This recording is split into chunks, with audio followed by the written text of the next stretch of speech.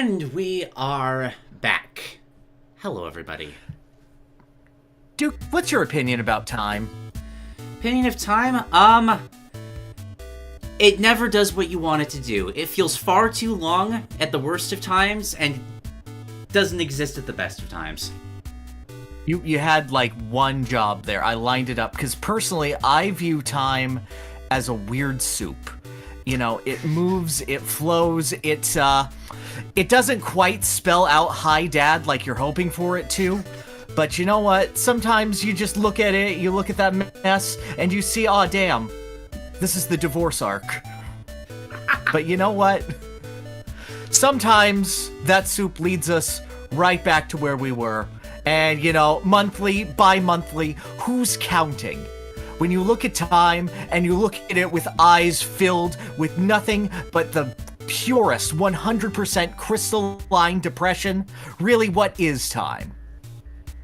A weird soup. I was not expecting the Critical Role reference from you. I appreciate it. Thank you. My dude, I've been inundated with so much CR, except actually watching it. Like, I am as in as you can get without actually interacting with the material in any way. Honestly, I love those kind of media, though.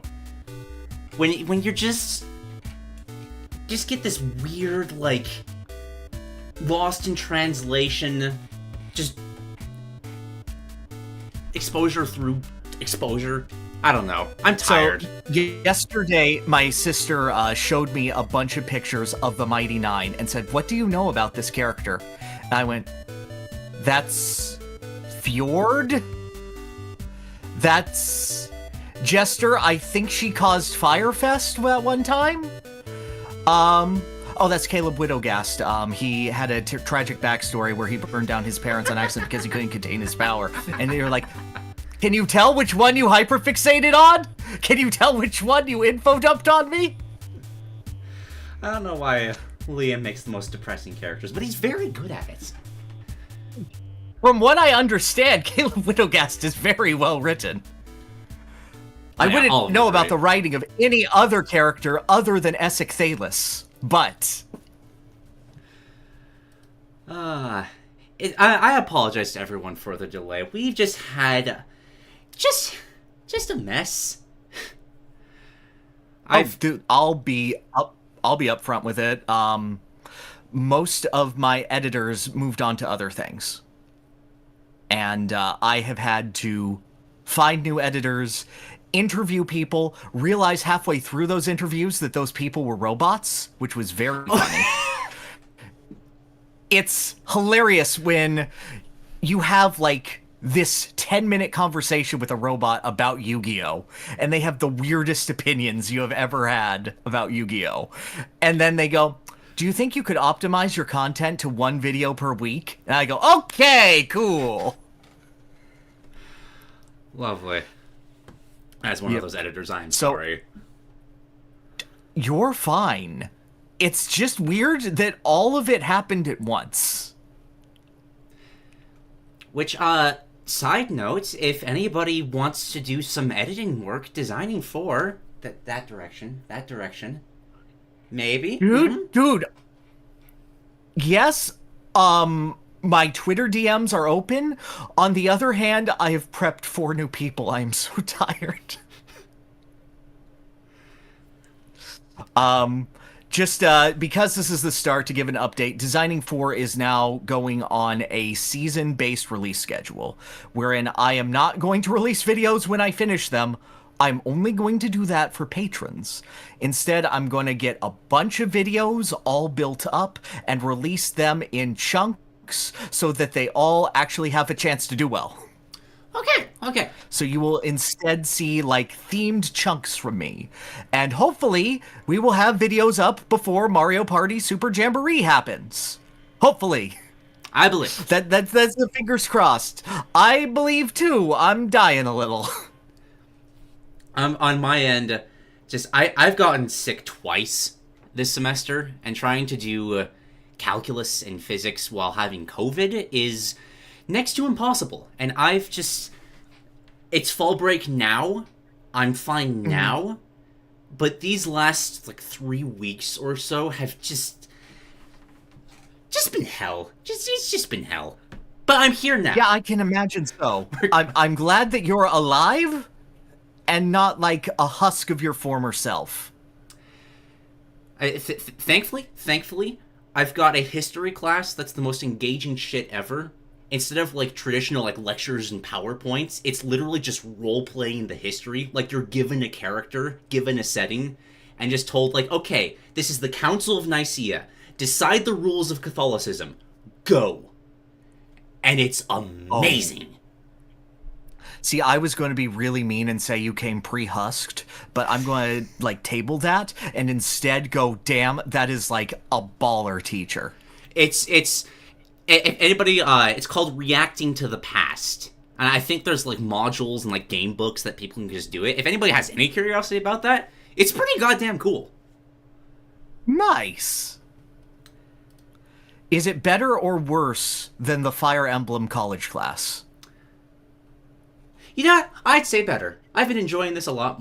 Like legitimately, I've learned so much more about history than I ever would have in any other setting. Damn, that's pretty solid. I'm not going to lie to you. Like, I had a direct line with the Emperor. I stabbed one of the other bishops in the back, literally. It's been so good. It's been so good. I'm proud of your ability to wield knives on a college campus. That really brings it all together. I was hoping for this arc for you. Oh, dude, I got permission from my boss for, like, the next game to forge a full-on staff at my steel yard. So now I get to walk around like a 30-pound staff, just making, like, echoing impacts every time I take a step. It's gonna be great. Oh, that's good. That's good. But in the midst of all this chaos and depression, we can always turn to video games to disassociate from the real world for at least a handful of hours. And I actually had games to talk about this time. Oh, that's nice. So do I. Somehow you were like, I have games, and I said, hold my beer. Can I bring up the... Actually, no, that's spoilers. That's spoilers. I'm not going to spoil this. But there's a list. There is a list for us. For reference, you have 7, and I have...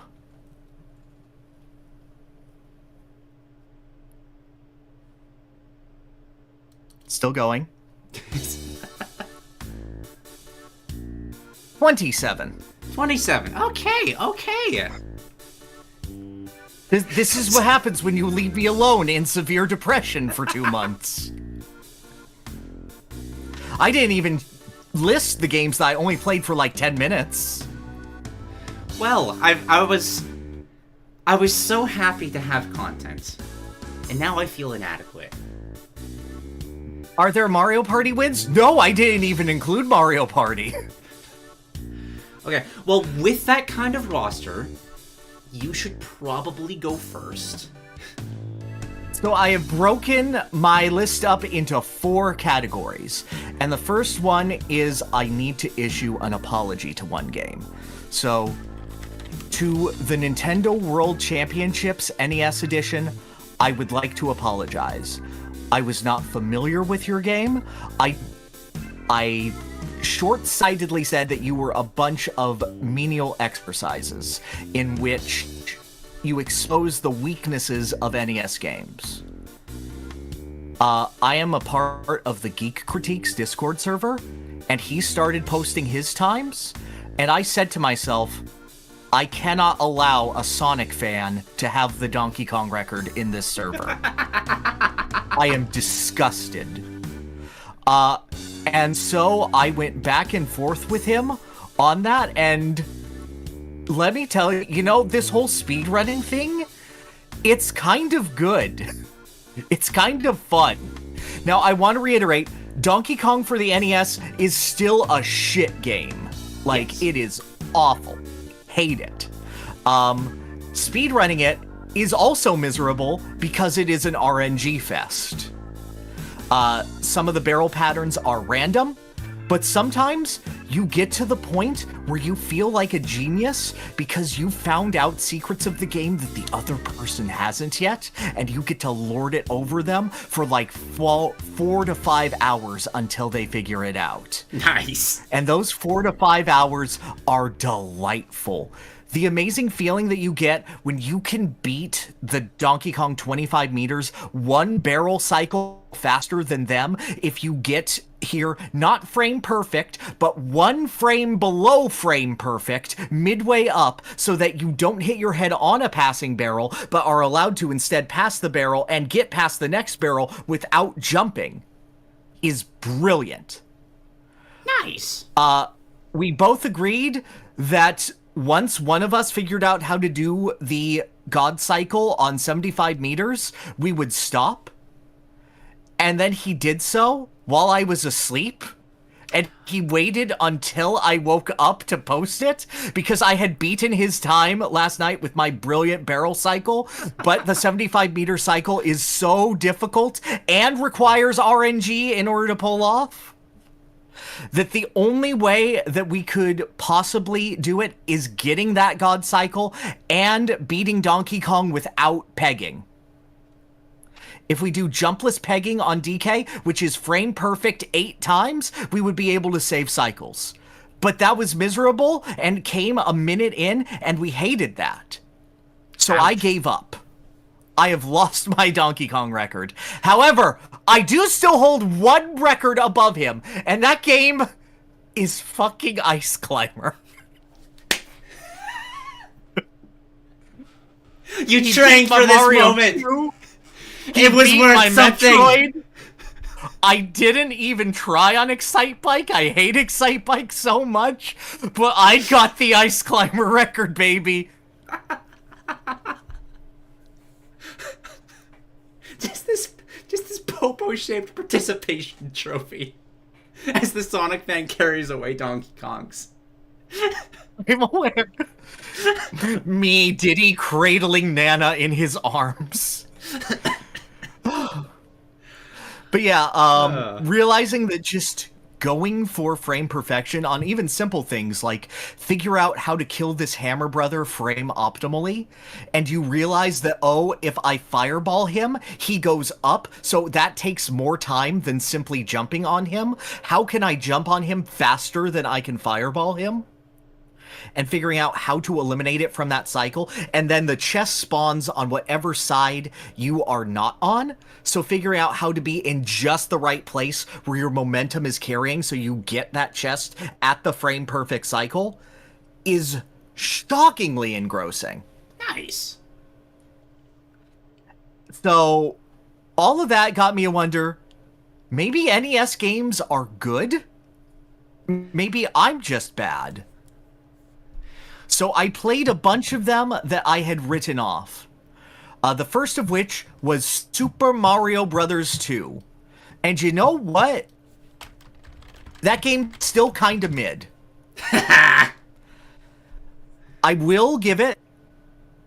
I think it's better than it was, and the reason why is because I did this playthrough entirely as Mario. And you're like, why would you ever pick Mario? He has no special powers. He doesn't work like the others. He's lower than Toad. But Mario is so...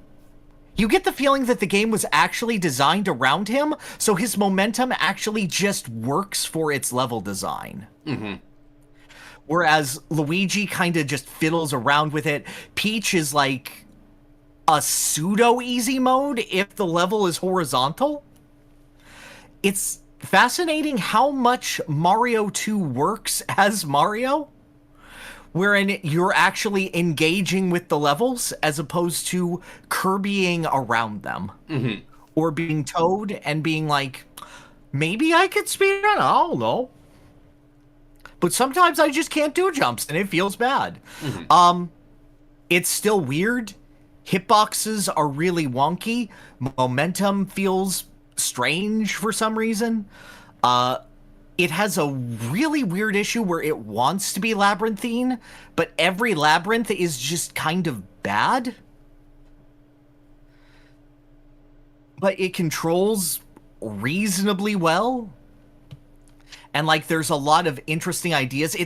It's an idea game more than it is a well-built game. And I finally got to the point of, oh, I got it to click where your ideas are actually matching with the momentum that you have. Mm-hmm. So, I'm proud of it. It's weird that it's not hard at all until the final boss. And then the final boss is just like, what if hitboxes weren't real? And I randomly threw projectiles that took away your projectiles? Unless you stand in this special spot and I die? It is interesting. The NES version does not allow you to swap characters mid-level. So you get the interesting dichotomy of, like, the final boss is much easier with Luigi than he is Mario or Toad. Mm-hmm. But the castle itself is significantly easier with Mario or Toad. So you get the idea of, like, there's a thought here. There's ideas that the game is presenting me with. But ultimately, it's weird. It's really, really flashy. Like, I'm looking at Mouser right now on the screen, and, like, that hurts your eye. It's not that fun. Do I think Wart and Mouser will ever come back? No. No, I think that is Super Show Copium right there. So, yeah, I was generally intrigued. But a game that did make a solid turnaround for me, Kid Icarus. Yes! This is a game that I have long since shit on. That I have gone, this is a game that has no idea what it wants to be, that is hard for the sake of being hard, and in playing it, it's actually kind of good. Nice! Like, Pit is strange in that he just jumps good. He has a good feeling momentum, and in a console where either your characters are usually too weighty or too floaty, Pit hits a weird sweet spot where he just kind of schmoves and he works. The main issue with him is that he has Thomas's little piddly arrows, like in NES Metroid, where it does not go far enough for his character. Mm-hmm. But he has enough movement, and his jump is comparatively not floaty, that you can solidly react. And the game is punishing. The game is, you will understand the mechanics of this game, or you will be in level 1 and level 2 for hours. You will suffer, the screen will scroll up, you will fall down it, you will die, you will game over, it will be sad. Mm-hmm. But once you get a grasp on where Pit needs to go, once you get a grasp of his general feel, it's a fascinating little project where the game is essentially a constant battle of risk-reward, where it's going, we have all of these side areas for you that will power you up, but they also have a chance to kill you. Be good enough to fight in them, or you will not scale with the game's difficulty.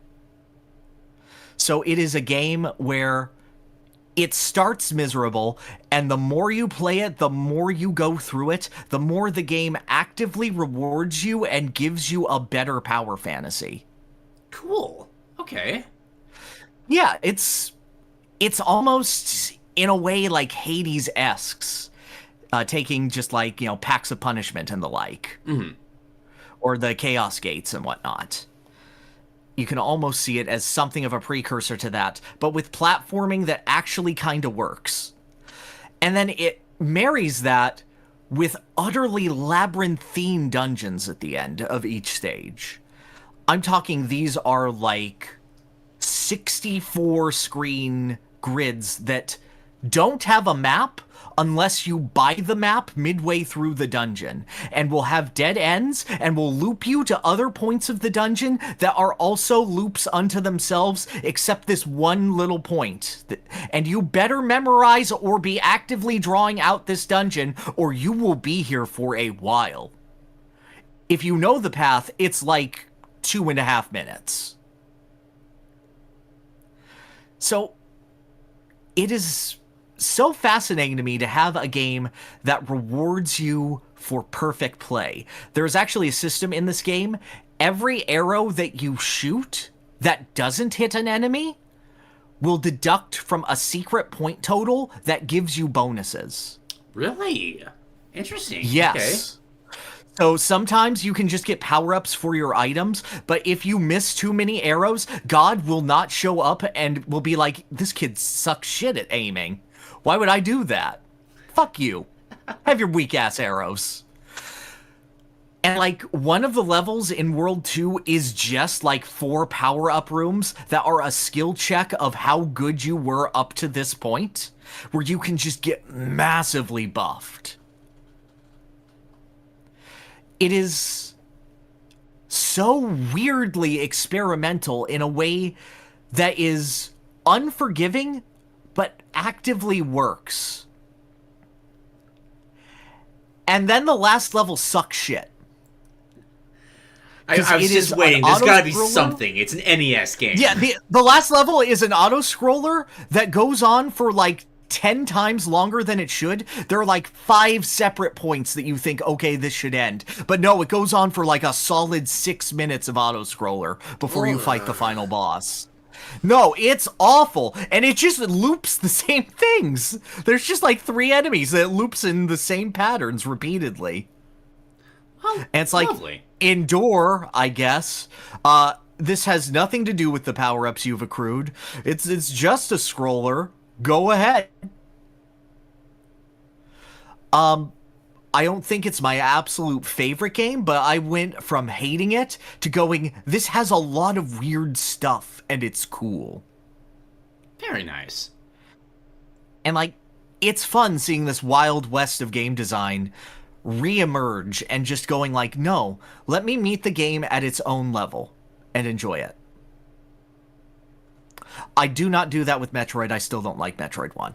That's okay. Metroid 1 sucks. Okay, awesome. I'm glad you agree. I will say, I got used to the jump going through it. Figuring out that it's just do not move when you jump if you want to have any control of your jump is better. I don't like how often it loops its own map for the sake of being labyrinthine. I don't like the slow crawl back. I don't like starting you off with 30 hit points when you respawn. I don't like Kraid at all. I think he's just a bad boss. You don't have to look up one. I'm almost done. Okay. I don't say.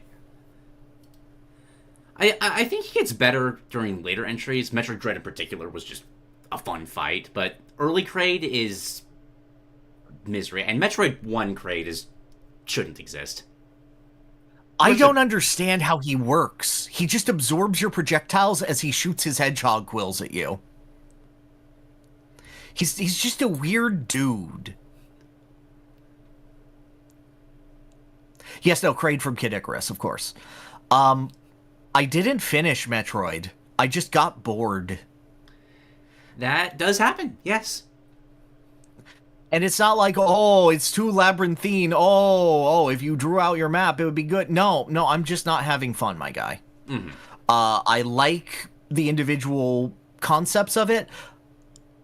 Nintendo World Championships actually made it feel better than it was, because speedrunning that escape sequence is hella fun.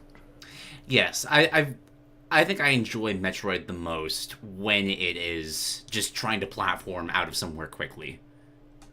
Yes. Combat can be good, but it's not where I find the main enjoyment of the series. Yes, I agree with you there. Which is why Prime is the worst of both worlds. Sure. You know what's not the worst of both worlds? What? The Legend of Zelda. Zelda 1. Oh. That game, I was like, I thought that game would be old and busted, but I played it when I was 13, and I thought, actually, this is kind of good. But then I realized, wait a minute, 13-year-old me was a disgusting hipster and would probably say something like that just to be different. So I replayed it expecting me to go, oh, my hipster self is wrong. Nah, Zelda 1 fucking rules. I am shocked at how good of a game that remains. Might be one of the best on the system easily. Still a great Zelda game. I completely agree. This is one of the few NES games I've played. The thing with Zelda 1 is... Yeah. The thing with Zelda 1 that makes it so solid is how you very slowly get to unravel its world, and yet how solid Link remains. Because at first you feel a little underpowered. Link is very much a lefty, and you feel the left-handedness of him and how thin that sword is very strongly. But when you stop thinking of it as a rushdown game and start thinking of it as boxing with your opponent, slowly weaving in and out, getting in and just ducking away immediately, there is a fascinating ebb and flow to this sort of pick-apart, bait-and-punish gameplay that is emergent in Zelda 1. Mm-hmm. And I would actively say that because of that, it's oddly probably in like the upper half of Zelda combat for me. I don't like Zelda combat. No, you're just correct in that. I would absolutely agree with that. It creates a fantastic sort of survivalist mentality that maybe my Banjo-Kazooie brain is influencing a little bit and going, yes, this is just how games should be. Limited resources and limited health pickups. Get everything on the map, Pyrr. Yes, you like it, don't you? But just little things like noting, oh shit, there's a dungeon here. This is Dungeon 6. Well, how bad could it be? These robes fucking suck. Okay, what if I come back later, and then going through the graveyard and finding the secret sword that you can only get if you found enough heart containers, and decrypting the codes to let you know that, and just going, this is an empty room right now? It's probably important for later. Mm-hmm.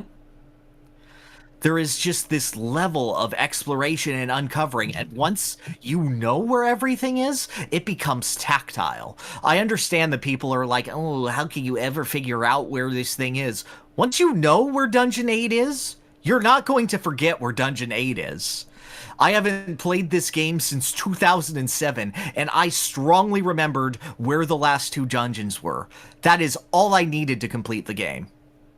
Everything else I figured out just intuitively from what the game gave me. And just figuring out, probably use bombs here. What, there's a bomb upgrade here? Sick. Death Mountain is probably one of the best Zelda dungeons. Yeah.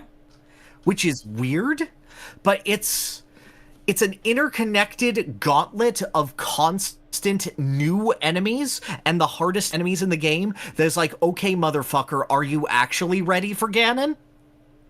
That then loops around on itself on 3 different pathways, all of which lead to different branches, and end up going, if you go on a different path, you will find an extra super secret upgrade, and then you will find the silver arrows, which you need, so you need to explore every single inch, use everything you've learned, and either map this place out, or get it locked down in your brain. This thing took me a solid 2 hours to get through in total, and it felt couple in like Zelda 2, but even then that's a different game. Yeah. That's such a totally different feel. Like, the only other thing that comes to mind is maybe Great Bay Temple. And half of that is just figuring out how water works. Yeah. Yeah. I'm glad you liked it. I haven't thought about this game in ages, yeah, but ultimately, yeah. Oh, hold up. I'm glad I liked it. What? You're cutting out just a little bit. 1 second. Just want to double check. Apparently the stream is lagging hard, so might be on your end. It's probably on my end. Because my internet service provider sucks. I mean, I'm having a conversation with you. Cool. We do be chugging. You're right. 1 second. 5 seconds. That's 2 minutes. Alrighty. Good? Let me try... One second. 1 second. Let me try this. Alright, this. we can... Okay. We better? We good? We All right. chill? Cool. Alright. Yeah. Anyway, Zelda 1. Good game. All right. Okay. Yeah. Impressively so. For everyone who didn't get that, Death Mountain is really good. You know what would also be good? If everyone just stopped what they were doing and liked the video right now and shared with your friends. That would be absolutely excellent. If you're on Spotify, share it with your friends. Support the show. Let us know what you want to hear, what you want to see. Do what you need to do. The tar of shelling is spreading. I love it. He told me to do it more, so I did it more. No, he's right. All right, right. great. It's how you grow. You know what is... Yeah, exactly. You know what isn't great? Kirby's Adventure. Yeah. Unfortunately. But yeah. I was like, you know what? Because Kirby's Adventure was the example I had of maybe NES games do suck. And then going through NES World Championships, I was like, no, let me give them another chance. And then going through Kirby's Adventure, I was like, no, NES games are great. Except this one. This one's... Ugh. I wish I loved this game. It is such a technical showpiece in both music and graphics. It is so cool. There is, like, negative game design space here. It is a bunch of randomly assorted levels that kind of have an idea of we want you to use this power in this room, and then go, nah, what if you didn't and use this power instead? And then go, here is a completely disconnected room, and then goes, here is a room that doesn't need to exist. We just wanted to throw more level at you. And then Kirby is like, okay, cool, but I control well, right? But I control well, right? But I control well, right? And he repeats that 3 times because every time you try to progress the text, it drops the input. Like, I have never seen a game buckle under its technical desires as well as Kirby's Adventure consistently does. Except for whatever reason, the Meta Knight fight. The Meta Knight fight, like, runs like butter. It's just, I wish I had more to say about this game, because it's got what the kids call soul. Like, every kid that is like the Wii U had soul. Kirby's Adventure is what they're talking about if they were 20 years younger. Mm-hmm. No, that's true. I'd agree with that.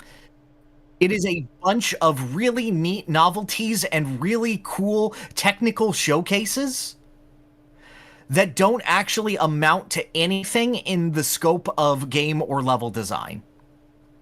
What? But this claw machine game is so engaging. It's so cute. Like, I would buy pins for this claw machine game. I would buy sprites for this claw machine game. It's super cute. This game is, like, outrageously soul. There is so much sauce here. The sauce is just covering a craft single. No, let me get... It's 24 different craft cheeses of varying sizes and ripeness. But the best one is the craft single. It's one of the best metaphors you've done. Well, thank you. I think like, of people who do food metaphors, I'm pretty fucking good. No, I'd agree with that. Absolutely. Yeah. I do think its influence on the Kirby series has been pretty healthy. Like, I established a lot of good things, but as an actual game, it's not really any reason to play it. Ever. Oh, certainly. It's got its color palette even is exceptional. What it does with the NES's limitations in just making this super vibrant adventure is incredible. I just wish it didn't suck to play. There was a long time where I didn't even know this was an NES game because of that. It looked too good. I know. Like, this is a Super Nintendo game that just so happens to be running on the NES. Mm-hmm. And you can feel that. Yeah, that is unfortunate. That does it for the NES games that were featured on that collection. But I went back and I played a bunch more games, including games that weren't on the NES. Next one is Donkey Kong 3 for the NES. Guess what? This is the best Donkey Kong arcade game. Low bar, but cool. I know. Weird how that happens. But insofar as a vertical shooter Donkey Kong game goes, it's kind of fascinating how much you have to maneuver your position. How do I describe this? It is an arcade game with the soul of a Game & Watch game. Because the main thing that you are doing is you are splitting your attention in two. Because you need to keep bug spray up Donkey Kong's ass, otherwise he will slide down and he will kill you. Because he is a large ape. However, there are constantly insects that are trying to steal vegetables from you, and those are how you get your points and one-ups. So you have to hit the insects that are swooping down while keeping Donkey Kong up, and the only way you clear the stage is by giving Donkey Kong maximum uppies. So you are constantly dealing with two separate playing fields while new insect types are being generated that specifically try to kill you. So your attention is almost divided in three ways: avoiding shots, avoiding your resource being taken, and avoiding Donkey Kong ending the game instantly. It's kind of a more active and less good version of the Game & Watch game Greenhouse. Mm-hmm. And because of that, I just think it's significantly more engaging than DK Arcade or Donkey Kong Jr., where you move really, really slowly. It's not the best Donkey Kong game on NES because DK Jr. Math exists. This is true. But it is a number 2. And that's shocking to me. This has always been the weird one that is not the classic. And then I was like, actually, I like that. Wait, is that weird bee enemy from Death Mountain in Zelda? Did it happen here first? Maybe. I don't know. My thing is that, like, I now live in a world where Stanley the Bugman both owns the best Donkey Kong arcade game and the best Game & Watch game. And that's a weird title for him to have because those are his only 2 games and he's 2 for 2. Oh yeah, he peaked immediately and just bucketed off. Yeah. Imagine having so immaculate a record. Just retired in style and grace. And no one knows except me. I'm here. I'm a Stanley believer. You know what game I don't believe in? What game do you not believe in? That would be Mega Man for the Game Boy. I believe it's Dr. Wily's Revenge. This game is really bad. Like, impressively bad. They tried to get Mega Man on the Game Boy, and they gave him the physics of Mega Man DOS. And he just feels weird and slippery. The difficulty comes from random things falling from the sky and you not having enough real estate on the Game Boy to dodge them. Mm-hmm. It does do a neat thing where it gives you just 4 of the Mega Man Robot Masters, and then there will just be Mega Man 2 Robot Masters in the Wily stage. Oh, that's neat. Game design is bad. It feels bad all the time. It feels like here are a mishmash of Mega Man ideas. We have no idea how to make a Mega Man game. Well, no, they just threw a bunch of ideas together. That's how you make things, right? There doesn't need to be structure or cohesion. If this were a Flash game made by a high school student in their computer lab in like 2002 that you played on your computer lab in middle school, it would be okay. It would be a mid-tier Flash game. And then they stuck their weird OC at the end. And it's like, oh yeah, you don't know the deepest Mega Man lore from Enker, who has the mirror shot. And when Dr. Wily shoots his lasers, you mirror shot them back, and he beats Dr. Wily in like 2 hits.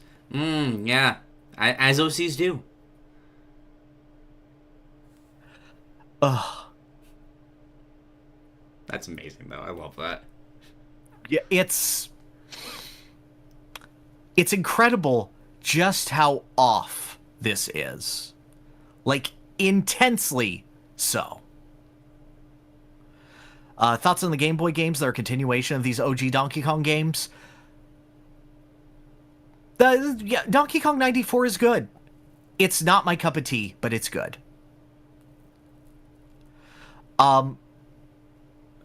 What is my cup of tea and isn't good is Mega Man 2, also for the Game Boy.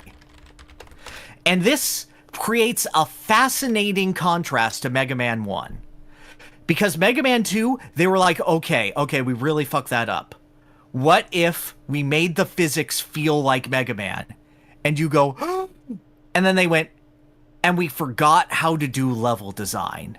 And you go, oh. Mega Man 2 for the Game Boy might be the easiest Mega Man game ever made, and it just kinda sucks. There is almost nothing to talk about with this game. It does the same thing where you have Mega Man 2 Robot Masters and then it'll toss in Mega Man 3 Robot Masters at the end. Mm-hmm. It starts introducing Game Boy exclusive cutscenes where, like, Mega Man goes into space with Rush, and it gives you, like, a weirder sense of scale than other Mega Man games. Your enemy is still Dr. Wily, but now it is also Mega Man from a bad future where he turned evil and Dr. Wily won. Sure. Who fights you before Mega Man? Would you guess what his powers are?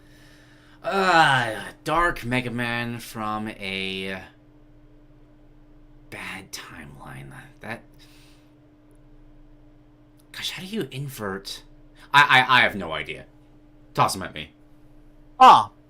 Would you believe that he has one power, and it is he owns a pogo stick? Because his entire boss fight is he's on a jackhammer that he uses as a pogo stick, and he tries to drill you with it. It is embarrassingly easy. He is the easiest boss in the game. His name is Quinn. I don't know. And then when you beat him, you get his pogo stick, but there's only one level left in the game, and it's in the MC Escher Melting Clocks dimension, which is a bunch of corridors where you can't use the pogo stick. That's amazing. This game freaking sucks. Like, it is so fascinating because between this and Mega Man 1 Game Boy, I'm not sure which is worse. I mean, the one that doesn't have Quint and his pogo stick, clearly. Yeah, but it has Enker. Isn't he so cool with his mirror shot? Oh, that's true. Who do you like more, Quint or Enker? Well, see, Encore doesn't have the lore, though. He's but gotta Enker be has like Mega Man's long-lost, like, biological brother. Mega Man's a robot. I don't know how that works, but... He's just called the Mega Man killer, Enker. Wait, seriously? Yes. All of the original characters, except for Quint, are called the Mega Man killers. That must be a translation thing. I'm sure it sounds much more impressive in Japanese, but... Is the Game Boy Mega Man worth playing? Don't worry, we're getting there. Oh, alright. Because next up is Mega Man 3 for the Game Boy. And they were like, okay, so we forgot how to do level design. What if, just a thought everyone, we remembered how to do level design? And then they did it, and then the game is actually good. Okay. I think this is I think Third this is time's a actually charm. my favorite. I think this is actually my favorite Game Boy Mega Man game. It's a solid set of, Mega Man 3 and Mega Man 4 Robot Masters, but the Wily Castle is actually quite difficult. And the Mega Man killer this time is named Punk, and he kills you in 3 hits.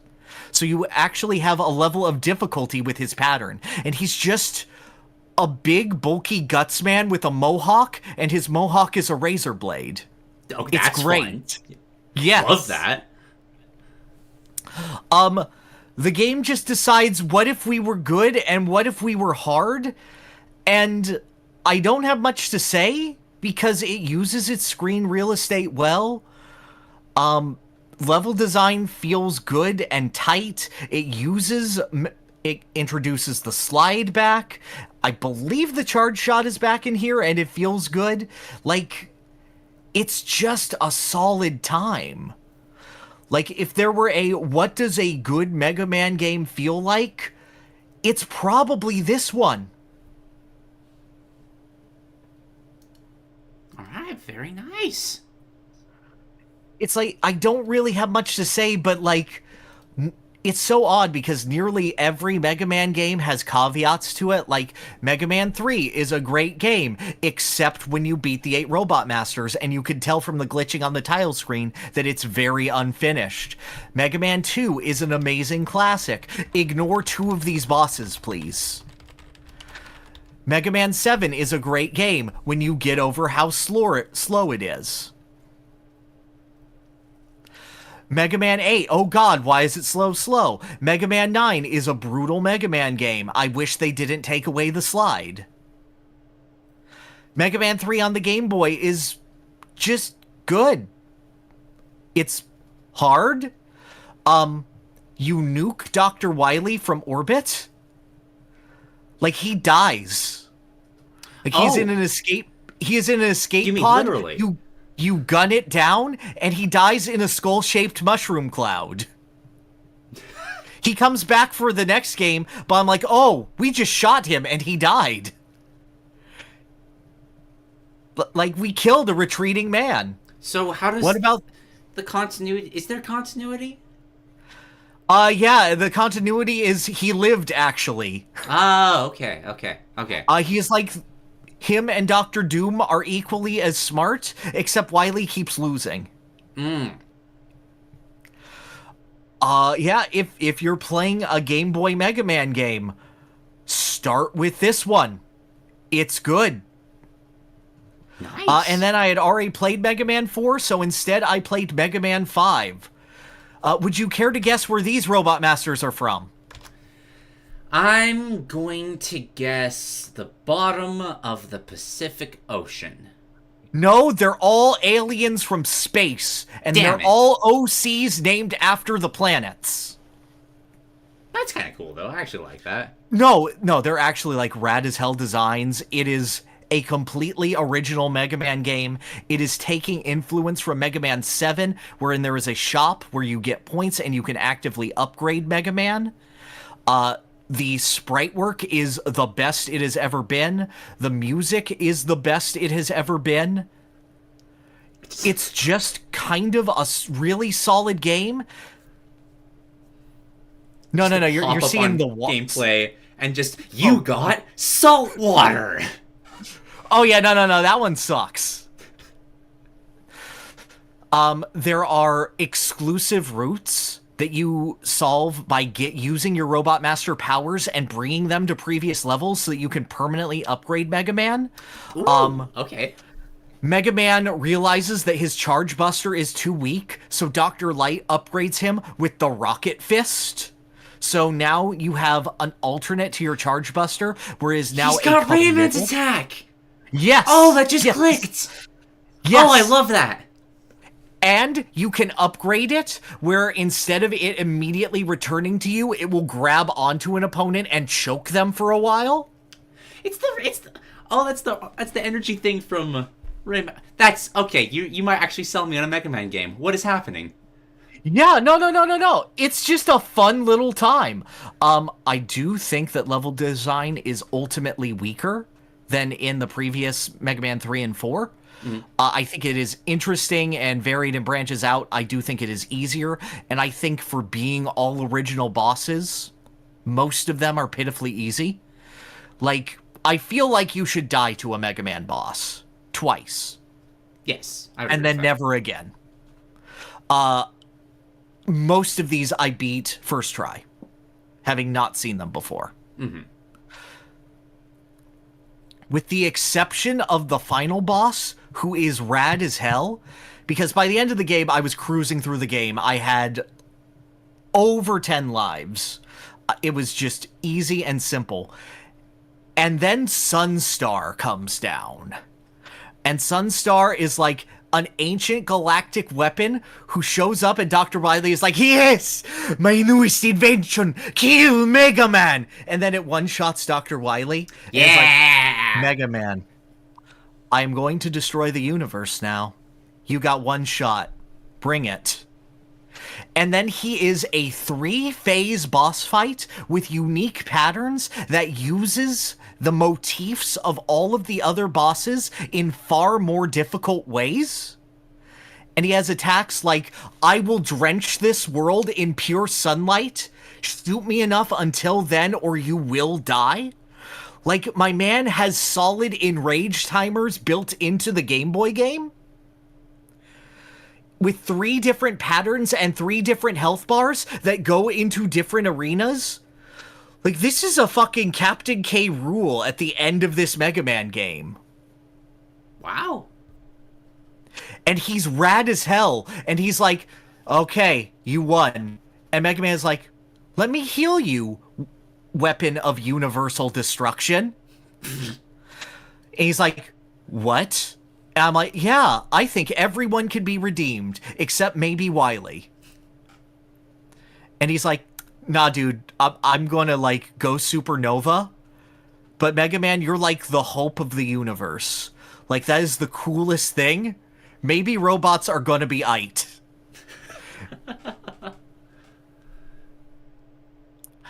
I don't think that this is the best Mega Man game, but I think it is solidly, like, in the mid-tier of Mega Man games, and it's freaking cool. Nice. Like, thematics alone. Yeah, I would call what it... you're talking about. I'd call it the most unique of Mega Man's Game Boy adventures, and it feels like the culmination of everything they learned into one game. Nice. Freaking rad. And then I played one more NES game. So, after suffering humiliating defeats, I staggered onward, and I weaseled my way into a ProtonJon stream. Hey, nice! Congrats! And it was one... Yeah, no, absolutely. It was fun. It was a great time. Just one of his, I think, like, high-risk fortune cookie streams where he plays a random game from his backlog of, like, 10,000 games. And somehow, some way, the last game that was randomized was Ninja Gaiden 1 on the NES. Oh, no! And he beat that game in, like, 50 minutes with cutscenes. And I'm like, well, I'm here. I can't do this right now because it's 1 a.m. where I'm at. But I would feel remiss to not try to beat that myself. So I played through Ninja Gaiden 1 on the NES. How'd it go? So Ninja Gaiden 1 is a fascinating game because it doesn't play like an NES game. It plays like a good game. Ryu has such a nuanced sense of momentum in how he jumps. You have a solid level of durability about you. You have a solid level of flexibility in how levels can go. Mm-hmm. At the same time, you need to know exactly what is happening to you because, like, for the first half of the game, it is like everything is reactable, everything is fine, all your mistakes are yours, but you have enough health that you can get through anything. And then the game starts throwing birds at you, and you're like, oh, the birds aren't too bad. And then the birds start being exactly where you don't want them to be, and if you walk too far to the left, they respawn no matter what. Fun!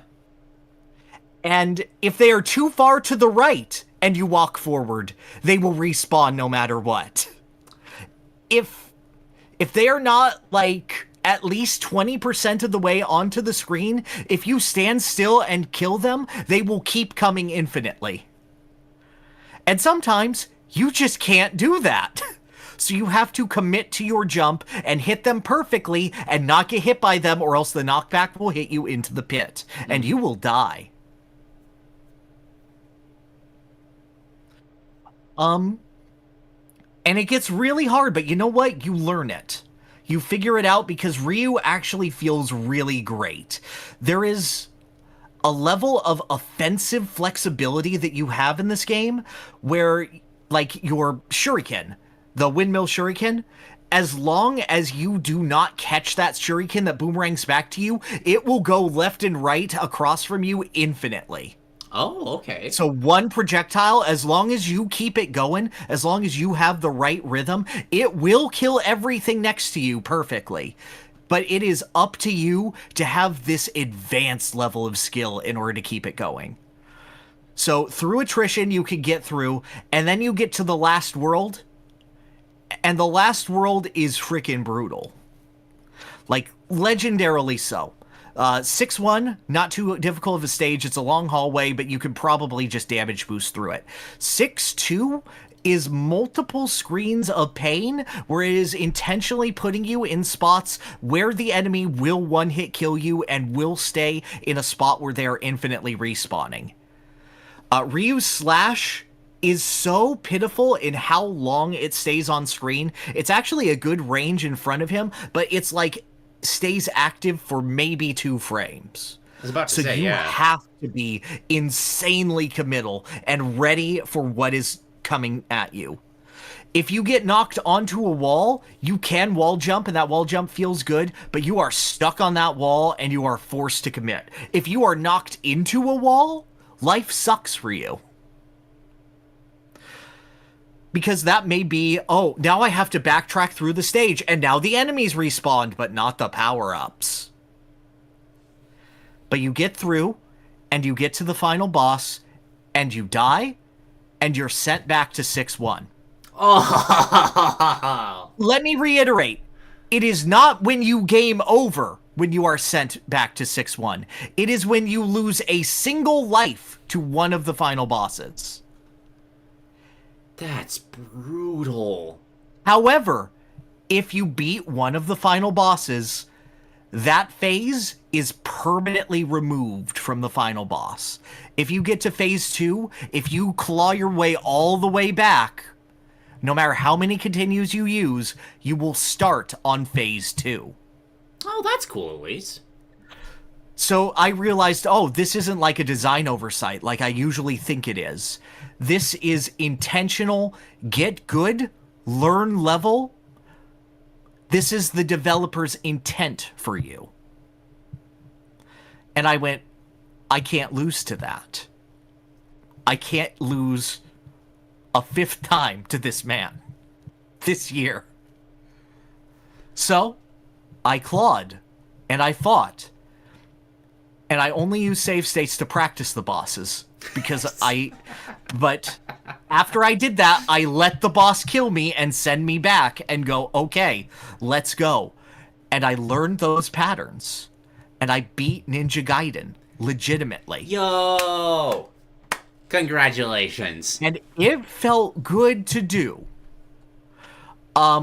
With that said, I don't think that this is the greatest game on the system. I do still prefer Ninja Gaiden 2 of the Ninja Gaiden games, and I should eventually play 3. Its continue system kind of puts me off from it, but maybe the Japanese version, wherein it doesn't give you limited continues, might see me through. Mm-hmm. But would you say it was designed for? I would say it was designed for. I would say it was purposeful. I would say it was smartly done.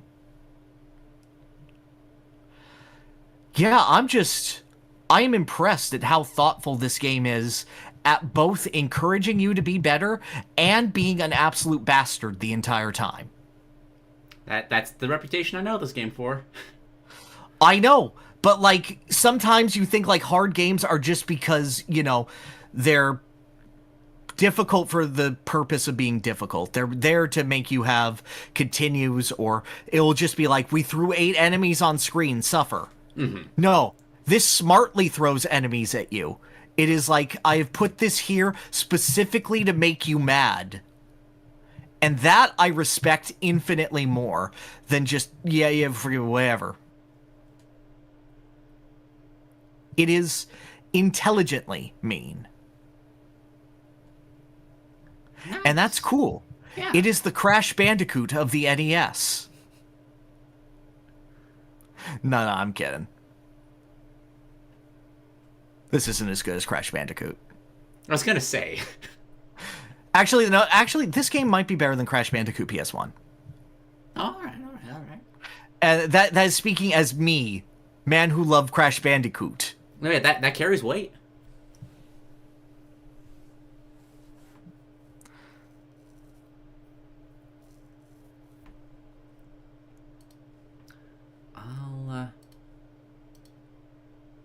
Right.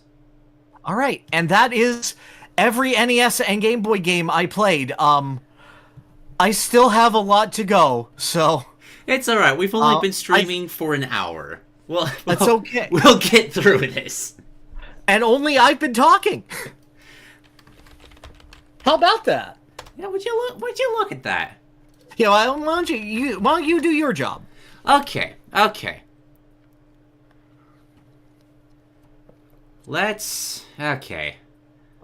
I'll rapid fire through some of my smaller ones, because I don't have much to say about these. This first one in particular, I just thought it was really funny.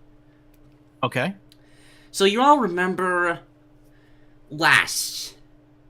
not month, it was 2 months ago that we did the last stream, where I talked about Stormgate, the spiritual successor to the Blizzard Legacy RTS people, that was, like, painfully redundant towards, like, how the story was going. Like, that first mission is literally just the first mission of Warcraft 3. The characters having the same kind of, like, story arc as Sarah Kerrigan. They released a second mission pack. You're never gonna guess what happens to the main character. Oh, man. Did they put bugs in them? No, because you see, in this game, they're against demons, right? So there's like an infernal corruption. So what happens is this femme fatale kind of woman goes after this big, scary demon dude far off, away from everybody else, and gets his super powerful weapon. And the demon says that she would never dare kill him because his masters have a plan for him. But no, his masters actually have a plan for her. And she kills him with the evil weapon.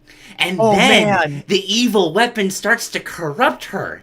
And she becomes a demon person. It's literally just Kerrigan and Arthas. It's the same goddamn story. It's to the point. It's so redundant. It's now hilarious.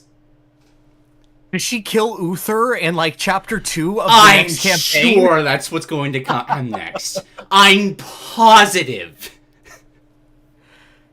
Please just tell me his name is fucking Uther and he shows up. Or, like, Gunther. I believe his name is Blockade, and he's literally just Reinhardt in this game. Like, same hammer, same armor.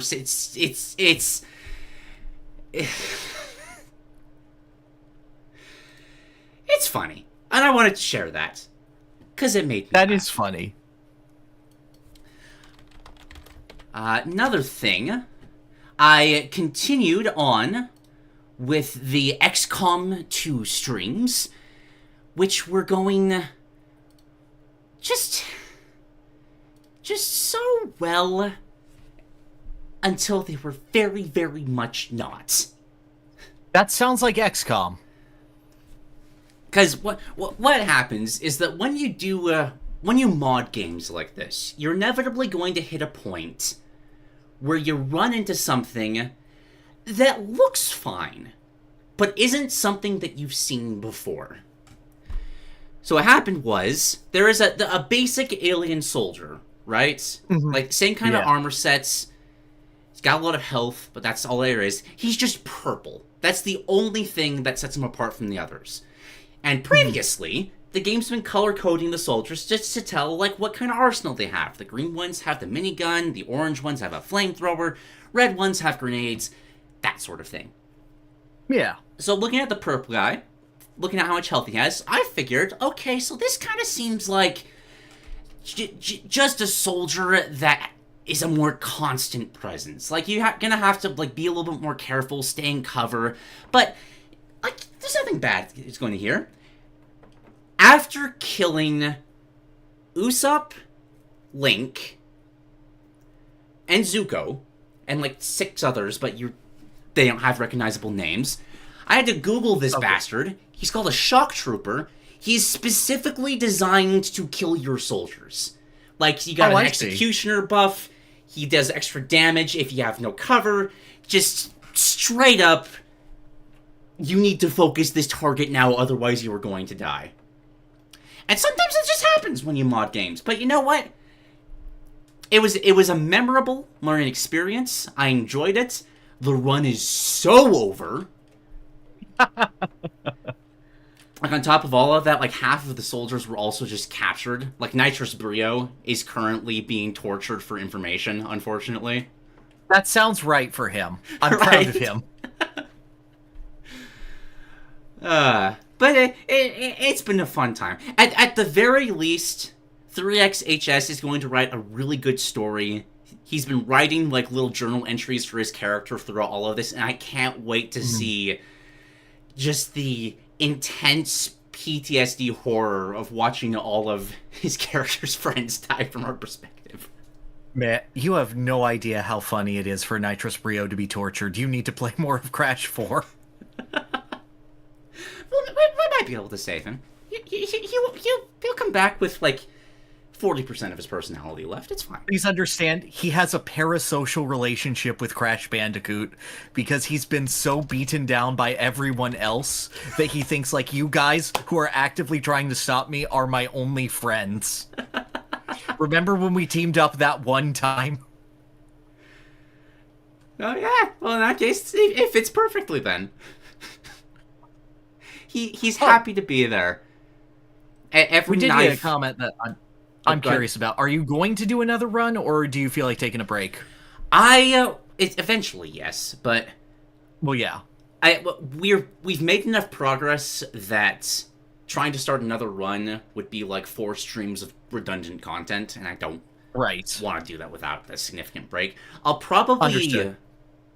I'll talk about this later because it's some of the games that I've brought. I'll probably do a couple of, like, Fire Emblem ROM hacks. It feels like a nice... Oh, okay. Showcase of kind of the modded content I want to do, while also being very similar to XCOM for obvious reasons. Yeah. Do some Iron Mans. It'll be fun. Alrighty. So that's all I have for there. Rest in peace, just everybody. Another game I wanted to double check, because a lot of this is coming after the Top 100 stream that I shamelessly copied from you. And there were a couple of games there that I was surprised to see, like, oh wow, do I really like this much?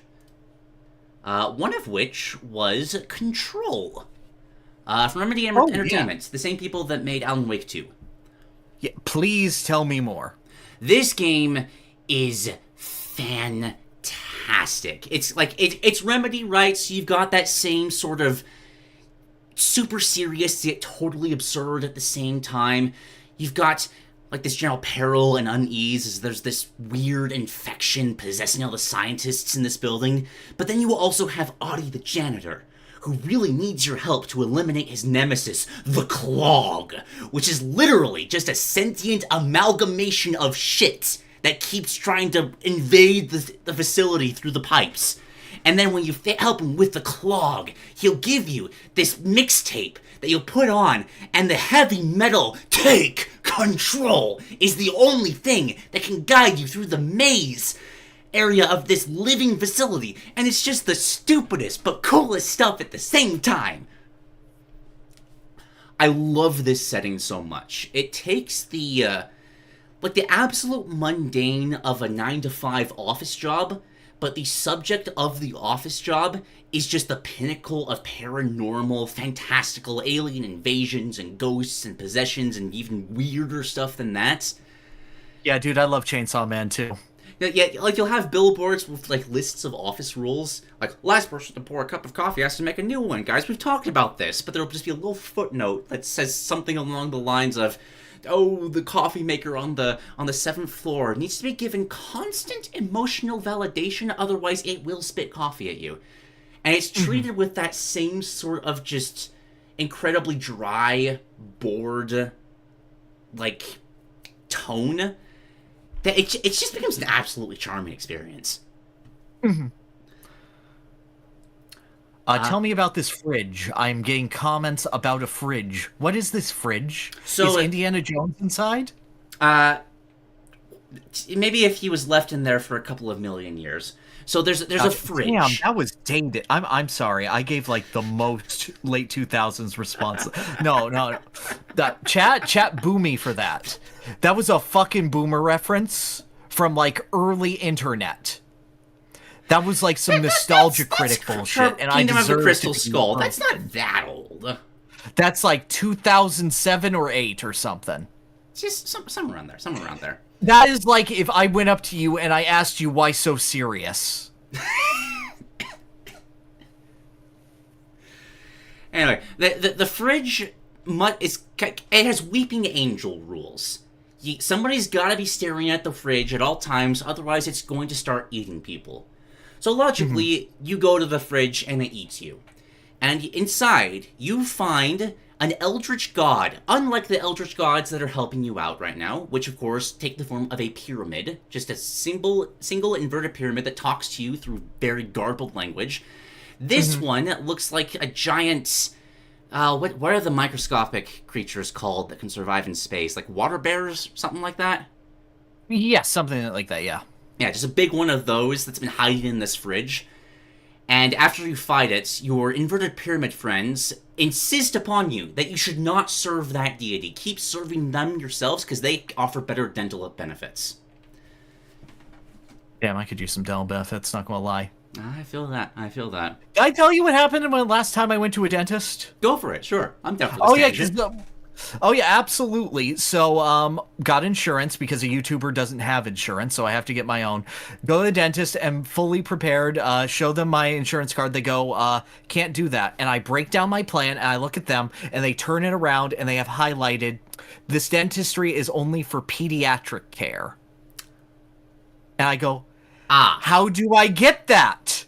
How did I get that independently? Why? Huh? Why am I paying for this? Well done. That sucks, but well done. It's now very funny. Oh, how long did it take for you to get to that point where it's now very funny? I have a payment plan now. It's a couple thousand more than I hoped it'd be, but Ugh. That is... I hate insurance so much. How's that happen? Very smart insurance people who take advantage of the fact that open enrollment only lasts for like 6 weeks in the most busy time of the year. Yay! And just like, I want to feel like an actual human being and have proof of my existence. And not be not having health care for a year. Please just get it done. Thank you. You just have to sell an arm and a leg. It's fine. It's fine. What was I talking about? Anyway, continue. Oh, yeah. Gods, dental. Fridge god. Water bear. Fridge god. Combat in this game, bouncing off of the water bear boss fight, it's actually pretty fun. The gunplay is kind of just... It's solid, like, third person. Like, you point at the people, you shoot them, they die. It's fine. Where this game really shines is once you start unlocking telekinetic powers. Because almost everything in this game is fully interactable with it, and it's super duper responsive.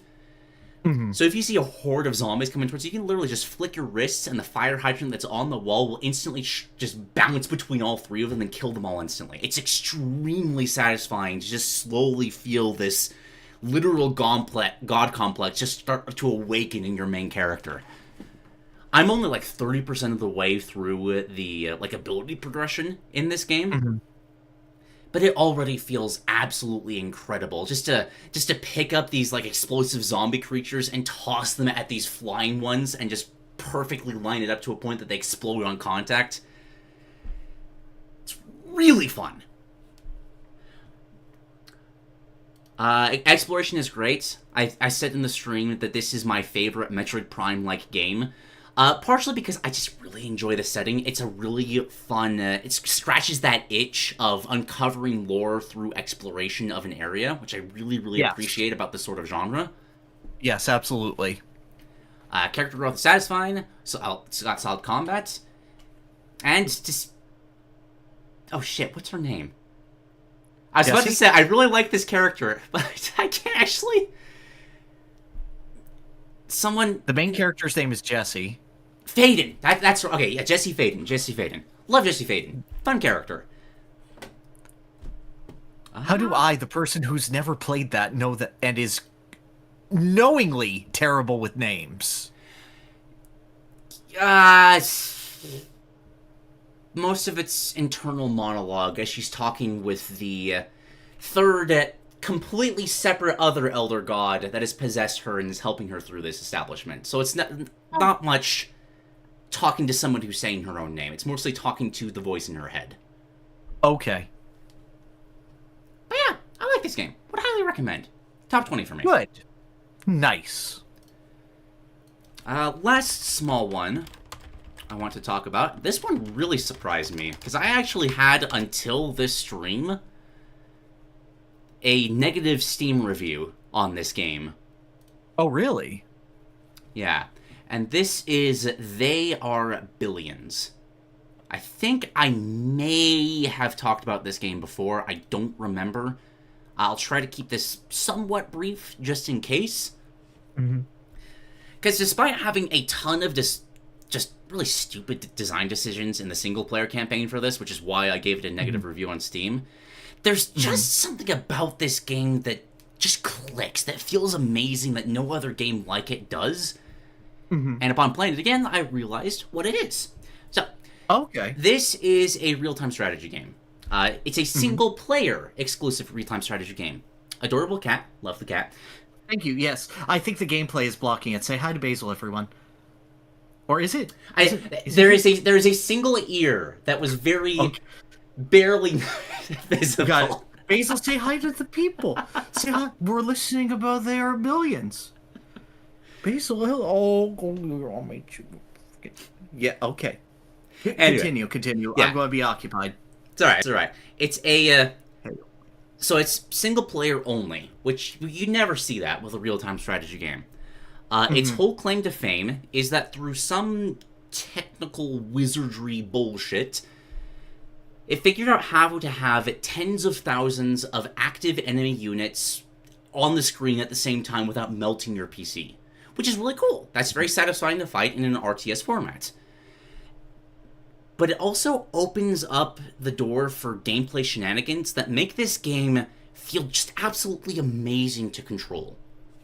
Because it is single player, and you're only facing AI, and the sheer hordes of AI necessitate that your army needs to kill them quickly, there's this really smart AI that every individual unit is under.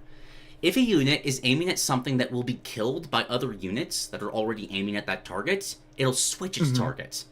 So, and every single soldier will do this. So if you have a roaming army of 30 snipers and they run into a large group of undead, every single volley of shots is going to kill 30 individual zombies. And that feels amazing.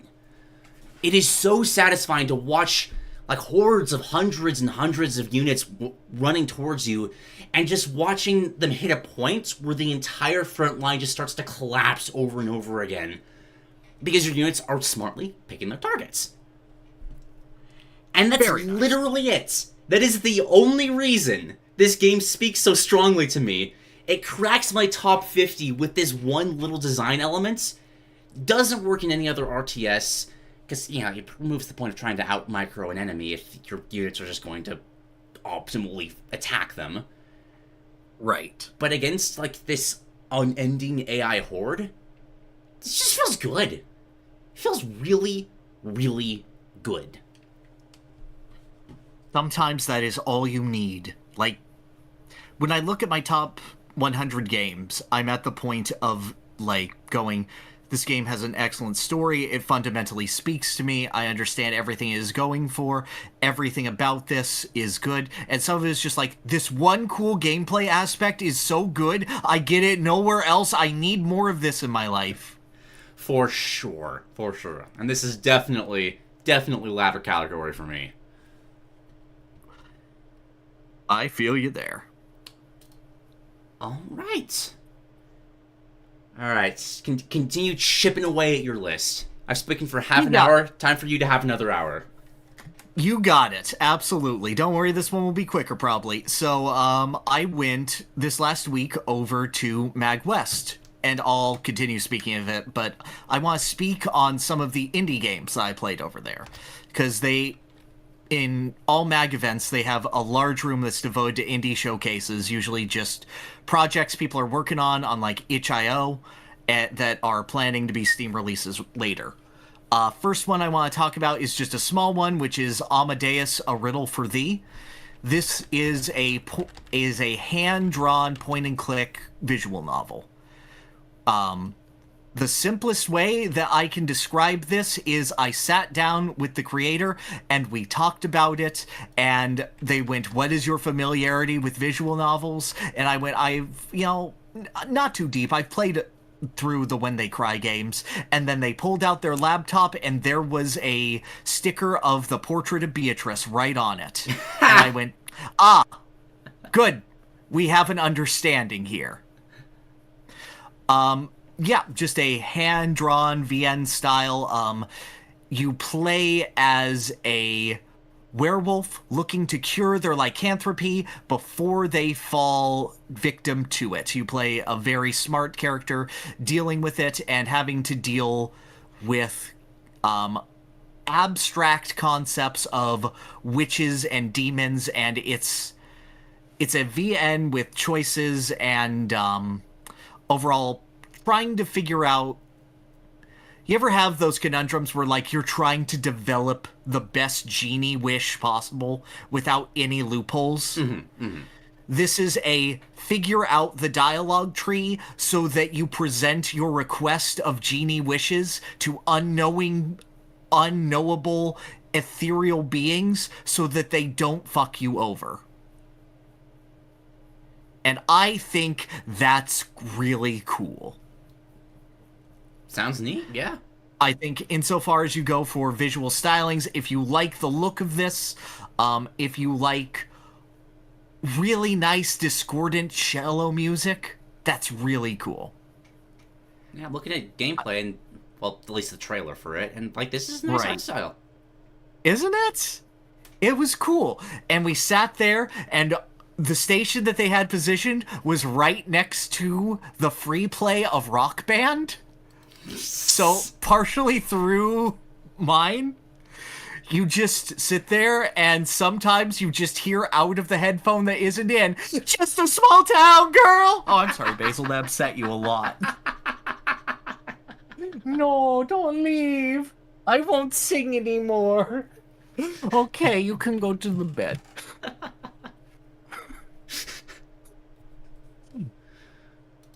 And we would just turn over, and we would just both stop playing and laugh and go like, and then I'd be like, yeah, no, this has been entertainment all weekend. This has been fantastic. We didn't choose where to go, but I'm so happy we're here. Nice. This stream has been copyright claimed. No shot that I hit any note in that. I'm not sure you hit a note in general. Up and down the boulevard.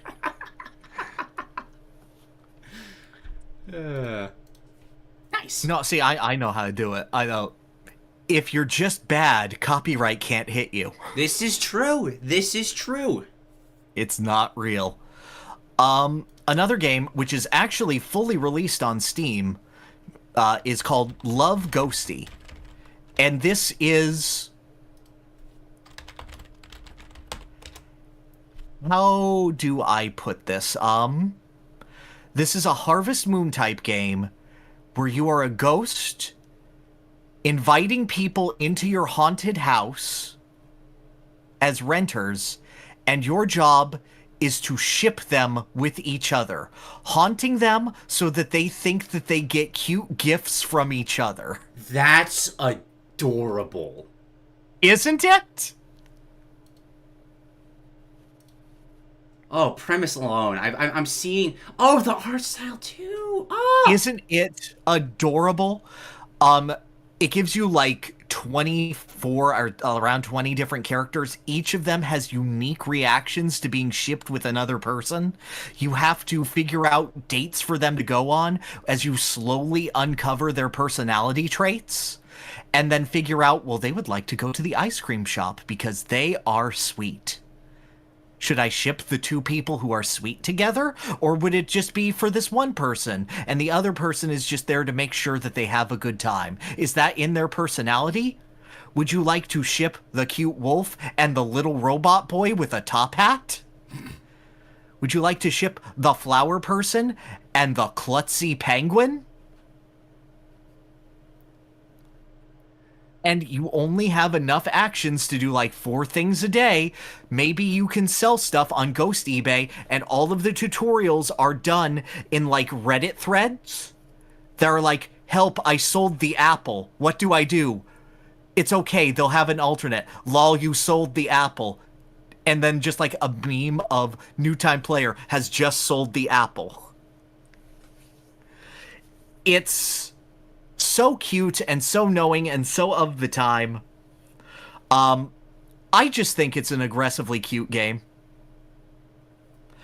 I played like half an hour of it and I realized, oh no, I need to stop.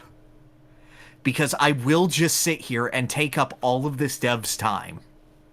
And will hog their system because this is like a dangerous feedback loop.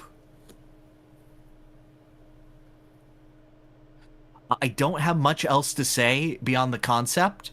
Does this game have lesbians? Anyone can be a lesbian if you want. Everyone is bi or pan. Who knows yet? Everyone can be shipped with everyone, and you can ship them different amounts so that you figure out your favorite couple. I've always thought that I would enjoy like the romance system in Persona games so much more if you could just matchmake your friends together more so than like if you compare Naoto and Kaji, I agree. That exactly, so exactly. So this is actually speaking to me a little bit. If you can just ship An and Shiho and no one else, that would fix the entire social link. You're so right. But yeah, cute. I like this. If you wanted Harvest Moon, but you're a ghost and it's only the romance, there you go. Nice. Oh, so Fire Emblem? No, Fire Emblem isn't that good. Yeah, yeah. I'm not going to sit there and go through dates of, haha, we've seen each other naked. Marriage. Fucking calm. You gotta go the Fates route, where you go from, we're just getting to know each other, to, I have a 14-year-old child in the span of a single boat ride. Because that is legitimately how the timeline in that game can work. Yeah. I did play one more there, but I'm going to save it for just a bit, because it's a little more important. Okay. To instead talk about the sensation that's sweeping the nation, the game of 2024. That's right, Balatro released on phones. Hide your free time, hide your kids. Because the ultimate in poker roguelike simulation is here to claim your soul. How do I find... What do you know about Balatro? Jack shit. Awesome. So Balatro is a game that released early on this year and is known for devouring your free time like nothing else. The idea is that you are given a basic blind and you are given a deck of 52 poker cards. You're given 3 discards of up to 5 cards, and you have to make the best 3 hands possible in order to beat that blind. And then the game will give you multipliers. So for instance, you can have up to 5 jokers that cost money. And these jokers can be things like whatever point value your hand is, you get a 4 times multiplier. Or it can be every single time that you put down a spade, we will add 5 extra points to that spade, and it will stack ad infinitum every single time you play that card.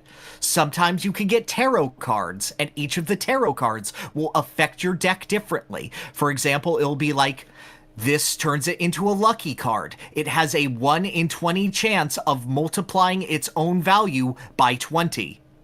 Okay. It can be the Hanged Man, which will delete the card from your deck permanently, so now your deck only has 50 cards. We will add a stamp to this card, and now this card will be played twice every time you activate it.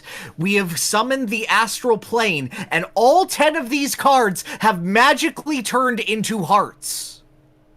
Okay. We have had this death card, which has turned your 10 of hearts into a 10 of spades, and you can turn any other card into also a 10 of spades. There is an insane level of modularity where you are no longer playing poker, you are playing this insane deck builder where your only goal is to make the biggest number combo that you possibly can. It perverts the game of poker into twisting the odds in your favor. As you get bigger and bigger blinds, and sometimes you fight a boss blind where it goes, oh, you have a heart deck? Guess what, motherfucker? Hearts are worth 0. And you go, oh no, whatever can I do? So, I got an utterly, utterly broken combo, which was every time that you play a face card, which is a jack, a queen, or a king, you have a 50% chance of gaining $2. And those dollars can be used in between rounds to purchase more cards, including the tarot cards that change your things, the astral packs, the planet cards, where every planet is assigned a poker hand, and every time that you do that, you get extra base multipliers to that hand. So you can just like go, a flush is 8 times more powerful than it normally would be. All of these things stack on top of each other. And then I got a joker that said every card counts as a face card. So every time I play a card, any card, I have a 50% chance of gaining $2. I got this at the start of the run, and I was able to make something where I had a deck of only hearts and only spades that got like a ×8 multiplier on flushes. And I only needed 4 cards per flush. Oh. And my hand size was increased by 2. That is good. Some of those cards counted twice, which means that they applied their extra effect, and I got to have an extra shot at getting $2, including just getting $2 twice. And that means that every single hand I was playing, I got to open more cards. It is a deck builder on crack. That sounds... Okay, I'm starting to understand why I keep lightly hearing about this game, because this sounds ridiculously addictive. Yes. You're just like, oh, how much longer? It's been an hour. Oh, no. Time just goes away because you see the next objective that you want to achieve, and you achieve it, and you go, oh, wait, I built something else while I was doing this. Let's invest in that a little bit. It is incredible at being its own thing. I think I resent it for being poker. Oh, why is that? Because I love poker. I think poker is a fantastic game. This removes the psychology of poker entirely and turns it from a versus game into a beat your own high score thing. It turns poker from Tetris Attack back into Tetris, and I resent it for that. Okay, I can. Interesting metaphor, but I get it. I get it. It turns it from just like a flex your own rent a combo thing. It is like, it is a fighting game, but you only have access to training mode. But it says, do this combo. Okay, you can change up anything about your character. Now do a bigger combo. Speedrun Among Us tasks in single player. Yes. Yes, precisely. I think it is a fantastically interesting game. I don't think it is more interesting than poker itself. And because of that, I just feel a little bit weird about it. Because I managed to get to a point where I was like, I understand what this game asks of me. And I know that people say, oh, it took me like 20 hours to get to Ante 8 and beat it. And I'm like, no, I beat it my 4th try. It was fun while it lasted, boys, but no, it got solved real early. And you know when you're in a deck builder and the run is just too good and you like stop engaging with it and is just like win more, and then there will be that one moment of oh shit that puts the fear of God in you, and then you beat it and then it goes back to cruise control. This is that for me. Okay. I think I like and understand poker too much to get into Balatro fully. If you have no attachment to poker, this is a dangerous game. That's my general thoughts on it. All right, cool. Yeah. But this brings us back to the most important game of this entire discussion. Because I was wandering about, and there was this poor guy who had his own game next to him, and it was like a scratch ticket roguelike, where all of your attacks were done through matching scratch tickets.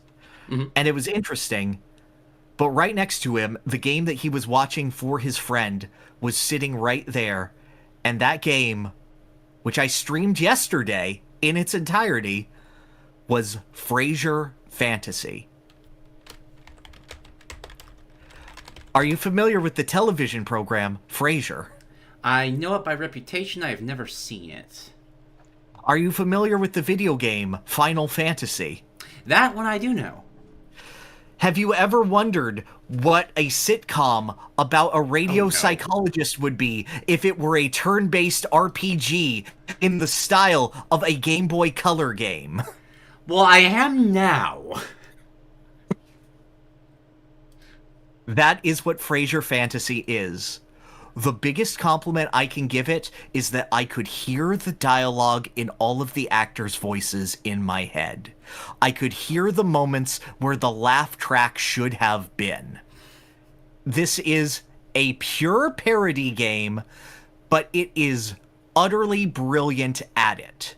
It is not trying to homage Frasier.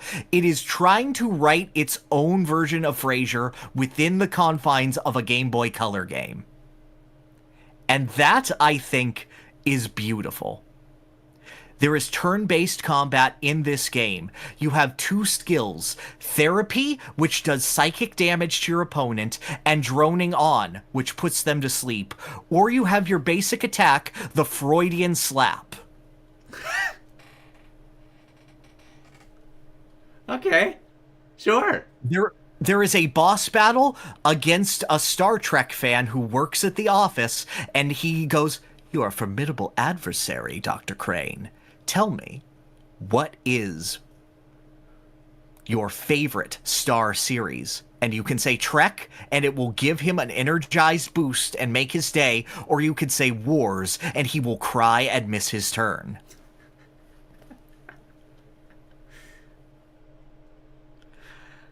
It is the perfect level of highbrow, I just want to read this for the dialogue jokes. You have a boss fight against your brother's never-seen-on-screen ex-wife, Maris, who is in her sensory deprivation chamber, who is ringing bells to summon her high-class servants to throw gardening shears at you, and then you get Maris is readying the big bell so that she can summon Gunther, the German fencing instructor that she cheated on her husband with in that one episode, who will then attack you by putting the letter G on your chest with fencing. Nice. This is a beautiful, beautiful game that makes you incredibly happy. Like, insofar as pure comedy games go, it uses the Game Boy to its fullest. The final boss had me in hysterics because it did the joke at the end of Scott Pilgrim better than Scott Pilgrim did. And it did it in such a way that made a hopeless boss fight the funniest possible thing, as you experiment with all of your techniques, and none of them work because your ex-wife is too strong and knows your tricks. And goes, oh, running away from responsibility again, eh, Frasier? And uses the mini-games and quick-time events earlier on, where you accidentally told a man to, instead of being a doctor, fulfill his dreams as a puppeteer. Go, you realize that that puppeteer was my boyfriend. Well, now ex-boyfriend.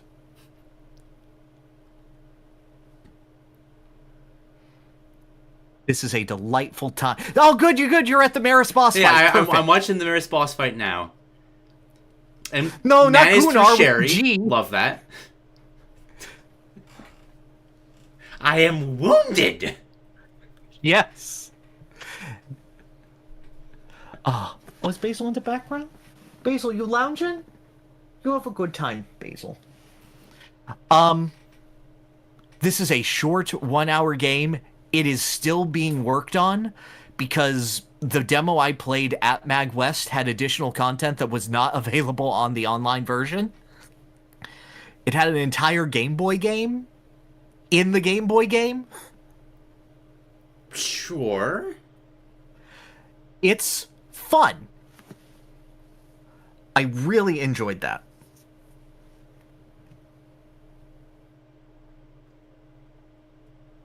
I can't ban people from your chat. I'll get it. Okay, cool.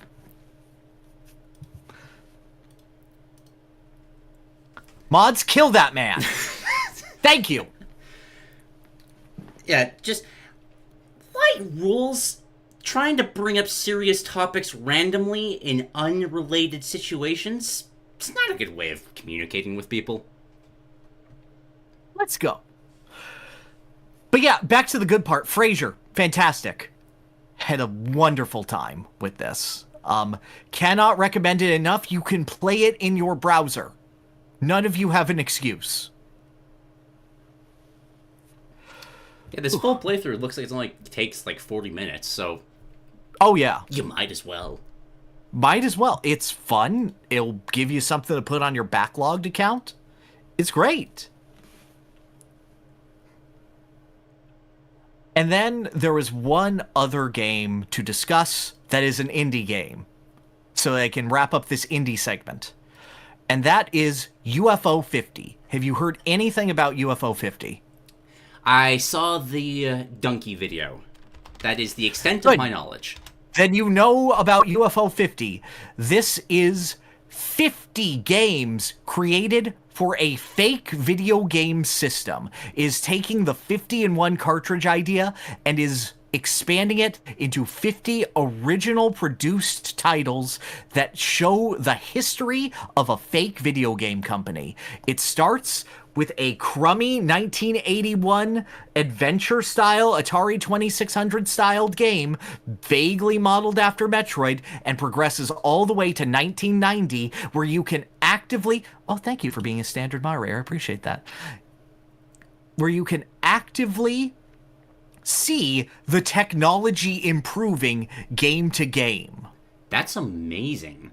Like, It is... I got the vibe of, like, it felt like more like a minigame collection from what I was seeing, but it's like the whole history of an action. That's amazing! Yes. Oh, what a premise! Dude, some of it is minigames. One of these games is just a game I talked about months ago, Son, the arcade game. It's like, what if it was Son, but it had a double jump, and the double jump felt good?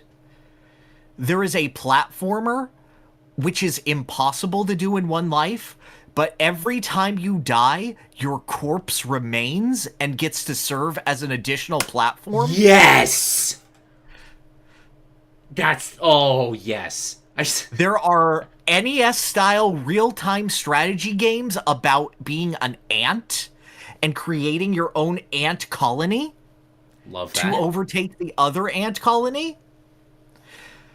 And then there is Rock On Island, which this individual game in here I have played for 6 hours, as it is a caveman tower defense game where you are bribing cavemen with meat to stand around and throw rocks at people, dinosaurs, as they come by, and every dinosaur gives you extra meat, and you are your own character who can throw your own projectile at the dinosaur and use the meat that you get mid-phase to hire extra cavemen. Okay, as you do. It is a complex web of, okay, you better have enough to beat this specific enemy type on each individual run. And dude, it is addictive. It is a learning curve process. It is a puzzler. I am amazed at how much depth is in some of these games. There's one that is a pure River City Ransom homage, but you just get your dog as a striker who will help you along. And there is blood, and all the advertising for the game is so proud of the animated blood effects that they got working in 1986. You get little blurbs on the company history. There are games that are sequels to other games earlier in the collection that show advancements in technology. Yes. Yes. Is there an overall story that connects these games? In the same way that you can find the DNA between Kid Icarus and Metroid on the NES? Yes? Oh my god. So you can see, like, how this fictional company was inspired by a previous game, like, 2 years ago. Yes. Oh, exactly. This is, like, video game world building. I'm loving this. Isn't it? I have only played, like, 15 games out of this 50-game collection. And I've played this game for a solid, like, I would say 12 hours. 7 of them were on Rock On Island, I will admit. Mm-hmm. That one really got me. I am told that there is a 20-hour JRPG tucked away somewhere in here. Sure. Okay. Because why not? Yeah, no, this is like someone went, what if Action 52, and then we made it good? I am... Like, every thoroughly game I've impressed. seen, like, for the genre it's trying to do, it looks good. Well, other than the first one, but that looks like it's supposed to be just kind of mid. And, like, there are some games that are like, this one isn't really for me. Like, there's one where you're a spaceship and are going through mazes, but if you touch any of the walls, you die. It's like those hovering controls where you have to... No, not this one. Oh, there's this is just no. There are like 5 spaceship games. No, this is just like a scrolling shooter. This is one where it's like you have to tap the A button in order to stay afloat. Oh. And it's like that physics of like water physics trying to get through a maze where you can't touch the walls. Mm-hmm. I don't like that one. I'm not a fan. But for everyone that's like that, there is like, here is a randomly generated tower climb game where you have a double jump, and you have a gun, and you have to climb your way out of the tower, where every single time that you have make a step, the platform will crumble underneath you, so you don't have a single second to waste or relax. You have to be going. And the screen will scroll up with you, and there are buzzsaws at the bottom, and you will die. You have 1 life. Get through 3 levels. And I'm like, I have to beat this one. I have to beat this one. I have not beaten that one. It is very hard. Is the music good? Yes, but I don't remember it. I just remember it being good. Just kind of a vibe, like... Yes. I'm getting, like, NES to SNES from all this, so... Oh, no, it's like end of year's NES, I would say, okay. is where it ends up.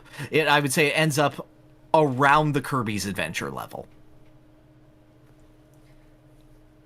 So it's like music that could be good in the... God, I hope they keep going with this. Just Yes. UFO 52, that is SNES to the end of that life cycle. Yes.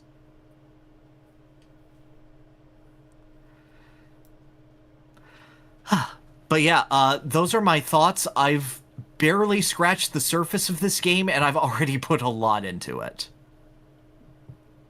I'm glad you've played it. I don't know if I would have properly comprehended this concept without you pointing it out. 'Cause this is just so cool.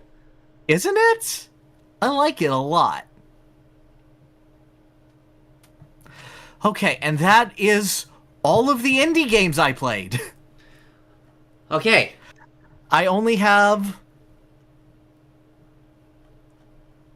10 more games to talk about and a convention.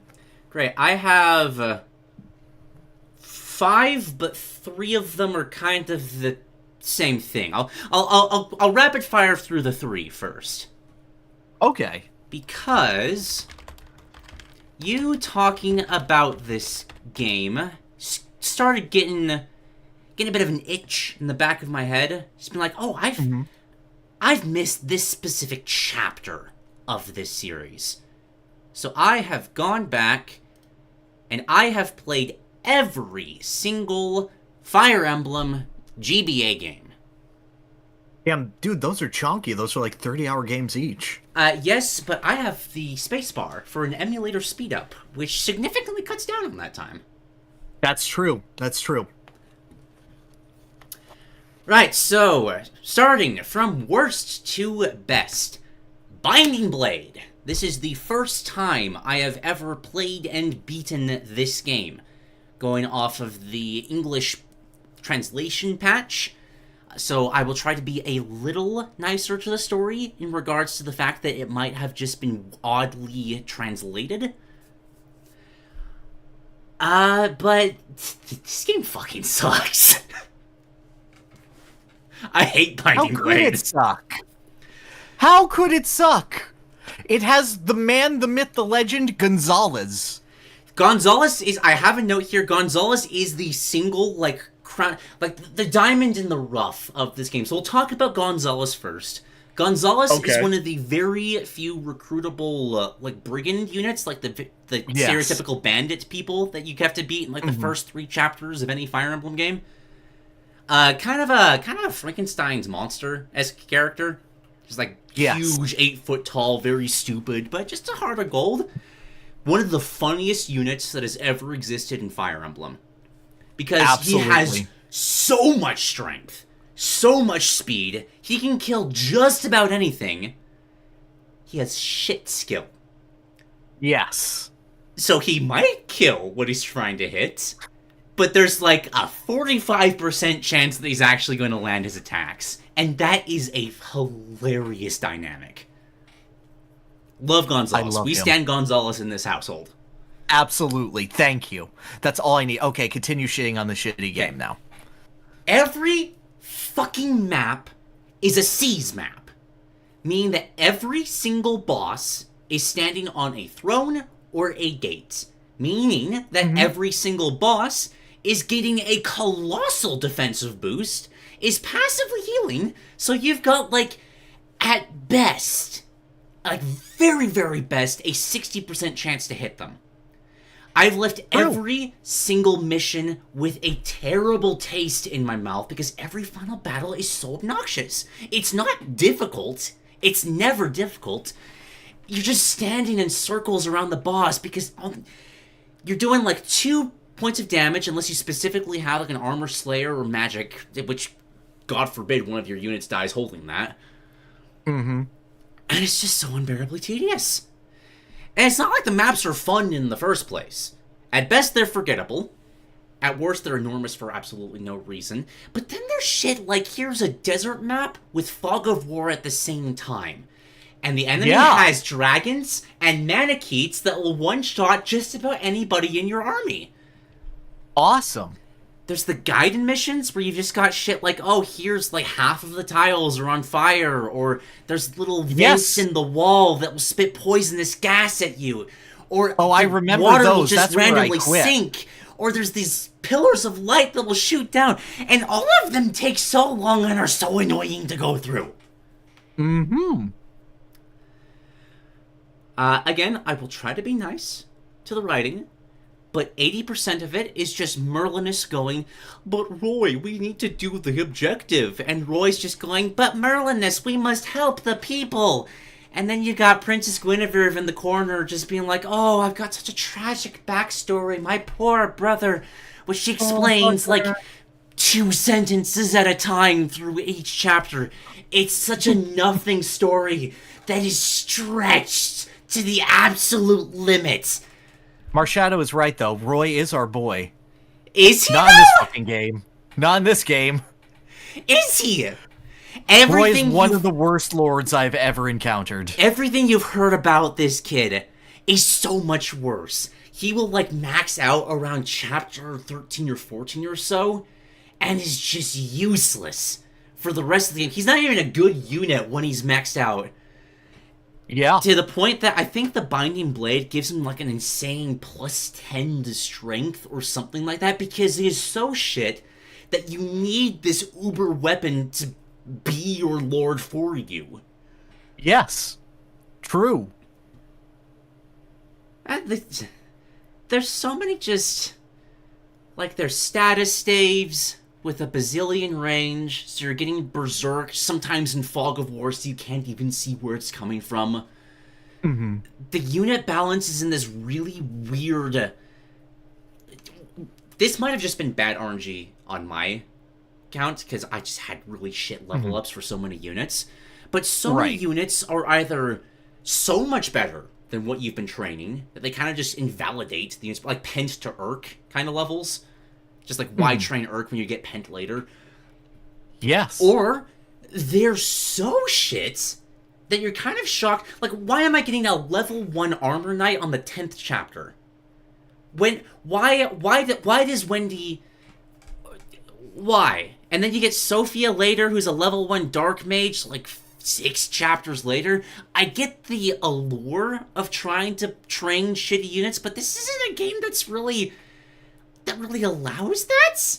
Yes. No, I understand. It's the feeling of, Meg, my beloved. Well, Meg's at least funny, because she's the... Well, I compare it from Meg to Fiona, because I think Meg's funny. I enjoy Meg. I agree. Fiona is just a nothing character that I would forget is in the game if it wasn't for the fact that her stats are just so hilariously bad. So you think Roy shouldn't have been Smash? No, Roy should have been Smash. I think it's very funny that if you stretch the truth, Roy's technically a Donkey Kong character. It's so interesting that looking at this legacy this character has created for himself, going to his game, and just seeing nothing of that present. Oh, absolutely. Explain. Roy debuted in a game where Donkey Kong can be the main character. I mean, that's all. He's better in that format than he is here. That's for sure. I thoroughly agree. I am glad that his playstyle in Ultimate is nothing like his playstyle in his own game. Well, you don't like... I'm trying to think of a comparable assist trophy, because that's the only thing that I think would be comparable to how he plays in this game. What's like a very mid assist trophy that can do damage, but is so easy to take out? Can do damage, so easy to take out. Samurai Goro? works. Yeah. Samurai Goro if he was like 5 feet tall. Yeah. Roy debuted in Super Smash Bros. Melee. That is the joke. It came out before Fire Emblem 6 came out. Also, the music gets better once you get through the game. But holy shit, I hate that initial, like, bandit theme so much, where it's just a single marimba going dum dum dum dum dum dum dum dum dum. I love Fire Emblem penis music. Because, like, every Fire Emblem game has that one song that is just the same notes 8 times. And That's what it is here. Alright, so, that was Binding Blade. I am curious about Project Ember, which is a version of this game that just fans have tried to spruce up and make actually somewhat playable. Right. Maybe I'll poke that at some point, but I'm going to need a heavy break from this experience, because it was... Some of those missions... I caved and started using the save states, because some of these missions were just the worst. I believe ya. Going down the list, next in the ranking, Sacred Stones. Okay. I remember liking this one, and after replaying it, I still do. There's some neat ideas to Sacred Stones specifically that I really, really appreciate, and I think later games would build off of too much, but this is where a lot of those ideas started taking root. Yes. I love the concept of trainees and branching promotions. It's a fun way to, customize your army without losing character identity. Unit identity, yes. Yeah, I don't like the concept, like, making Vike a mage. That just kind of ruins why I like Viking Awakening in the first place, but having, like, okay, you can make Naomi either a ranger or a sniper, and both of those work. They both fit the character. Yeah, I agree. It's a nice middle ground that I hope someday we can get back to. Yeah, my one exception to that is Fire Emblem 12, the new mystery remake, which does allow you to reclass into anything, just because the game is hard enough where that is welcomed. I think if you if you balance the game around, no, you should probably do this. Like, you can get by with just allowing your units to stay in the same class, but you should probably go this way. I think that creates a solid level of identity. Because then you're using your good units to fill in your holes, as opposed to, I can do anything with anyone. Oh, free, let's give... Well, admittedly, the concept of, okay, Marianne, punch it to death is really funny to me, but... I do agree with that, but I feel like it's like there's a give and take in either area. It's not like one is better than the other. Yes. I just think you also lose something when Marianne is no longer a cleric trying to atone for the severe self-hatred she has for herself. But that's, like, balancing scales there. I agree. Also helps that Marth's games have just kind of nothing characters overall, so you don't lose as much as you reclass them into anything. You're very right about that. Back to Sacred Stones, I think there's too many of them, but I do enjoy the concept of the monster enemies a lot. It's a fun change of pace to have these super dynamic factions in, like, both the human enemies and this monster faction you're fighting simultaneously. Mm-hmm. It's neat just to have to adapt to, okay, now they're just spiders now. Now there's these centaurs that are using the same weapons that you are. Like, that's cool. I like that. Mm-hmm. I think where this game shines the most is the villains. I've actually cooled on Leon. I completely agree. Really. He's still better than, like, 90% of what the series has to offer. Like, Cade reaches for dark magic to save his father and country and accidentally causes the destruction. Like, that's great. It's engaging. I usually stand by him as I think he's the best GBA character. The only reason I'm pausing is going through the game recently. I feel like the kind of... the flashbacks with Erica and Ephraim and how they kind of bring him into the story feel a bit ham-fisted, but you know what, that might be more of an issue with Erica and Ephraim, more so than Leon, now that I'm thinking about it. That's generally what I feel. I feel like the storytelling does not generally do Leon justice, but I feel like his presence in the story and the full details of the story are compelling toward him. I would agree with that, yes.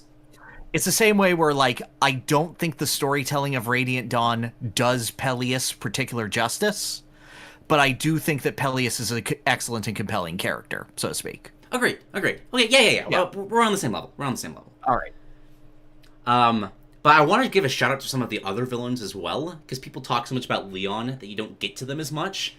Right. The one Dragon Rider dude, the absolute psychopath that kicks the shit out of Seth in the first chapter. Oh, that Holy man who looks like... Just the perfect that man who looks like he's sickly and part snake the entire time. And he has the character of it, too. Just yes. Perfect sort of character that's designed to make you both hate them and, like, be genuinely scared of them. Because he kills, like, half of the other characters on the enemy team. He will, like, grab Erica by the wrist and then lick her with his forked tongue or something, and you'll be like, yeah, that's about accurate. His name starts with a V, right? Volker or Volter? I don't know what the fourth letter is, but it's something like that. Mm-hmm. Yes.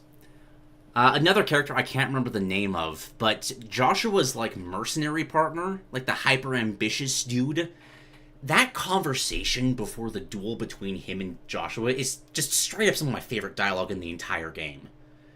Just kind of reminiscing about old times, like, oh yeah, what didn't we just have, like, remember that one bar that we used to go to, and Joshua was like, oh yeah, it was a great time. Hey man, you're the one who killed my mom, right? And the other dude's just like, oh, I mean, yeah, but, like, it's just work, no hard feelings, right? And Josh was just a little bit. Yeah, well, yeah, no hard feelings. But thanks to my job, unfortunately, I have to kill you now. So, but no hard feelings, right? And I just love that little Yes. Like, the first game that, like, probably the best game at showcasing lore through boss conversations. I really appreciate this game for just how in-depth it goes with that, just trying to show little bits and pieces of character history through their fights. I will say, I think this is the game where the support system gets to where it wants to go out of the GBA games. I would agree with that, and that extends to boss conversations, certainly. Yeah. Like, FE7 has some good ones, but also you have to put Nino in situations where she cannot win. Absolutely. Great character, unfortunately made of paper. Absolutely. She's doing her best. Also helps the Sacred Stones just has a smaller cast in general, so they actually get some time to exist in the world. Sacred Stones, I think, is my favorite Fire Emblem game that plays itself. There's a couple of Ephraim chapters I would push back on, but otherwise, yes, you are right. Yes, and are those the chapters where you do not have access to Seth? Oh, I never used Seth in the first place, but... No, I know, but even if you take Seth out of the equation, it's still a baby game. The ghost ship can kick your ass, even with Seth, because there's a lot of the floating eyeballs with the ranged magic attacks, but I think that's literally the only point where he isn't any real danger. Okay. I still think, and I'm like, oh wait, I can just grind all I want. The level curve doesn't exist in this game. This is true. Do you want to really quickly go back to one villain, though? Because I'm shocked that people don't talk about this more. Orson. The paladin that is playable in Ephraim's first chapter and then betrays you later on. Yes. You get this... with his wife, right? Yes! The wife thing! Oh, that fucker! Oh, he's so screwed! Oh, I love him! Because you get the sense that there's just something kind of off about him, and then you start getting the context of how, oh, Leon brought his father back to life, but he's only just barely there. It's just a husk of who he used to be. You kill Orson, you go into his chambers, and there's just this dialogue of something off-screen going, Darling... Darling. Yeah! And it's like, for Nintendo? That shit's still unsettling. I love it. Yeah, that's so good.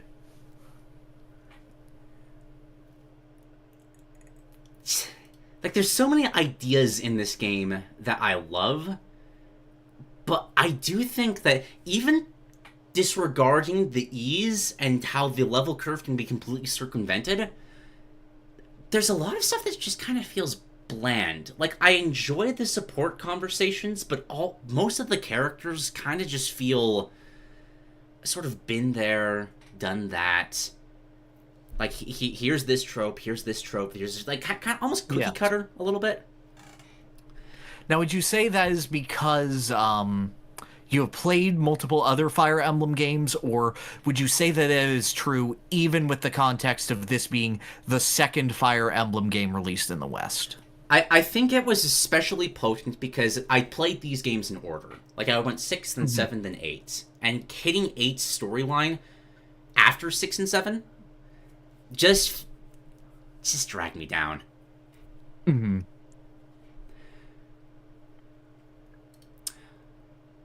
Bigger issue, I didn't realize it until this replay, but a big part of the enjoyment factor of Fire Emblem for me is the political side, in the sense of, like, a bunch of competing factions whose role in the world I understand, all of which contribute to my army of units to create that sort of feeling that everyone around the world is coming together to compete against a bigger threat, right?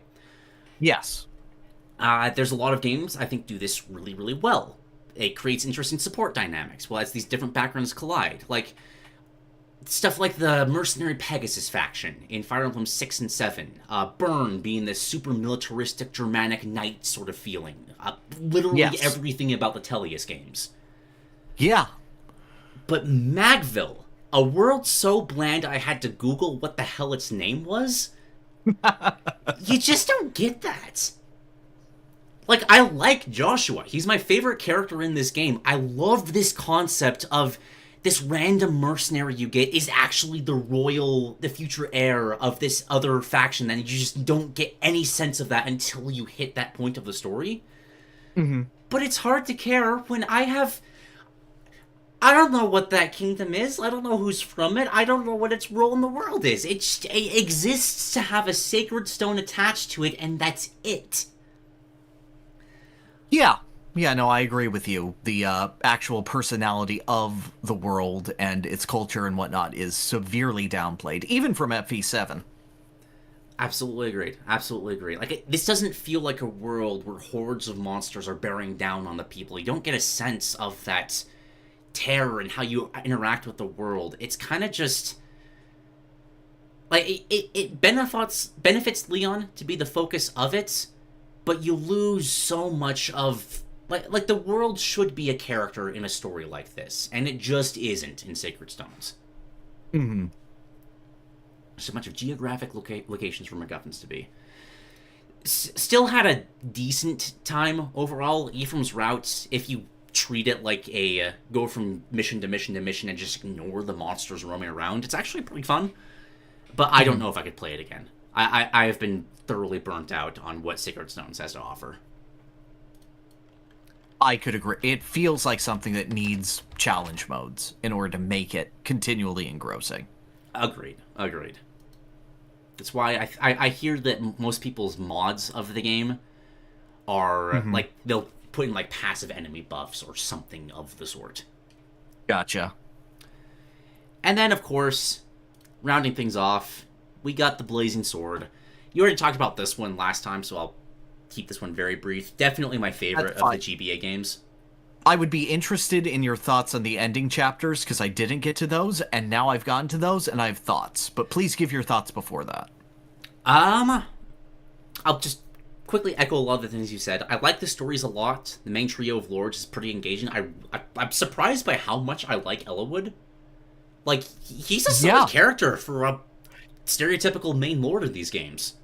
I completely agree with that.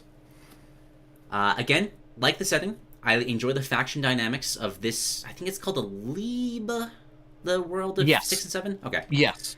I haven't played it on hard mode, which I do think fixes a lot of your complaints about just the stupidly easy difficulty of a lot of these missions.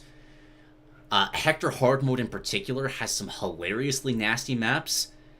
I don't know if they're always fun, but you'll have shit like, here's a Fog of War map. Every single enemy has a poison weapon. Or every single enemy has a Reaver that reverses the weapon triangle. Nah, that ain't for me. No, yeah, I agree with that. I don't think the gimmicks always land, but it keeps you engaged. Which I did appreciate that aspect.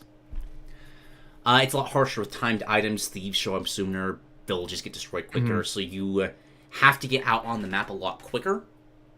Despite it being harder. Unfortunately, it does also reduce how many units you can take onto the map. Which I'm not a fan of that, because it severely limits how you can build your army. Well, I kind of agree with that. Also, there were like 3 or 4 units that I did not use per map. So I'm like, no, this is built for that. I understand. I think my biggest issue with this game, and there's a lot of I think every JVA game actually has this problem. The enemies you face go so heavily into, like, quantity over quality. Yes, true. Like, 90% of them are nothing, but you start breaking weapons in this game. If I didn't have an emulator slowdown, I'd go and grab a sandwich between some of these turns, because you'll just have 20 wyverns coming down on your one warrior, and Barter's gonna be fine. Like, he's not gonna die to that, but it's gonna take forever to get to that point. Wait, your Bartree was fine? He was actually Mine pretty was good. a fucking loser. Mine was a fucking idiot. It's through what's his name? The freaking Hector's Armor Knight. That was my guy. Yeah, Oswin. He just sits Oswin there. carries everyone. Win is literally in his name. Mm-hmm. Like, he would just sit there, and I'm like, you're like 20 levels under level, and he's like, yeah, whatever.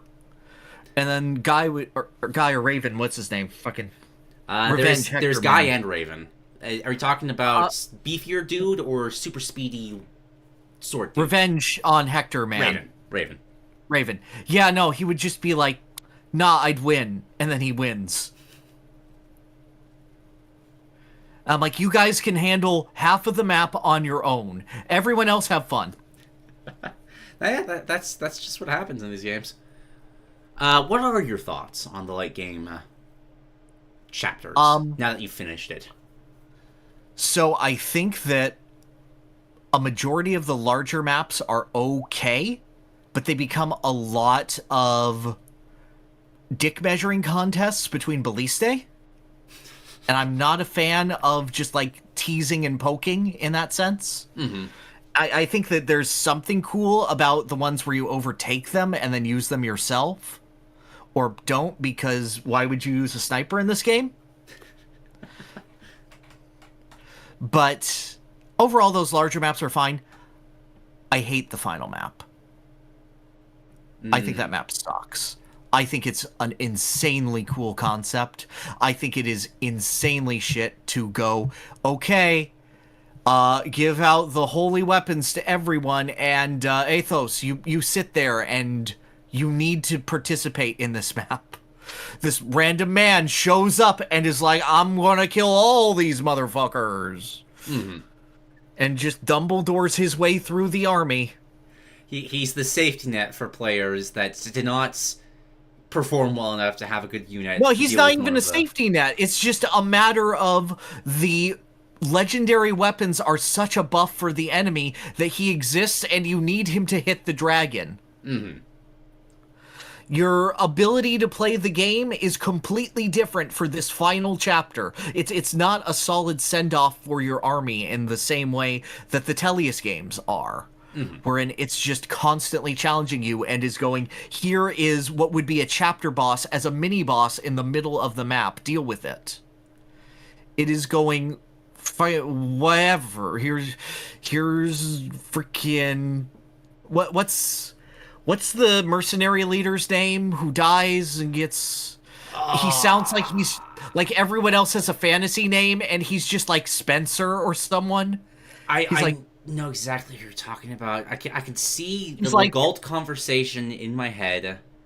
He's like Mark Stanson or something. I don't fucking know.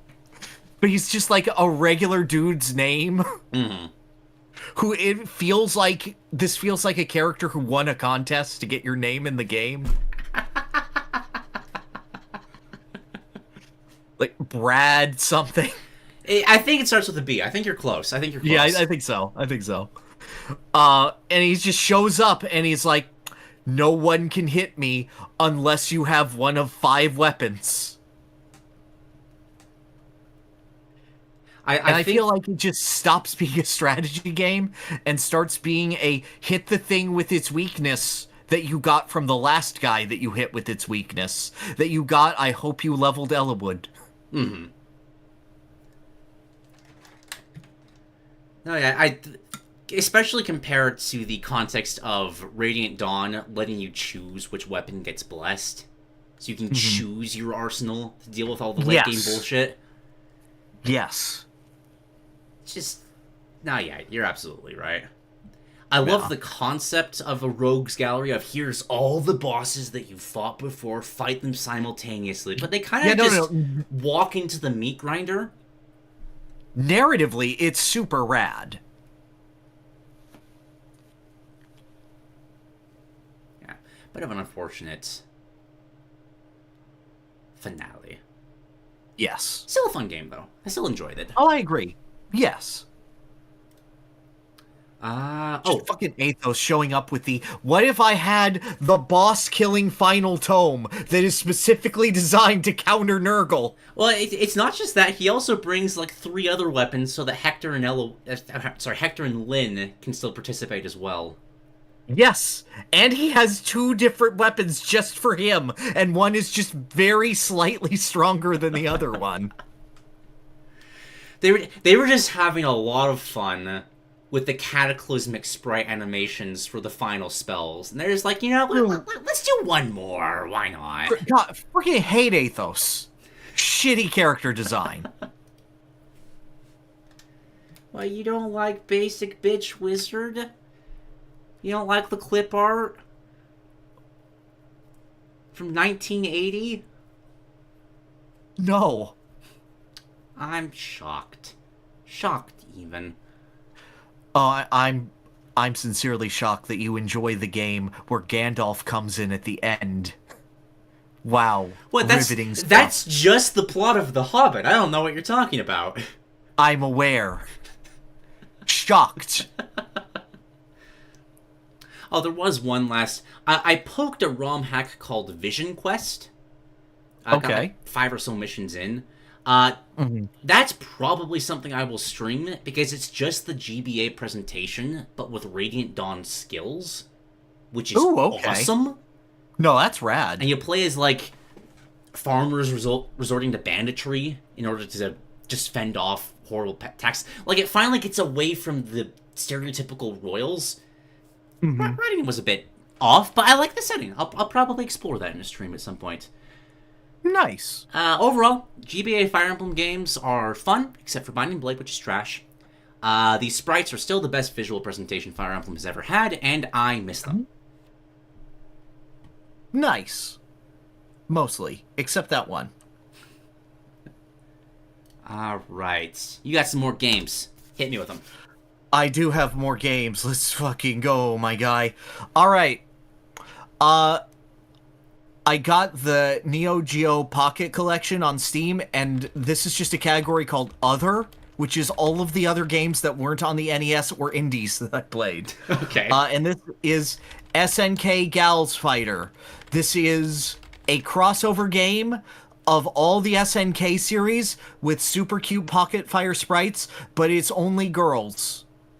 And it's just like cute girls who get granted a magical wish for winning the girls only tournament, which is actually hosted by SNK character Iori Yagami, who just wanted to see a lot of girls fight, but he realized in order to be the final boss he had to cross-dress. Sure. It is remarkable how they managed to make a good fighting game on the Neo Geo Pocket, and not feel like a compromise. It's got really cute sprite work. If you kill someone with a super, you get a flashback of their entire story that flashes before their eyes and how they lost. I didn't know this until I hit it on the final boss. That's amazing. That's one of my favorite super implementations just in general in fighting games. As you can see, it has like super deformed sprite animation, and the hitboxes match that, so you just have big, meaty normals all the time. This is just a very simple fighting game overall, but it flows well, and it works well, and the animation is good and charming. I don't have much to say on the title, but I did want to show it off because every other game I played on that collection I did not like. There was a Metal Slug game, I thought it was really bad. There was a Pac-Man-like, I thought it was really bad. Like, miserably bad. So I wanted to highlight this one because it was good and had good sprite animation. And speaking of good sprite animation, have you ever seen Disney's Aladdin on the Sega Genesis? I have. It's, like, shockingly impressive sprite animation. Isn't it? So this is the same company that eventually went on to do Earthworm Jim. And you can very much tell because it feels like an Earthworm Jim game in all of the good and bad ways. But I also think it's better than Earthworm Jim. Which is nice to say.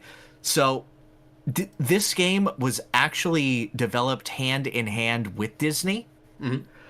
There's a weird dichotomy where the Genesis got this version of the game made by Virgin Interactive, and the Super Nintendo got a completely different game developed by Capcom. And the Capcom game has an interesting flow to it.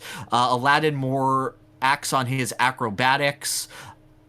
But what Virgin got was direct character animation from Disney and direct references to the movie. So you will just have a level made out of that one scene from the movie where Genie changes Aladdin's clothes. And you will just get like little background details in it, like the male and female dressing tents from it. Some of the enemy animation in this game is some of the best I have ever seen on any game. There is just such a personality to these enemies that is incredible. Watching them sneer and move and have this squatch and stretch animation that doesn't feel like set sprite animations, that feels like they're twisting and contorting. The Friend Like Me stage is one of the most disconcerting things, where you jump on giant genie hands and move along the genie's wispy tail, but the wisp has like underwater physics while you're on it, and you end the level by entering Genie's tongue mouth that he has from the middle of the song. Okay. You know, when he like the giant head and his tongue comes down as a red carpet that is stairs and he dances around on it. Other than that, one level, shocking lack of Genie in this game. He's like basically in that one level and that's it. Well, I mean, there's collectibles with his face. That's something. That's all.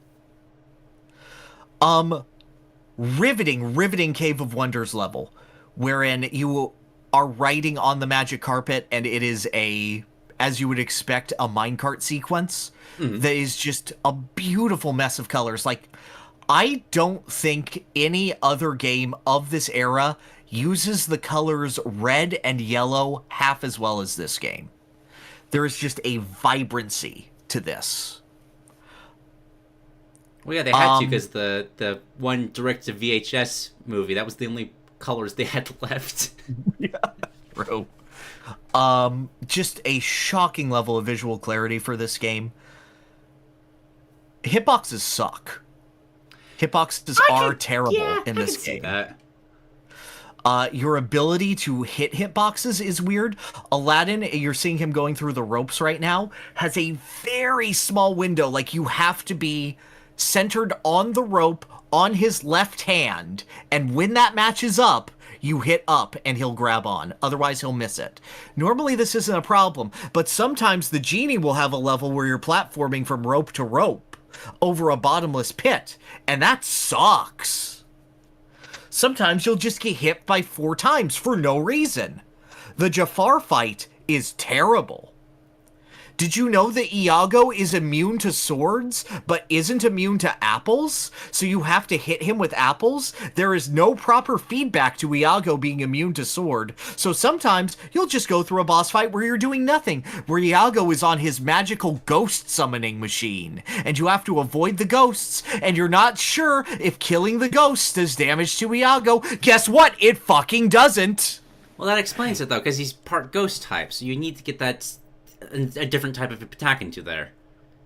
But your sword is a steel type attack. Oh wait, right, no, you're right. I thought I was being funny, but steel isn't the same. You're not. Yeah, you're right. You're not. You're like living in a fucking Hone Edge world where it's a normal type. I'm like, nah, bro. Nah, you're wrong. It's a very fun game to watch in motion, as you could very clearly see. I was very happy and very impressed while playing it. I'm not sure it's good. I'm not sure either.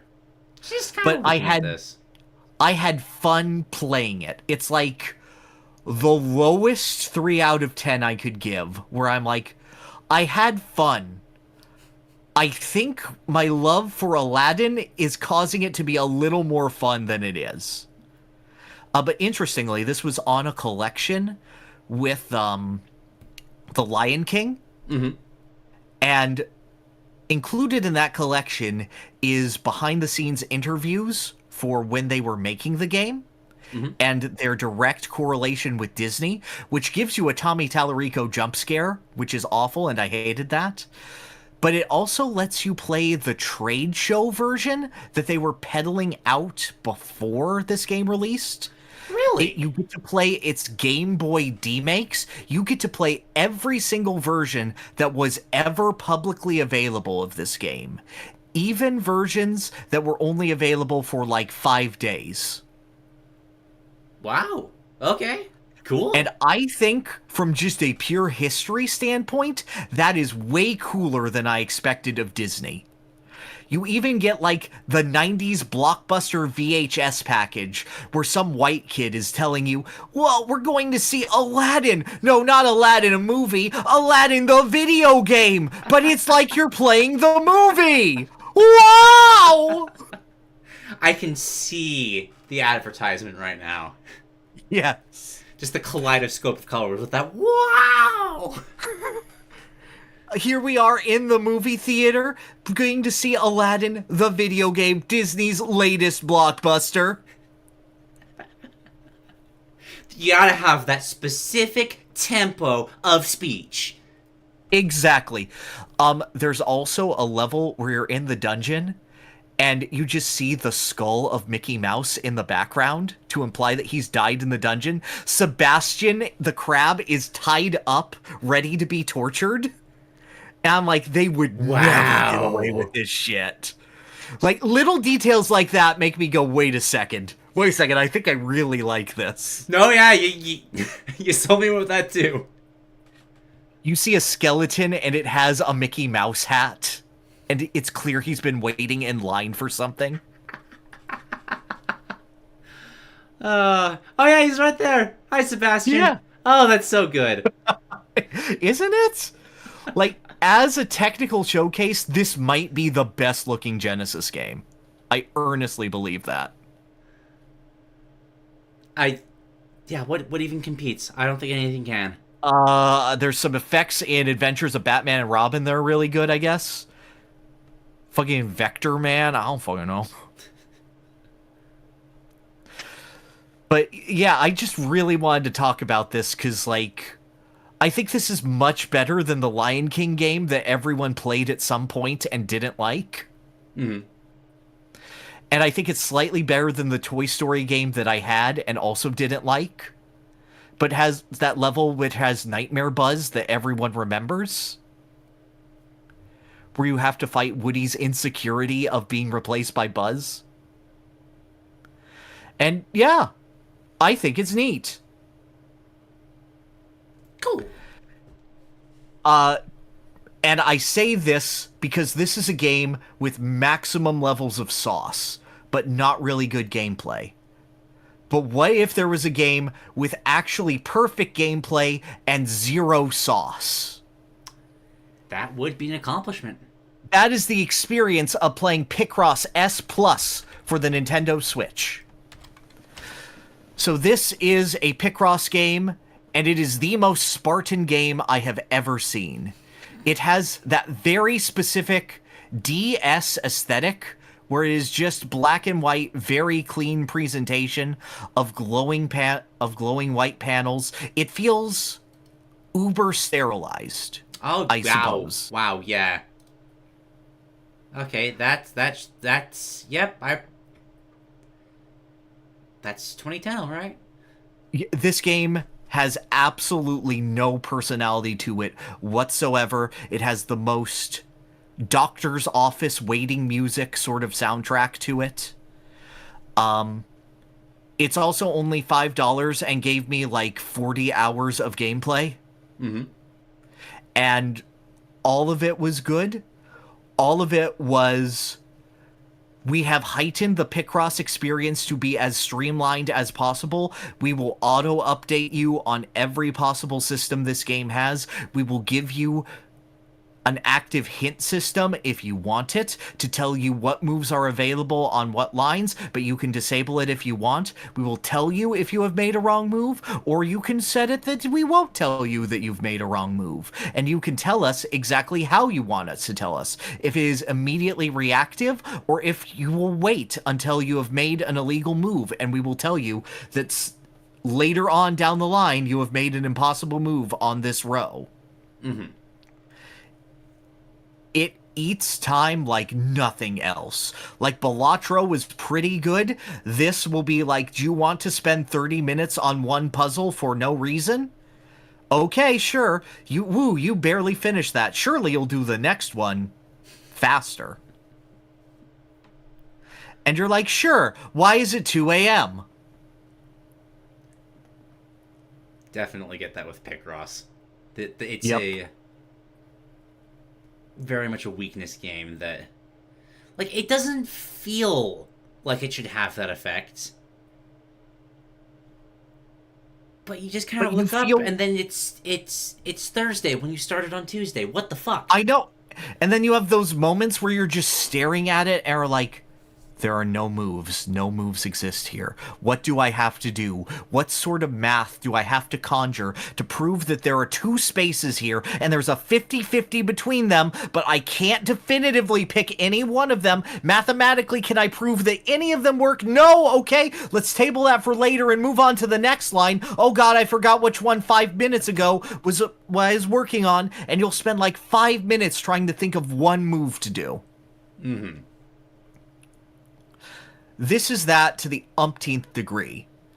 And this is a very dangerous game because this is a collection of every single Picross S puzzle they put on the 3DS. And you can buy 150 puzzles in $5 chunks.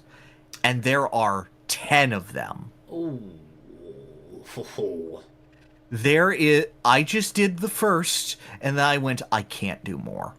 No way I can do more. No shot. And then they have variants like Giant Picross and Color Picross, where not only do you have to manage specific tiles, you have to manage what color they are in the final puzzle. Oh. And those suck, because regular Picross is already too much for me. So I didn't touch those ones. I don't know. I have to say that this is a perfect video game. It does everything that it wants to. It streamlines it to the umpteenth degree. Like, there is no fault that I can give this game. It is perfect. I don't love it.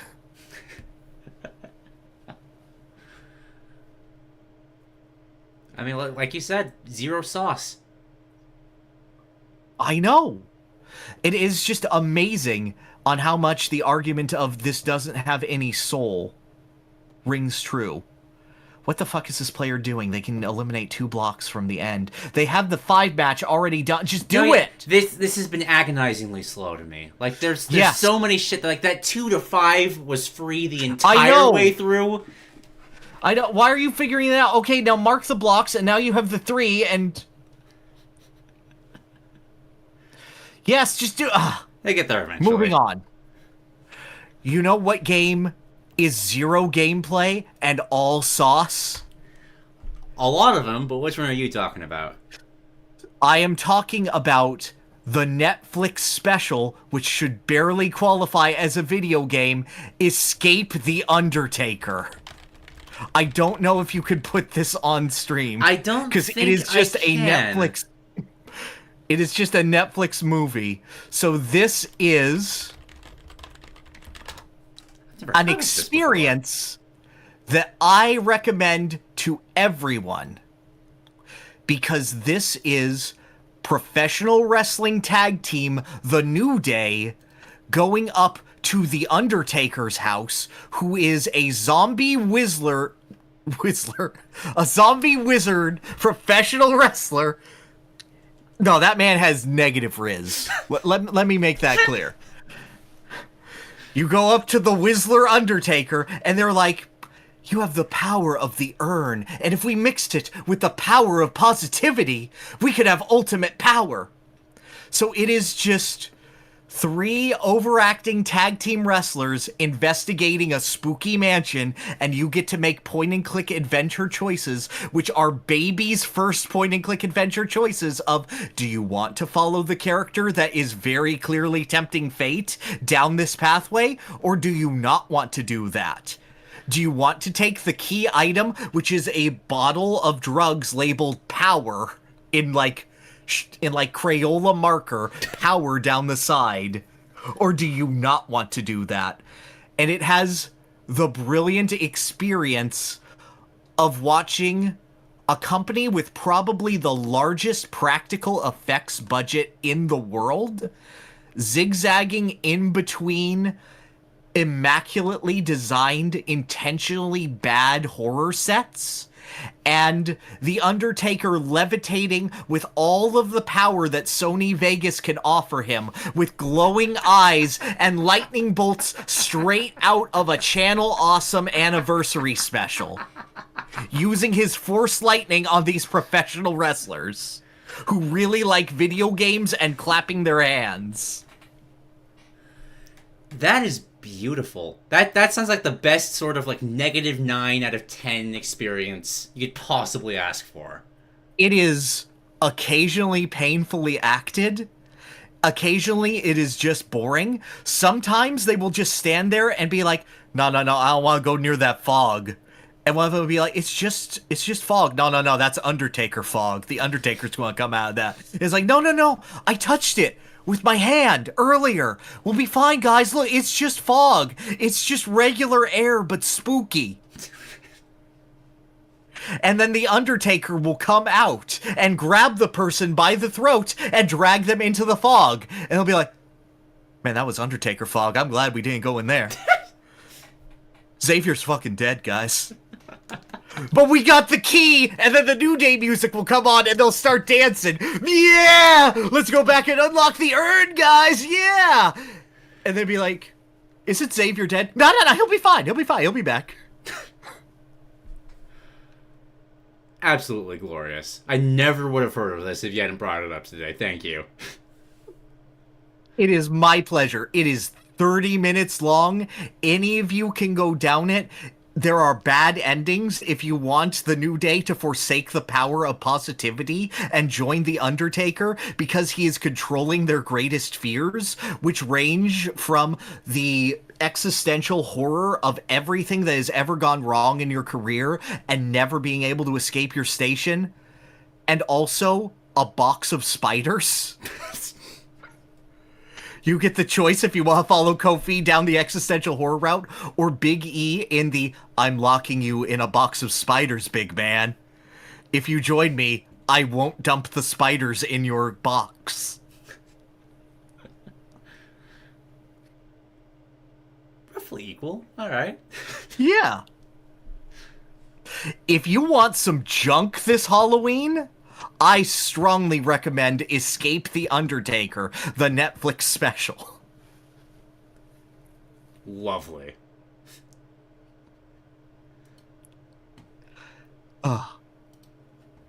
It's so sad to say this is a better game than, like, 15 games I've played this year. When the competition's Ice Climber, it's not that When impressive. I sit here and be like, do I like Super Mario Land or Escape the Undertaker more? And there's a very definitive answer to that. And it is, nah, we gotta get Big E's soul back. I mean, if Peach was shooting lightning out of her hands, it would have been a more interesting game. That's on Nintendo. Well, yeah, but also her eyes are glowing. Oh, I'm aware. I'm aware. Okay. I just want you to be sure. I also played some arcade games. And that includes Rhythm Tengoku, the arcade machine. And for those of you unaware, this is just... Did you know Rhythm Heaven had an arcade machine that is just Rhythm Heaven DS, but on an arcade machine? Nope. Ah, it does. Guess what? I don't think that game translates to arcade very well. I can't imagine it. It is interesting because it does have a two-player mode actively built in, so there is that sort of step up to it sort of feel. But, I don't know, Rhythm Heaven is a game that demands perfection of you, and I don't think... I think that arcade games are intentionally designed for you to fail at them repeatedly. Yes. So I don't think that Rhythm Heaven mixes well with it. This is just the original Rhythm Heaven translated into a, you have 3 lives to go through it. And that's basically all there is to it, except for the fact that it was never translated, so you can't read anything, and you're just kind of guessing how the game works based on your memory of this game you played a little bit decades ago. Concept of a Rhythm Heaven arcade game, just... You ever play, like, the Guitar Hero stands at an arcade? And they're always just the shittiest guitars. You miss, like, half the notes. Yeah. This is more me bringing up that I didn't know there was a fucking Rhythm Heaven arcade game. I played it. It's good to play once for the novelty, and then not again. As expected. Perfect. A game that is also like that is Taiko no Tatsujin. Are you familiar with Taiko no Tatsujin? That name sounds familiar, but I could not tell you. Have you ever... Oh, the drum. The drum. The big drum one. This is the big Taiko drum game. That game is crazy. Because a drummer has a lot more notes to hit than anyone else. Mm-hmm. And the game is like, yeah, just fucking do it, though. So you see people playing, and they're the craziest motherfuckers that you have ever seen play a video game, except for the people right next to him doing the... Have you ever seen the arcade game, which is a dancing game, but you're, like, on a rainbow red carpet that is glowing beneath you, and you have to... Everyone who plays that is nuts. Mm-hmm. Like, I went to there, and there was, like, the same group of 6 Japanese guys in white suits with gloves who are there exclusively to destroy every single rhythm game that you ever see. They're there for every convention and in every arcade, and they all are wearing the same uniform for some reason, and they're just there to be the most impressive guys you will ever see. Taiko no Tatsujin is like that, except, like, you don't know what you're doing. But it feels kind of good because it's a whole body experience. I also have this game on Switch. It feels much worse using the Switch controllers as drums, let me tell you. And the hard thing is, I don't think it really works without the gimmick of its controller. I would agree with that, yeah. which is a shame. Because there's a lot of good music on the Switch version. You have We Are from One Piece. You have Over the Top, also from One Piece. You have an entire collection of downloadable Vocaloid, Toho, and Studio Ghibli songs, which, let me tell you, it is hard for me to do a Kiki's Delivery Service song without crying halfway through. They have a Kirby medley, and let me tell you, it's really hard to do King Dedede's theme on drums. There's a lot of notes there. Mm-hmm. I don't think it bridges the level between, the rhythm. You know how it feels when you're in a rhythm game and the gap in between easy and then medium and hard is impossibly wide? Astronomical. Due to the simplicity of Taiko's control input, I don't think it is able to bridge those very well. Because in DDR, it's a matter of we've added hold notes, we've added eighth notes to it. Mm-hmm. Whereas in the light mode, it'll always be on its 4/4 time beat. Taiko is just like, we added 50 extra notes to every part of it because that's how drums work. And it is just overwhelming. Definitely. However, I do want to point out that I purchased the Winter Anime Pack out of curiosity. Would you care to guess what the Winter Anime Pack is? Winter Anime Pack. Okay.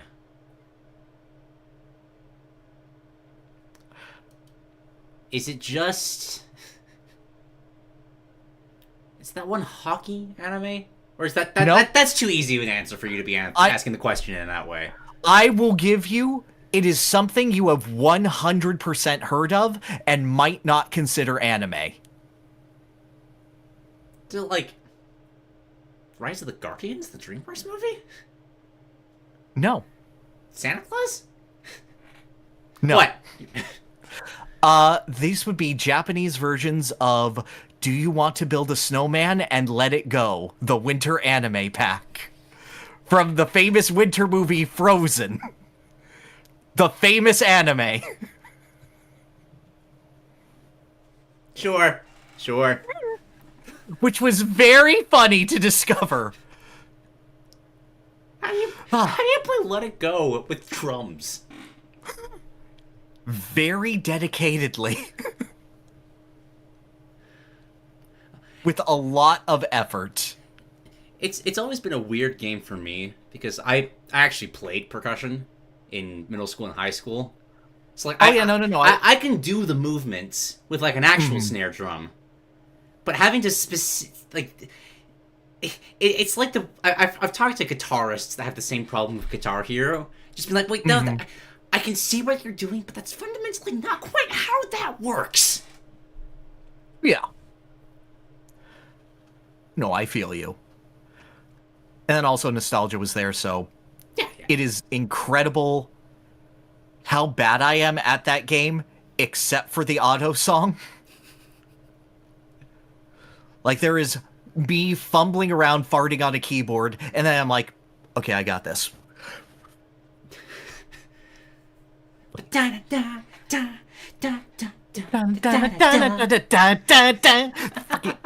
Usei was so good! Yeah! Such a good song.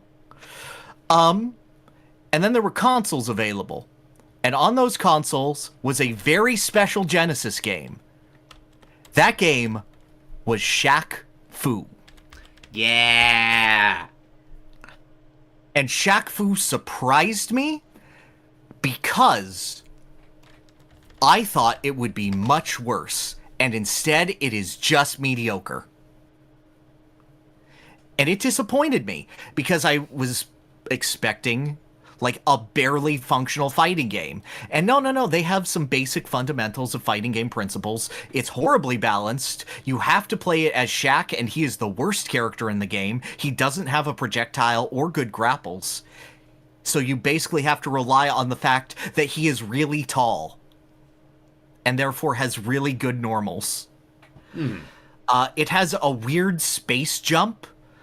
It does have the story of Shaq being taken into the kung fu dimension where he has to fight stereotypes and also a zombie wizard who can do voodoo, and all of them have full screen projectile attacks that suck, but sometimes you just keep using crouching medium kick and you kill them. Mm-hmm. It's so disappointing to have heard about this game for my entire life as one of the worst games ever made.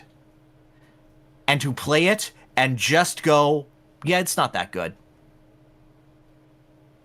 You're kind of disappointing me too now, because I've always heard the reputation of this thing just being. Like, I know. The absolute biggest joke, and like this looks functional. I was so excited for it to be trash. And, like, make no mistake, we're looking at a character select, that is trash. Mm. But at the same time, it's not the worst thing I've ever played. It's like, they have some ideas, they don't know how a fighting game is supposed to work, and are just kind of throwing things at the wall. And, like, yeah, crouching medium punch is better than the entirety of your skill set, but, I'm so disappointed this game isn't worse. I feel that. I feel that looking at this. Yeah, this is not as good of a bad time as Escape the Undertaker, I'm sorry to say. Only like a -4. I don't know what the internet was collectively getting on this game's case for, other than the fact that they're like, it is called Shaq Fu. Yeah, looks like just branding. Yeah, which, I hate that feeling of wishing garbage was smellier.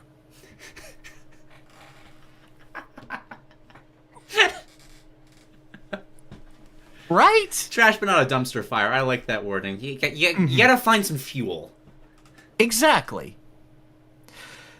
So, MAGFest was fun. I'll go over my full thoughts on it later, but, in between concerts, I was left with, like, 45-minute windows of nothing to do. So I would just go down to the console room, and I beat the entirety of Donkey Kong Country 2. Of course you did. Because it was available. And I'm like, I know what I'm going to do. And what I would do was I would speedrun through the game, get to the Bramble level, pump up the CRT's volume, and leave. And be like, other people are going to see this, and be like, holy shit, is that the Bramble level from Donkey Kong Country 2? And play it. And sure enough, every time I would go back, someone would be in the Bramble level and nothing else. So I would do it again to the next Bramble level, and again to the next one. And then I would just like, I'm going to beat K. Rool. Whatever, I'm here. And once to the Haunted Train level, because there's a big gap in between the second and third Bramble levels. Hmm. And I realized, wait, that's really hard. Oh, shit, someone reset the game and didn't get to the save point? That sucks. Okay, let me just get... Okay, we'd be in, like... Okay, that only took, like, an hour. We're here. We're good. Just acting as this... this ghost of Donkey Kong past haunting the venue with your shenanigans. I love that. Well, no, because I would just wander around in full cosplay and just, like, be like, yeah, I got it. The world would move around me. Donkey Kong Country 2 is still an amazing game. What can I say? I'm shocked hearing this from you. Aren't you?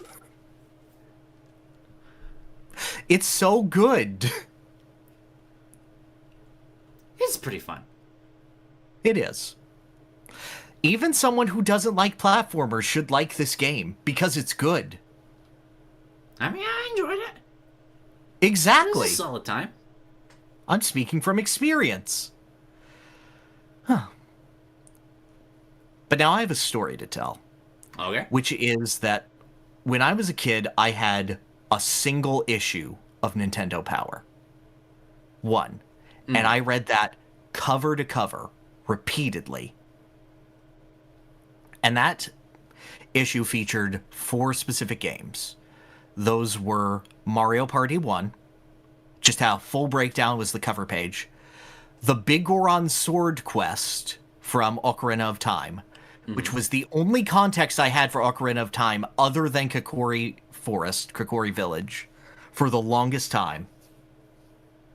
Castlevania 64, like the first half of that game had a walkthrough, and Snowboard Kids 2. And Snowboard Kids 2 is a game that no one ever talks about, not even once. Is a weird, obscure gem, but I've only heard of it through this magazine of Nintendo Power that I read again and again, and I was captivated by it. This is an Atlas game? Yeah, it's an Atlas game, yeah. Okay. Yeah, I think Jack Frost is playable. Okay. And it intrigued me because it started with just snowboard levels, and then there would be, like, Linda's Castle, where you go downhill through a fantasy castle that you've been shrunken down into with toys that attack you. There are boss fights against giant robot snowmen that you have to kill before they get to the bottom of the slope. And I was like, this sounds amazing. To this day, I have never touched it. I've never gotten the chance to play it. I refuse to emulate it because my goal for every convention I go to is to find a copy of Snowboard Kids 2 at a reasonable price, because I will only play this game on original hardware, because it has to live up to how I would have experienced it as a child. To this day, I've only found a single copy of Snowboard Kids 2, and it was $50 overpriced. Yeah, from its market value. No. And, like, I'm not paying $120 for this game. But the interesting thing about MAGFest is there's a ton of consoles lined up. They will also replace any game on any console with anything else in their collection. They have a collection of hundreds of games. So after asking them for a very long time if they could find their copy of You Can't Stop Mr. Domino, which they said that they had, but they couldn't find it, they said, do you want anything else? I was like, oh, you have Snowboard Kids too. So this is the first time I have ever played this game, which I have thought about, but never gotten the chance to experience for 2 decades. This is a game that my child self has been hyping up for me for a very long time. And I played it, and I realized if I had this as a kid, I would have been obsessed with this game. Because this game has a story mode wherein you have a little town in which you can do small mini games for to earn money in order to buy different upgrades for your board to increase your stats so that you can actually beat challenge mode games, which you can only beat with perfect play earlier on. Combined with a trick system and an item metagame that you can constantly do because you have different slots for your offensive and defensive items. It is a very simple game. It is a very much you just push the control stick in order to move. But I would have loved this game as a kid. It is perhaps lacking in a little bit of depth, but I can see the branch where my childhood somehow latches onto this game, and it becomes like in my top 20 perpetually. Where this fulfills the niche that Kirby Air Ride fulfilled for me as a kid. Where it fulfills the niche that even something like Crash Team Racing would have fulfilled for me as a kid. It wouldn't have grown like CTR did. But it would have been that, like, this is one of my favorite games on the system. I can never let anyone know on the internet. They will think I'm a joke. It is just a visually appealing soundtrack boppin'. It hits that level of, like, polygonal anime that something like Mega Man Legends has. Where it's just, like, its own unique sort of almost cartoony charm. Like, It is a game that I can't wait to play more of the next time it is randomly available at a convention. And I will play the same 3 levels over again because it's not saving my save file in between. Until the moment where I actually am able to finally purchase this game and play it on my childhood Nintendo 64, this is what it will always be for me. And it's so fun to have a unique relationship with the game again. That's adorable. I love that story. Isn't it? I'm so happy to have this. It's so small. It's such a niche. I'm not playing as the character named Tommy. No shot. Oh, but your kid self would have loved that, though. You're in the game. He did when he was reading Nintendo Power. That's true. That's you. Oh. You're a snowboarder. There he is. I am the snowboard kid trademark. I don't know if this was added to NSO if I would actually play it. Because I feel like, no, I need to play this on a Nintendo 64. I mean, just from a visual perspective, this isn't exactly speaking to me, I'll be fully honest, but... I understand that you are not the Diddy Kong Racing target aesthetic. Well, it's just moving very slow. No, it's very vibrant, and you get to appreciate every little bit.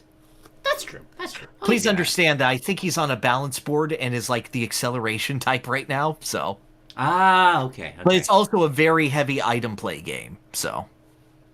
Yeah, I do love that idea of a snowboard Mario Kart-esque item dynamic. Yeah. That's neat.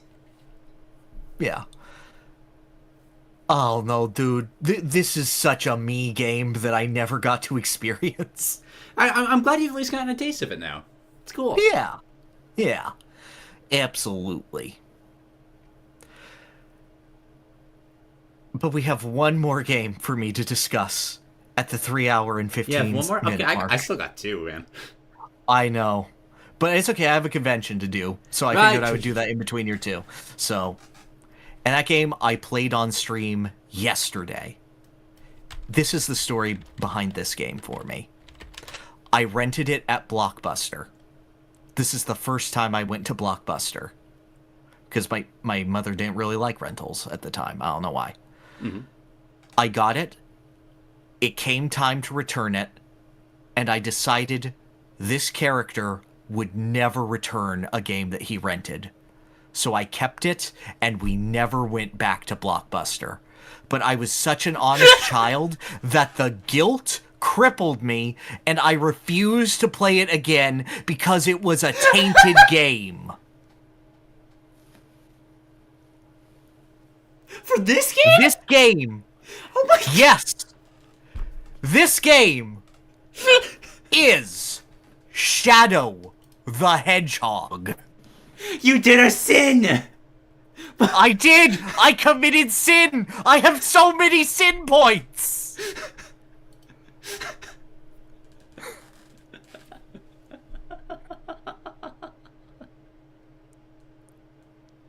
Could not have picked a better game for that to happen.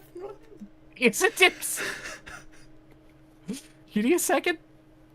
No, keep going. I'm fine. Okay. So I played Shadow the Hedgehog on stream as the famous Frasier Shadow Power Hour. Yeah. Because I needed a game to give me an excuse to play Frasier Fantasy for 1 hour.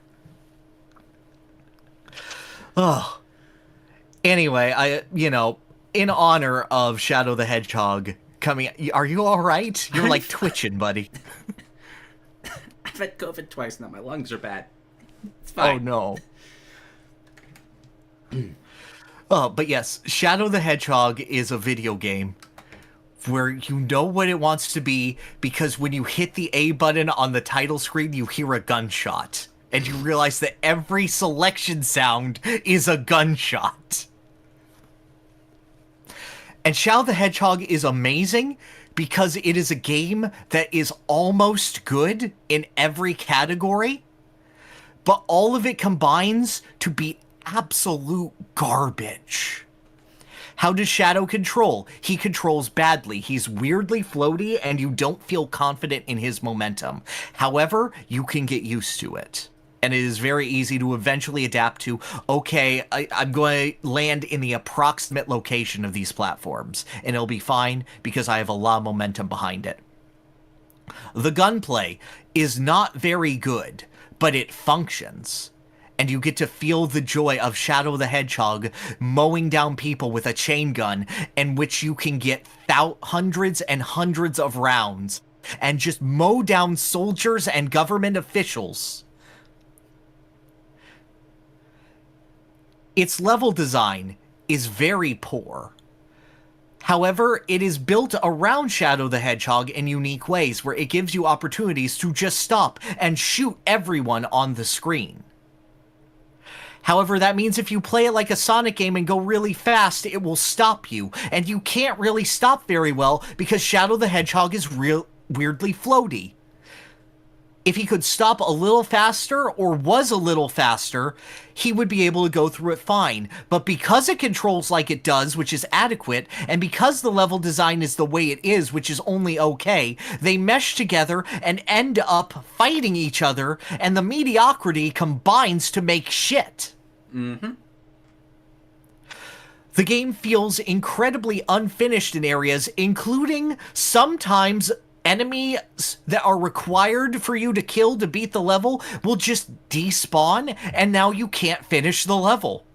But the levels are linear progression that you can teleport back to checkpoints to check the entire level multiple times to see where this person might be that you have to shoot in the face, but they could just not exist. And sometimes you just have to go down every alternate route of a Sonic level, including destroying destructible walls that might or might not be destructible. This game has Sonic levels that last anywhere from 5 to 30 minutes long.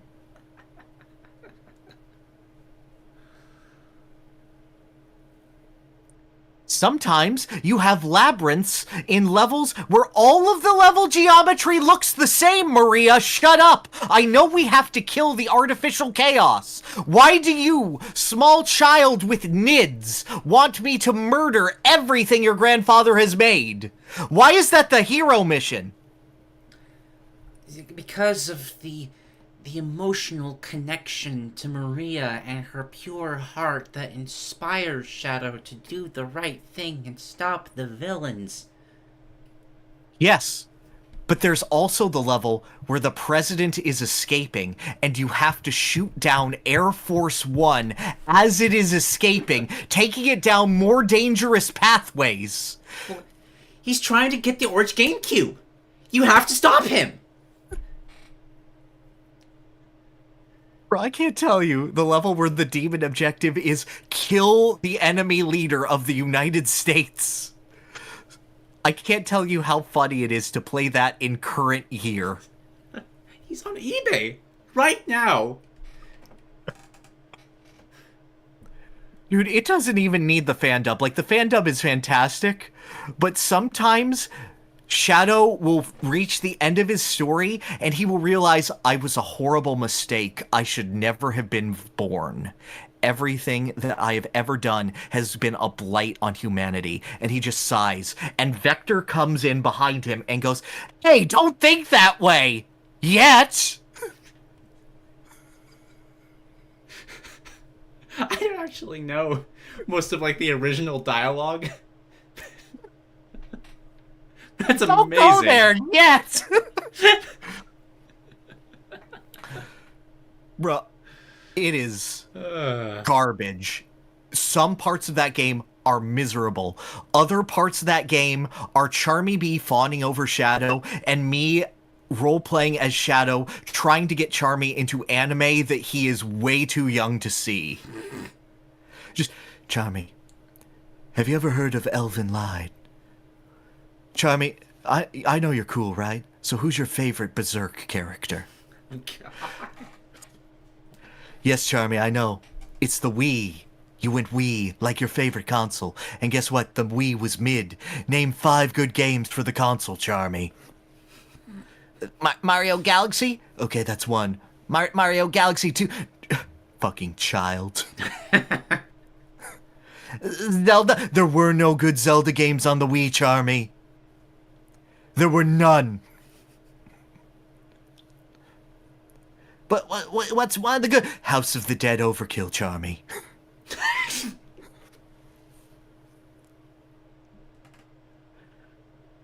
That is the perfect shadow pick.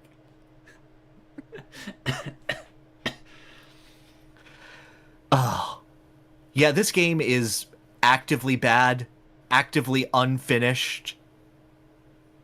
I am so happy it exists. It also has an incredible soundtrack all the way through. Like, even for Sonic standards, this is a fantastic soundtrack. Oh, yeah, I agree. You have different ending themes for Shadow, depending on how emo he is. I got 2 endings. The one where Shadow is depressed, and it basically gives him a crawling in my skin ending track. And then one where Shadow is going pure evil, but he betrays Black Doom at the end, and Shadow decides, I am Shadow the Hedgehog. I serve no one. With these Chaos Emeralds, I am going to conquer the universe. And Rouge is just there in the background, being like,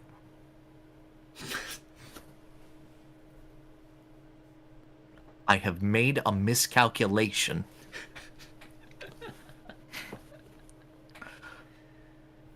I will never finish this game.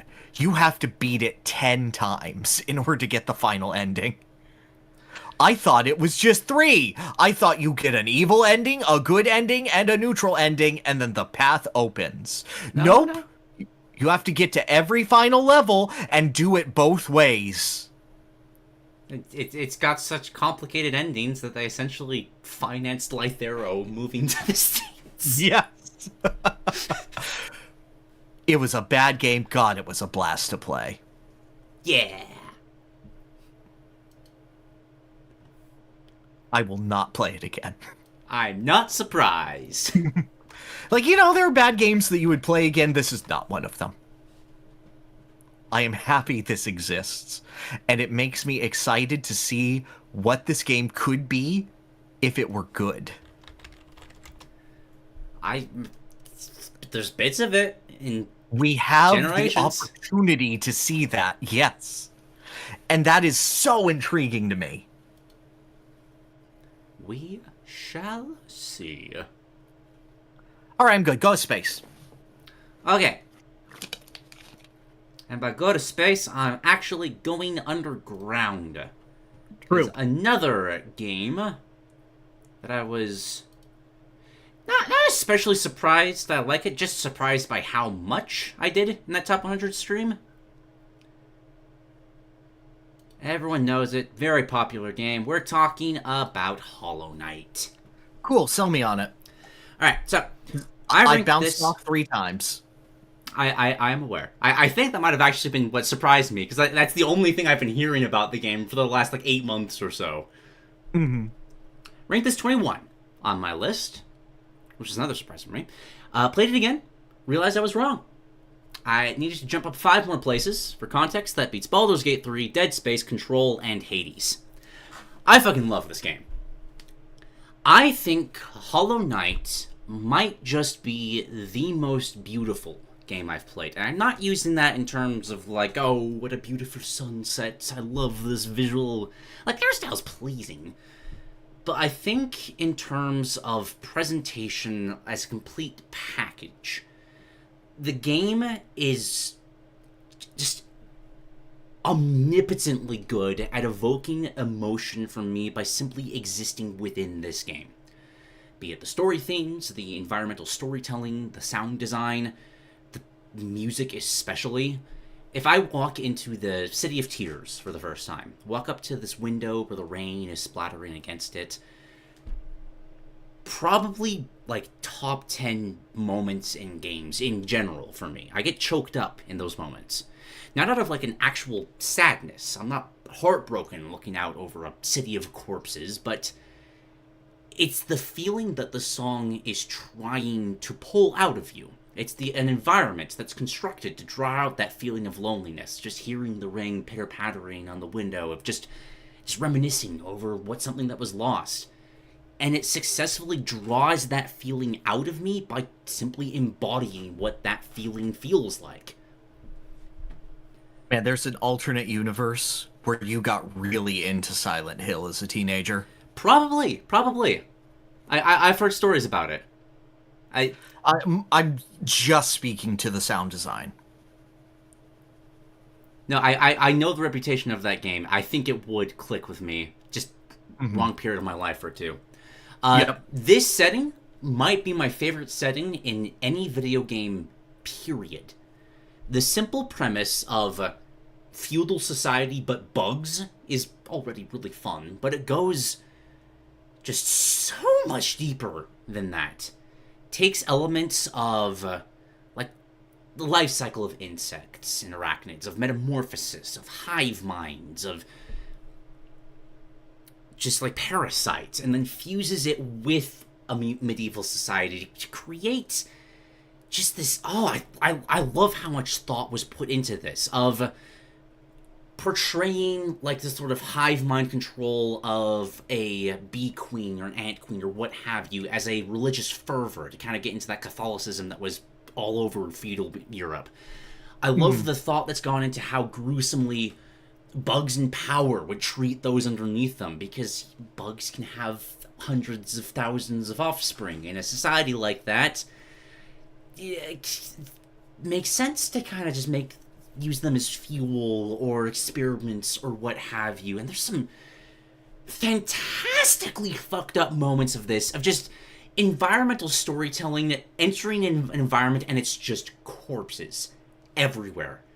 Just the music kicks out, you can see just like the light itself is closing in, and just atmospherically, I love being in this setting. I also like corpse piles. They're fun. Story and characters are fantastic. Constantly juxtaposes the cheery charm of, there's these little bugs just swinging around little nails and toothpicks and what have you.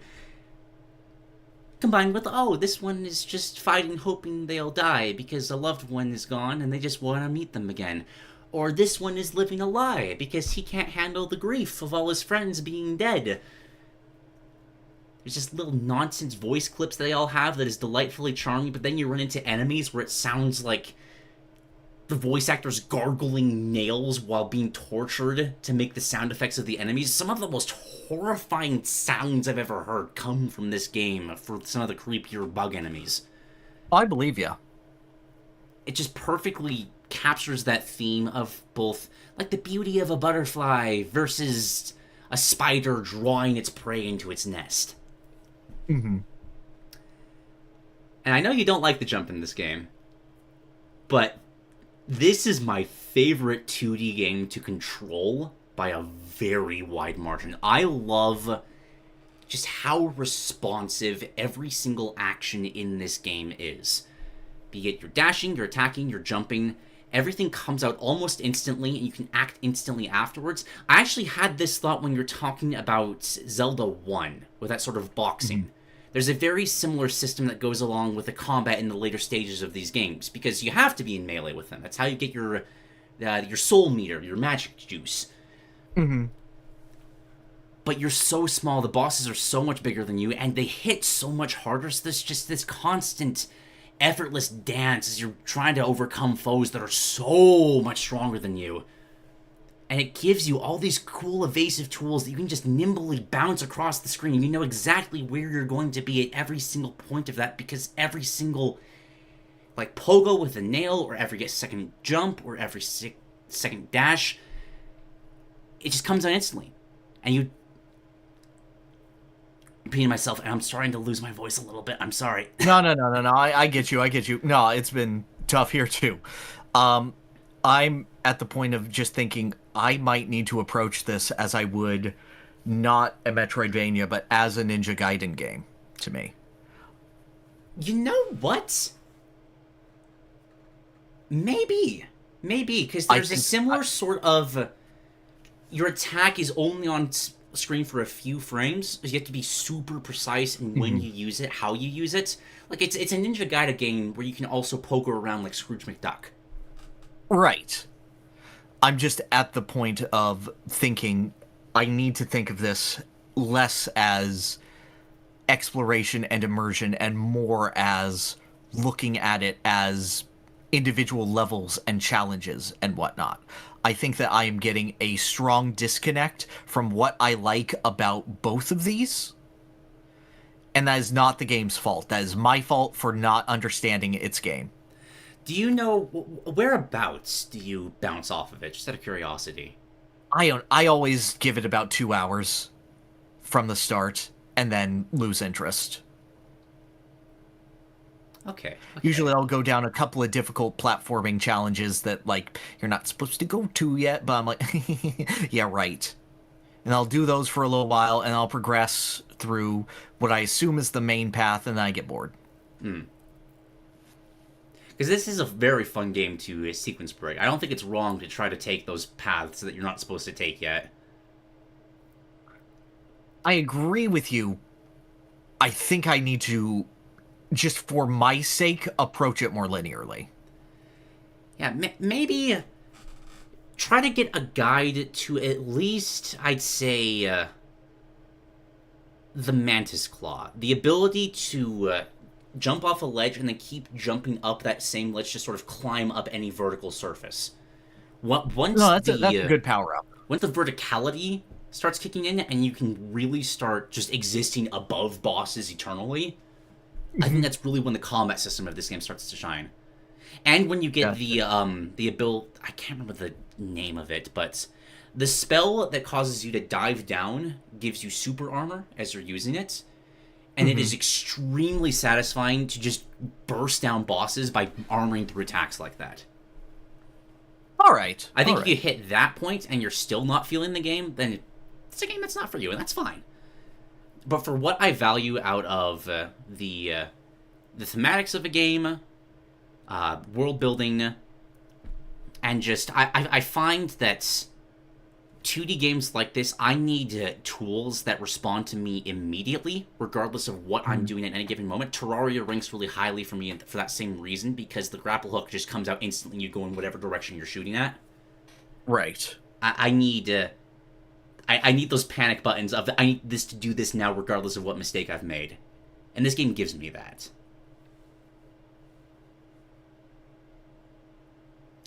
What else? This game costs $15. It's kind of just become accepted about it, but that blows my mind. For how much they consistently updated this game, for how well received it was, like, it's one of the best deals on the gaming market in general. That's so cool. It is incredible how almost overly humble Team Cherry is. Right? I would say to their detriment at this point, but it's got to be perfect. They gotta make sure all their fans are happy. No, they're not, because they're too humble.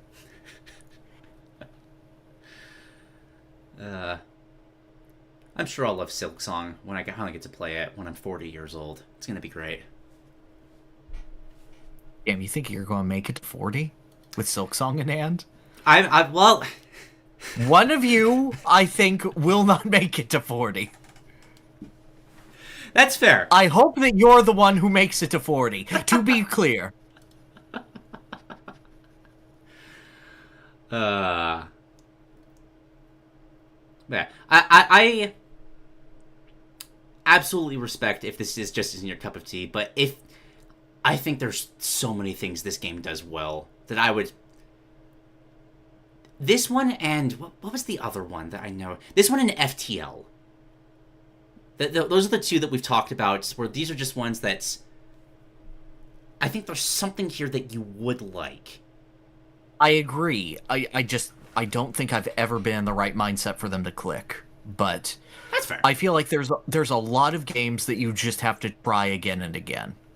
And eventually you'll get there, because, like, I can see what it does well. I do respect what it does well. I just haven't been in the point or in the mindset or just well equipped to really evaluate it. Like, I love going back to old games and figuring out what I did and didn't like about it. It's why I play so many old games. Stuff like discovering that, wait, I actually kind of like Kid Icarus. Or, wait, I actually love Zelda 1. Or, no, Link to the Past still is kind of mid. But I'm glad I beat it. Or, you know, I finally kind of get Ocarina of Time. It just took most of the game for it to get there. Mm-hmm, mm-hmm. Those sort of feelings are great. And I love rediscovering that. In the same vein, though, I think it's fascinating hearing why people bounce off of games for whatever reason. Mm-hmm. Like, it's a reason this medium is so interesting. It's because it speaks so clearly to various interests. And what really works for some people just doesn't for others. And that's interesting. Mm-hmm. What do you think is the best litmus test for... I can tell your entire personality based on your opinion of this game? That's a... I'm going to put one on here and beat it. And I'm going to ask you to beat it. Banjo-Tooie. I think in today's audience, I'd want something a little more modern and a little more widespread.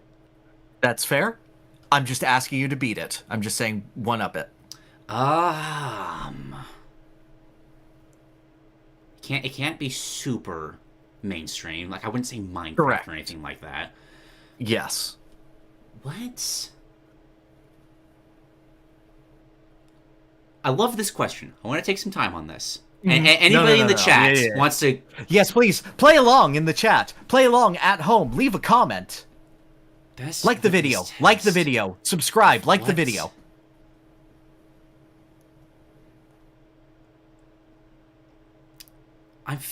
Okay.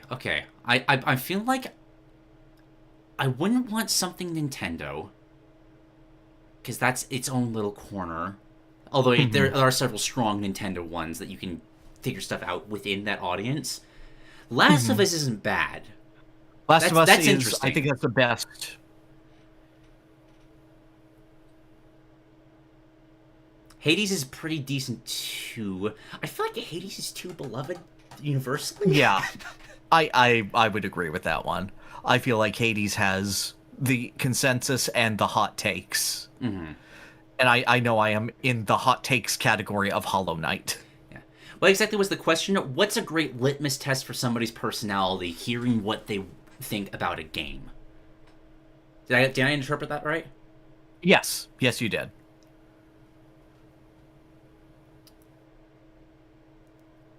Yeah, I'm trying to think of a solid one. I feel like most first-person shooters are too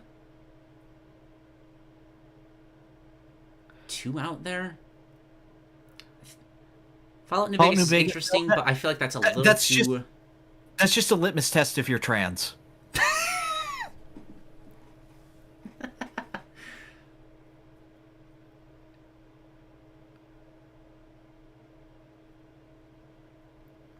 Like something like Disco Elysium is a bit too niche as well. So, yeah. I'm trying to think of things that have like media adaptations, because that's a great way of getting most people. Something like Borderlands or Fallout or. Mm-hmm. Undertale is good to a point. Undertale's good for a gaming specific audience, but it only works because of its connection to the gaming. Correct. I love Kirby. Oh no, any Kirby game. If they immediately dismiss it, that tells so much about a person. I kind of love that actually. Very true. Yes. No, Kirby is a great answer. Would you put Star Allies over Forgotten Land as a litmus test? No, because Star Allies is a little too, like, here's a celebration of the series. I would go for Forgotten Land specifically because it tells you so much about if somebody judges off of appearance, if this looks too cutesy. Mm-hmm. Got it. No, that is a good one. I'll go with that as an answer. I like that answer. I think my only other counter is Street Fighter 6.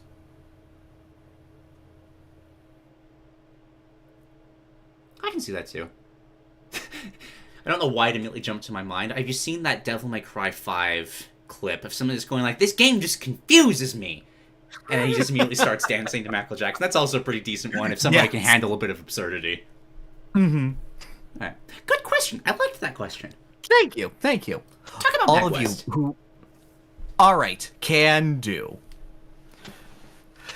All right, so... if you would like me to be at your local con, I am very interested. If you would like to suggest me for your local con, absolutely do so. Because I am realizing that, oh my god, I'm such a better person after a con. I feel connected. I feel lively again. I feel my creative process reawakens. And that was what it's like going to MAGWest. It's time for a city review. San Jose Airport Mid.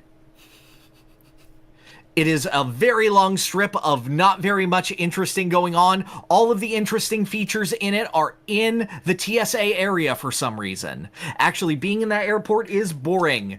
That said, the people at the macaroni and cheese bar that I went to were very nice. Macaroni and cheese bar? That sounds awesome. Yeah.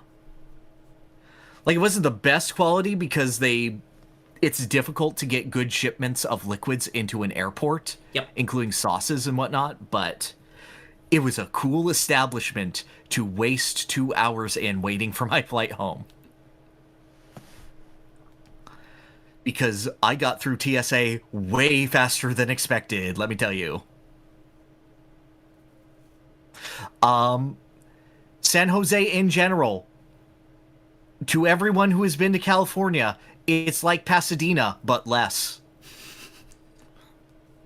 That's my city review. San Jose, let's go. Lovely. No. I spent some time. I spent 3 hours just walking around the city.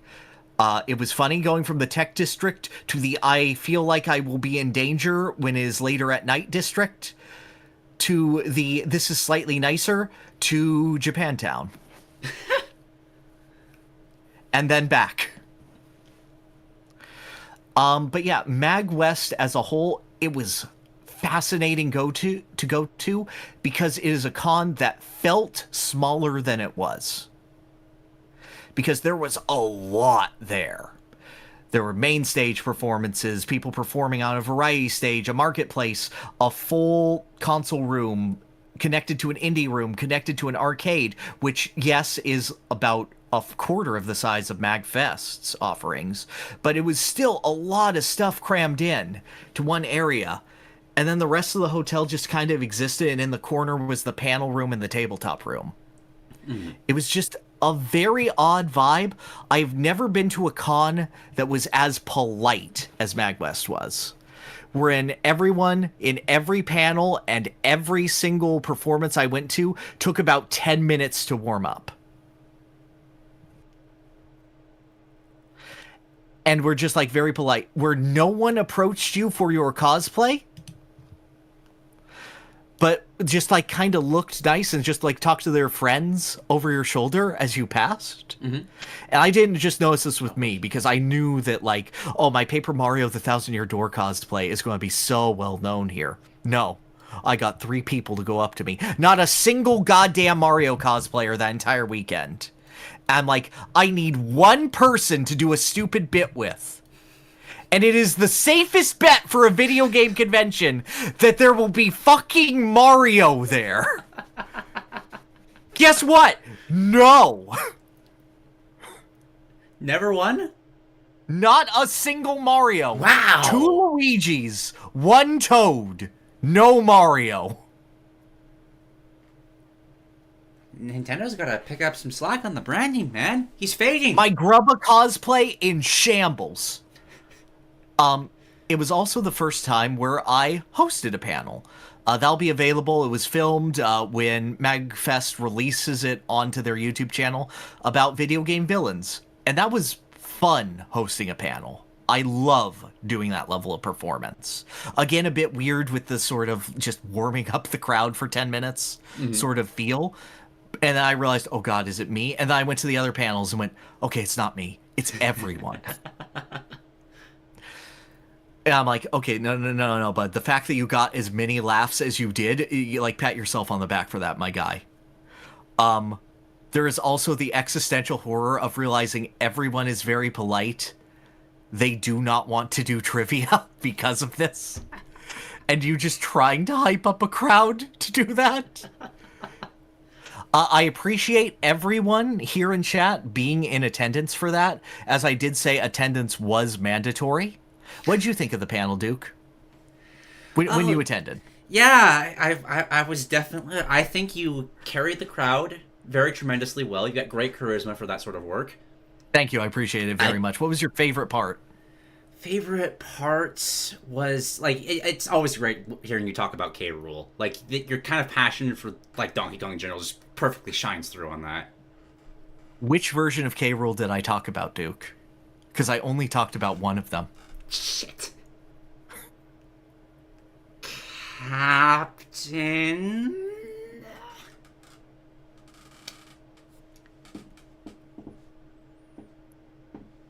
It was like a 25% chance. Did I guess wrong? Chad, I think he lied. Fuck! The green one. Very good, Reggie. Very good. I'm glad that you understood when I talked about Baron K. Rulenstein as a fucking Damn it! joke That was my second choice. I know it was. But yeah, no, it was fun to go to. Shout outs, as always, to Cosplay Federation Wrestling. No, Cosplay Wrestling Federation, wherein you just get a bunch of people in cosplay to try to hype up a crowd, which was won by Captain Blackbeard, the man who pirates all of his anime and rolls all of the gacha and gets the entire crowd to chant waifus, waifus, waifus. To rebel against Crunchyroll. Brilliant.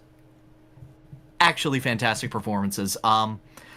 I do obviously want to shout out the MAGWest performers that I went to see, because as a celebration of video game music and going, like, I may cry at this, they did really well.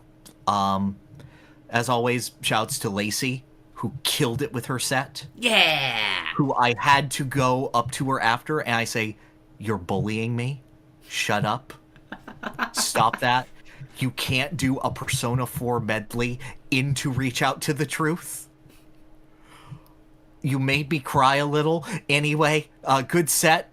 Incredible performance. Just like, oh my god, the way that she interacts with the crowd and the way that she puts everything into. Like, when she says that she gets paid to sweat in videos, she means it. She puts her full effort into it and is engrossing to see. Everyone, please look at Lacey Johnson. Please go to her YouTube channel. Please buy her things. She is the reason that I understand what Persona lyrics are. Needs to work on her trivia skills, but apart from that... Have you ever seen Bit Brigade? Bit Brigade. Name's ringing a bell. Couldn't attach anything to it. So Bit Brigade is a live band who performs live video game music, and they have a speedrunner playing the game in front of them, and they will play along to the speedrunner playing the game. Oh shit, that's cool though! And the thing is, the speedrunner is in control of the stereo sound. Every time he gets hit, there is a oomph from the stereo speakers that you feel in the audience. Cool. It is the most engaging experience I have had from just watching a performance, and he failed at a level in F-Zero. And they custom... Oh, that's so cool! Yeah, they changed the ROM where instead of rank out, it blinked, oh shit, oh shit. Everyone laughed, and then they played Port Town again so that he could do it this time. Was that the only game? What other games were there? They played F-Zero, and then they played Super Mario World, and they did a full playthrough of Super Mario World. And you're like, Super Mario World has literally one song in it. And they realize that. And partway through World 3, they start playing songs from other Mario games. Oh, that's cool. Every level becomes a guessing game where, like, this small stretch of World 3 is devoted to Super Mario Land. And you're trying to guess which song that they will do from which stage. If it's an underground stage, it'll be the underground theme from this game. They do a Super Mario Land medley. This castle theme is Wario's Castle. Bowser's Castle is now Ultimate Koopa from Mario 64. They ended up playing like 60 different Mario songs. All of them performed well. All of them at differing lengths, which they had to cut early. Every time you finish a stage, the victory theme from that game that they covered. And then the audience stops, and the audience does the little Super Mario World, ooh, whoop, in unison. That's amazing. Was an incredible experience. And then I saw Lotus Juice. And for those of you who don't know who Lotus Juice is, that is the guy who does the rapping in Persona 3. Oh, that's right. As I said, the entire crowd was shy for the whole thing. Not for him. The instant he comes out, he is playing that crowd to its best. He doesn't play a Persona song for 40 minutes, and everyone is engrossed. There is a man next to me crying, saying that Lotus Juice is the reason he came out here, and that his music is an inspiration. I love stuff like that. He plays that one new song from Reload, the Disturbing the Peace one, but he does not sing the chorus, because he only does the rap bits. So he has the entire crowd sing it to him, as he vogues and does JoJo poses, because he did one song for a JoJo anime in the mid-2000s. Well, yeah. He goes, I went to an arcade. I've signed 5 little squishy balls here. Damn, my signature isn't coming up to this. Anyway, please don't fight over these, and throws them into the crowd. And then starts throwing t-shirts. The amount of control over this group that this man has is incredible. And then he pulls out the evoker and says Persona and shoots his head in the middle of the stage.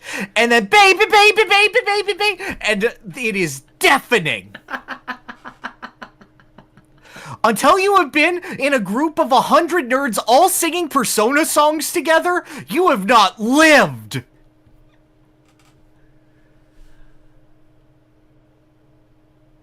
That's beautiful. That's just beautiful. Isn't it? You need to go to one of these. I want to. There is a time and financial commitment I cannot I am aware of that. I am absolutely aware of this.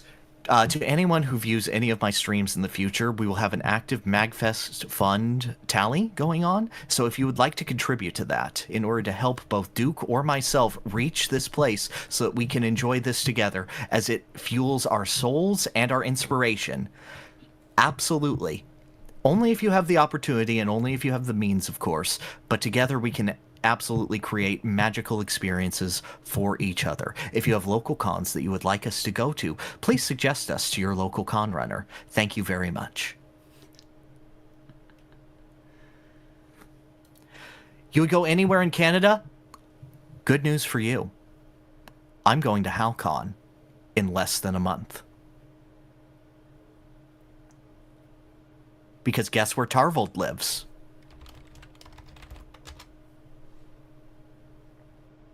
To all of my Canadian friends, this is your one chance to see me. Don't fuck it up. I'm going to host a panel on Donkey Kong Country, because it's going to turn 30.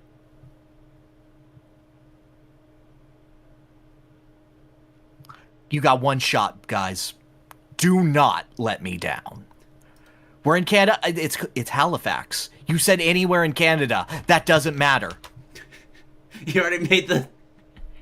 You already made the declarative statement, Marshadow. You have to go now. contractually obligated. Absolutely.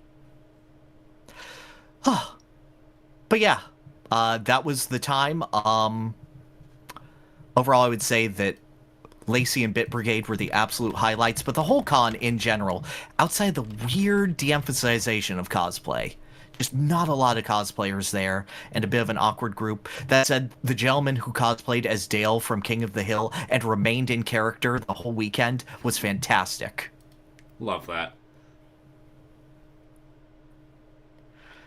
I have no maps. You have Google, bitch! Yes. Anyway, everyone enjoy. You here. It's been 4 hours. You can finally talk about the game in the thumbnail. All right, but it's been... Wow, it has been 4 hours. Holy shit. What? Are you I told serious? you I'm talking about 27 games.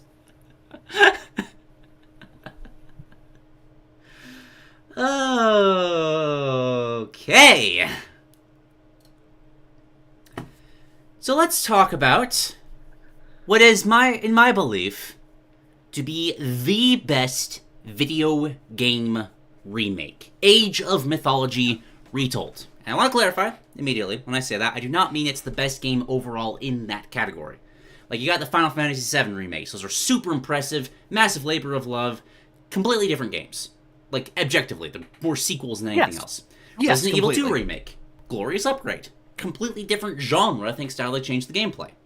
Fire Emblem Echoes, great modernization of Gaiden, but fundamentally changes the story because of what they did with Alm's origins and all that. Age of Mythology Retold is the same game. It's got the same pieces, it's fun for the exact same reasons, but every aspect of this game has been dialed up to such an extreme extent to the point that it invalidates what the original had to offer. To illustrate, everybody knows what a Minotaur is, right? Like, bullhead, human body. It's a Minotaur. Everybody knows that. Yeah. In this game, they are a Greek unit you can train that has an ability to gore and punt a unit halfway across the map. Which as a baseline is already pretty fun. It's fun watching human units get ragdolled across the screen. True. I built a few Minotaurs in this game, expecting to experience that same joy I've experienced since I was a small child, charged them into an enemy army, and watched as the entire army went flying because the ability now hits in an area. There are hundreds of design decisions like this across the entire game. It's all the same units, same abilities, fantastic gameplay, but always asking, what if this was better, though? What if this poisoned now? What if this unit had lifesteal? What if there was a random chance when your ship sinks that summons a kraken? Because that's fun. Shit is faster, it hits harder, has more utility, but still feels the same to play. I've never seen any remake ever do something like this. For a game to break apart its balance, aim for a more frenetic pace overall, and create that same balance where everything is significantly stronger, but it still works because everything is still equal. Mm-hmm. It's kind of that mindset of this, we want this game to feel like how you remember it, but they actually succeeded at doing that while still making it the same game. It's insanity. I think my favorite thing about this experience, something I've missed from this genre of mine that has been my favorite my whole life, is that since, like, post-Warcraft 3 onward, there has been this plague, this insistence that RTS games are all about esports. We gotta be the next Brood War. We gotta have all the stages with all the crowds and all the esports money. This game feels like it was designed for a casual audience first and foremost. And I love that about it. No, that's very good. Because you had stuff like the meteors are randomly dropping around your opponent's base. You don't know where those are going to land. It doesn't feel good from a competitive standpoint. But who gives a shit? You're dropping meteors on your opponent's head. Right. The concept of a Titan in this game would never fly. This colossal... Like, imagine you could summon Archimonde in Warcraft 3, and that was just baked into the game. That's pretty fucking good. Like, I know the Dreadlord special is just summoning the Infernal, and he's pretty good. But Archimond is like Archimond. No, it's like you summon a unit that has like 100 times the hit points of any other unit, costs so much, takes forever to build, but if you can get that, you just win. The only way your opponent can fight you is if they hold you off for long enough to summon one of their own. It's just an insane win condition that, like, that doesn't work in StarCraft. It doesn't work in Warcraft. It doesn't work in Age of Empires. But this game just wants you to just see colossal monsters from the myths of our world just punching each other in the face. And it's awesome. And, like, that stuff was all in the base game. But this remake went even further than that. There's a building in the Age of Games called a Wonder. It's basically just... You devote, like, thousands and thousands of resources into this thing. If you can get it up and defended for, like, 10 minutes or so, you just win the game. It's a way of forcing someone to stop turtling and come to you, right? Right. This game decided that was boring. So what if instead, when you build a Wonder, it just supercharges everything? Makes all of your mythical creatures twice as strong, twice as big, including the Titans, so this already towering figure is now literally half your screen tall. Makes it so that those meteor showers, you can toss them out every 20 seconds at almost no cost. You can build multiple Titans. It just completely breaks apart the rock, paper, scissors human hero myth unit by just turning paper into gun.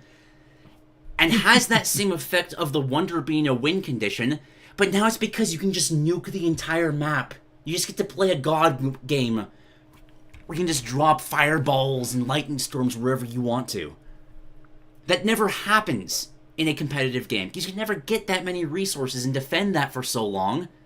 But that's not what this game is designed for. It's designed around having stupid fun with the cool stories of our past. Right, you can't just say designed for, I'm right here. That's fucking copyright infringement, dude. I don't care! Okay, cool. It's also, like, genuine seriousness for the second with the chat. If anybody has ever been interested in this genre, this is a ridiculously accessible starting point for RTSs. If you struggle to create units consistently, it allows you the option of just right-clicking on a villager or a soldier or whatever, and that building will keep producing that unit infinitely until you tell it to stop. If you have a group of units with abilities, like a Medusa petrifying things, or a Cyclops picking somebody up and throwing them, it autocasts them by default, but you can turn that off if you want to be more precise, and if you select a group of all of those units, it'll create a little hotbar that no matter what units you have in your army, you can just instantly select each and every single one of them. I don't know any other RTS that does that. Like, if you had Warcraft 3 with, like, the various druid abilities, you have to quickly cycle through them to actually use them. It's not a thing here. You just have a unified command bar. Does that with the buildings, too. So you don't have to cycle through various different, like, production structures, a barracks, a stable, of an archery range. You just select them in that order. It'll make a list of every unit you can make from that. You can just control them all manually from there. Oh, that's nice. Probably the most impressive thing, this game, if you ask, will fully automate the entirety of the economic side for you. Like, it's very, Street Fighter 6, like, modern controls. Like, it's not the most optimal way to do things. Right. But for someone new to the genre, who doesn't want to deal with the colossal learning curve that is RTSs and learning, like, the 7 different aspects of the game simultaneously, splits it up into bite-sized chunks, so you can just focus on the strategy. No, that is always good to have as just a level of accessibility option for people. Exactly. And of course, everything I said last time still applies. I think the story campaign is still a great introduction to various mythological stories. Like, this is what kickstarted my interest in mythology, and I'm so glad I can now do that again for a new generation. Good. I will admit the new voice acting is a little... It's fine, but it's mid. It's just... eh. Well, what's wrong with it? What don't you like? The original was... It took the concept of mythology and made every single character super over the top. like a super bombastic story of all these characters going through and all these legends. The remake tried to go for a more like realistic, grounded take, and it kind of misses the tone of the original. Like, I don't think the voices are bad, but they're missing what the original was. Understood. I'd still argue it's one of the best RTS campaigns out there. You got shit like you're playing a match while you're taking part in the Cersei story in the Odyssey. So you initially, all of your units are turned into pigs, and you have to play the initial parts of the game as the food resource that you normally hunt in every other aspect of the game. Shut up, that's so cool! It's so good!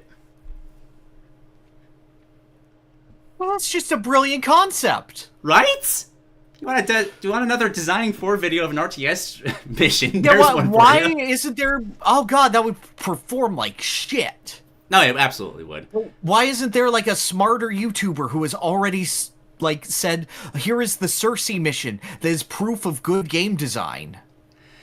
It's because it's the RTS culture of being so focused on the esports stuff. It's gonna take a bit for that to get out of that. But I have hope. I have hope now. Thanks to how this game is good performing. Like, they were already adding new stuff to it. They added Freyr for the Norse faction, and he brings shit like turning Fenrir into a flaming wolf, and if you use that ability in your opponent's base, it's literally Fenrir as a nuke. You'll have cool design ideas like, here's the Dragon Fafnir. It's super strong. It breathes fire in an area, but if your opponent kills it, they get 300 gold. I've never seen that in RTS, where you have a stronger unit, but if they kill it, it gives them resources. It's cool. That's like Zapdos. Sure. You know, the fine contemporary Zapdos from Pokemon Unite. What everyone should aspire to be. Exactly. And they just... I'll just say this now, because it's in the news section, but I want to talk about it. They announced the Chinese Pantheon expansion as well, which the first go-around at that, like 12 years ago, was horrible. It was by a different company that just kind of reskinned existing models and called it a day. But you got shit here where you've got the one Chinese guy from a story that gets his head cut off, but he's too stubborn, so he just picks up an axe and just keeps fighting anyway. That's the Titan in the game. Sweet. You got your flying dragons, the bull-headed god of war, and just, oh my god, it looks so good. I am excited. This is a great game to get invested on, and it's also pretty cheap. So if anyone wants to ever try the RTS genre, this is the game to do so with. Oh, what is the price point? Just to be curious. Let me double check real quick. I know it's like half what you'd expect it to be. All right. Yeah, $30. 30? Yep. Damn, I expected 40. No, yeah, the people who have been remaking the Age of games, like Age of Empires 2 was 20. When I made that... I think it took like 4 expansions to hit a point where it actually cost the same as a regular AAA game these days. Right, I do remember you saying that. So yeah. One of my favorite games of all time. I would highly recommend it, and if you do play it, please let me know. I'd love to know that I got somebody to get into this game. Anybody in chat. I see you with Kirby. I will hold you to that. I'm glad that you finally have something that is half as good as Crash Team Racing Nitro Fueled is to me. It's what we all should aspire to be. Okay, you say that, but like, that's just correct. Okay, we are 4 hours into this. Are you ready? That's true. For the news. No, go.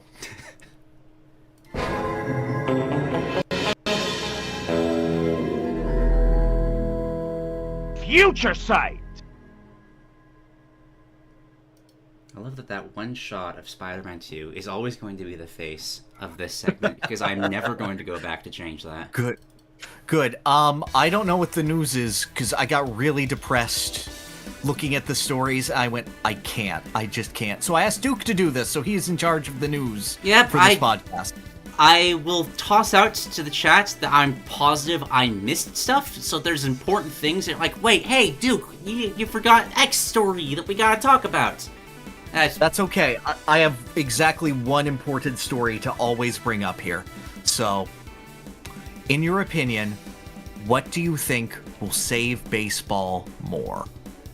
VTubers or One Piece? Oh. Because the Boston Red Sox had a One Piece night, and guess what? They shut out everyone 4-0. Okay, wait a second. I'm looking up images. Now, you might think, oh, that's pretty good because the Red Sox were at a lead the whole time, but you need to remember that it was Gura's encouragement that live on the 7th-inning stretch that gave the Dodgers the power to defeat their opponents that night. All right. Sure. That's So which side are you on? Are you on Team Hololive with the cute shark girl, or are you on the Straw Hat Pirates? Well, I mean... Who do you believe will be more powerful when these titans clash? Which they won't because they're on the opposite sides of the ocean. However... I mean, my heart says One Piece. My brain says Hololive. I think it's the best answer I could possibly give for that.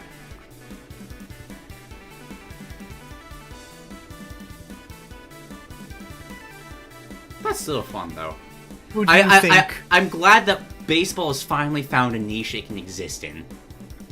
Exactly. I'm glad that it took it hundreds of years to finally become something credible. Just who do you think is more powerful as they slowly fade away into the ether to power their team? Amelia Watson or the Going Mary? The Going Mary, 100%. Okay, sounds good. Mostly because I don't know what an Amelia Watson is. She's the one that was a detective. She retired recently. Oh, right. Well, okay. I follow. Yeah, her last name is Watson. She's a detective. Anyway, to talk about less important stories now. Less important stories? How dare you? Headline: former Xbox studio Tango Gameworks and Hi-Fi Rush have been acquired, saving it from closure. Hell yes! This is the first time I've ever had, like, 12 separate people in Discord all messaging me about the exact same news story almost simultaneously. Oh, I'm sure. And that was the best feeling ever. No, I get you. I know I have those moments for me, too, and it feels real good. To note that this isn't just they saved the studio and the brand name, this is every employee that didn't get a new job already has been acquired in this merger. So the studio has been acquired. Exactly. Like that.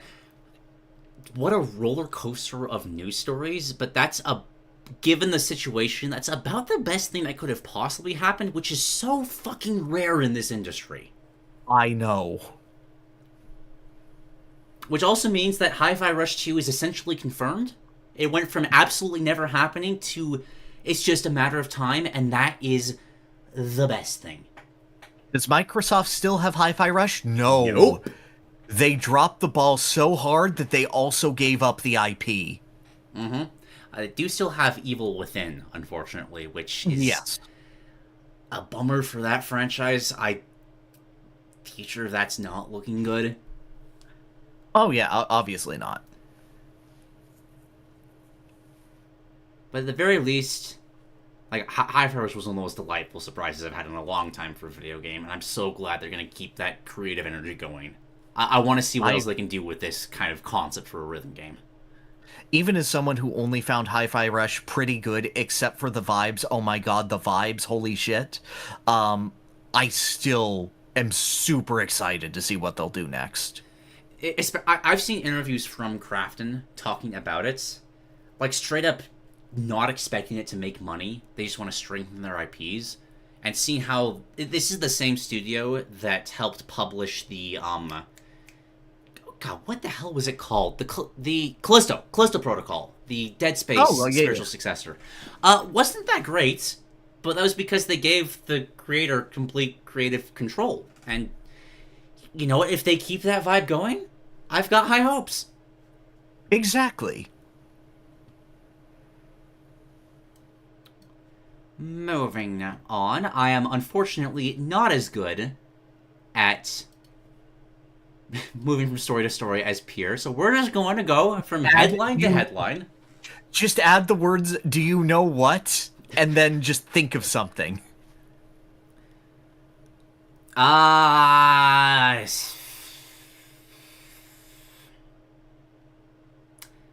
I hate being put on the spot. If I can, like, plan for something, I'm golden. I got that history class. I'm doing great there. You know what else has been having massive gains? Fucking, I don't know. Doing massively well. Me at the gym? You're so right. Yeah, I can... Continue. I can see that. I want to talk a bit about this, because the sheer extent this game has succeeded, it just, I think, says a lot about the gaming market. Mm-hmm. Black Myth Wukong sold 20 million copies. Yeah, uh-huh. Holy Chinese market Batman. What? Yeah. Like, this is like imagine if we here in America released the most perfect game imaginable about Abraham Lincoln. That is the extent of nationalism that is coming from this. I think it's just interesting. Because I think this shows so much about why so many companies will bend over backwards to make sure they can capture a Chinese audience. Because this audience is colossal. I would bet that like 90% of the sales of this game are coming from there. 100%. And, like, don't get me wrong, it looks like an absolutely fine game. A bit of a messy translation from what I can tell. Just in how it's being directed in its translation. But still, a game with a lot of love put into it. Haven't gotten a chance to play it myself, but I really, really want to. I love getting to embody just various myths from across the world. And Journey to the West is one of the biggest ones. I will freely admit, between this game and Astrobot, this is the first time I felt behind a console generation, not owning a PS5. Yes, I would absolutely agree with that.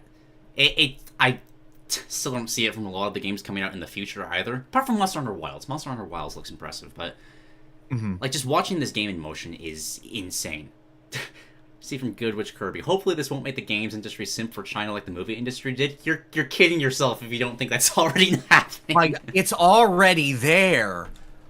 How soon we forget the Overwatch world we lived in before it died. There's a whole separate League client just to make sure you can get money for skins from China. Yeah. It's got like a third of the population.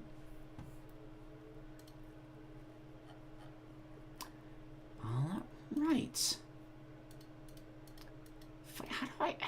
How do you do this? What is the subject? Give me one word of the subject.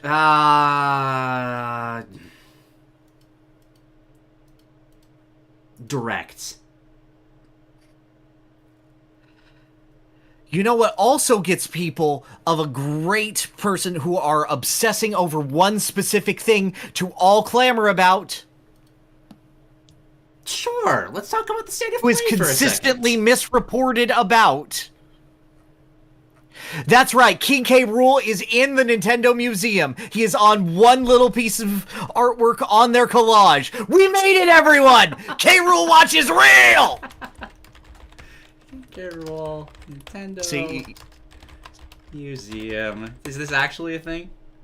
No, yeah, he's in their collage. He's there. DK Vine reported on it, so it's real. His amiibo is also this on collage. I absolutely believe he's somewhere on this collage. He is!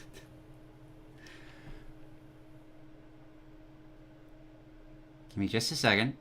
I'm playing I Spy. Where are you? What render am I looking for? It's the DK64 one. DK64 one. Okay. There's it down. Can I have a quadrant? No, because I don't remember the quadrant. Oh, there he is. Okay. He's near the DK barrel. Near the bottom, like second up, like 1/3 of the way. He still lives! Huzzah. Yeah, there was a state of play.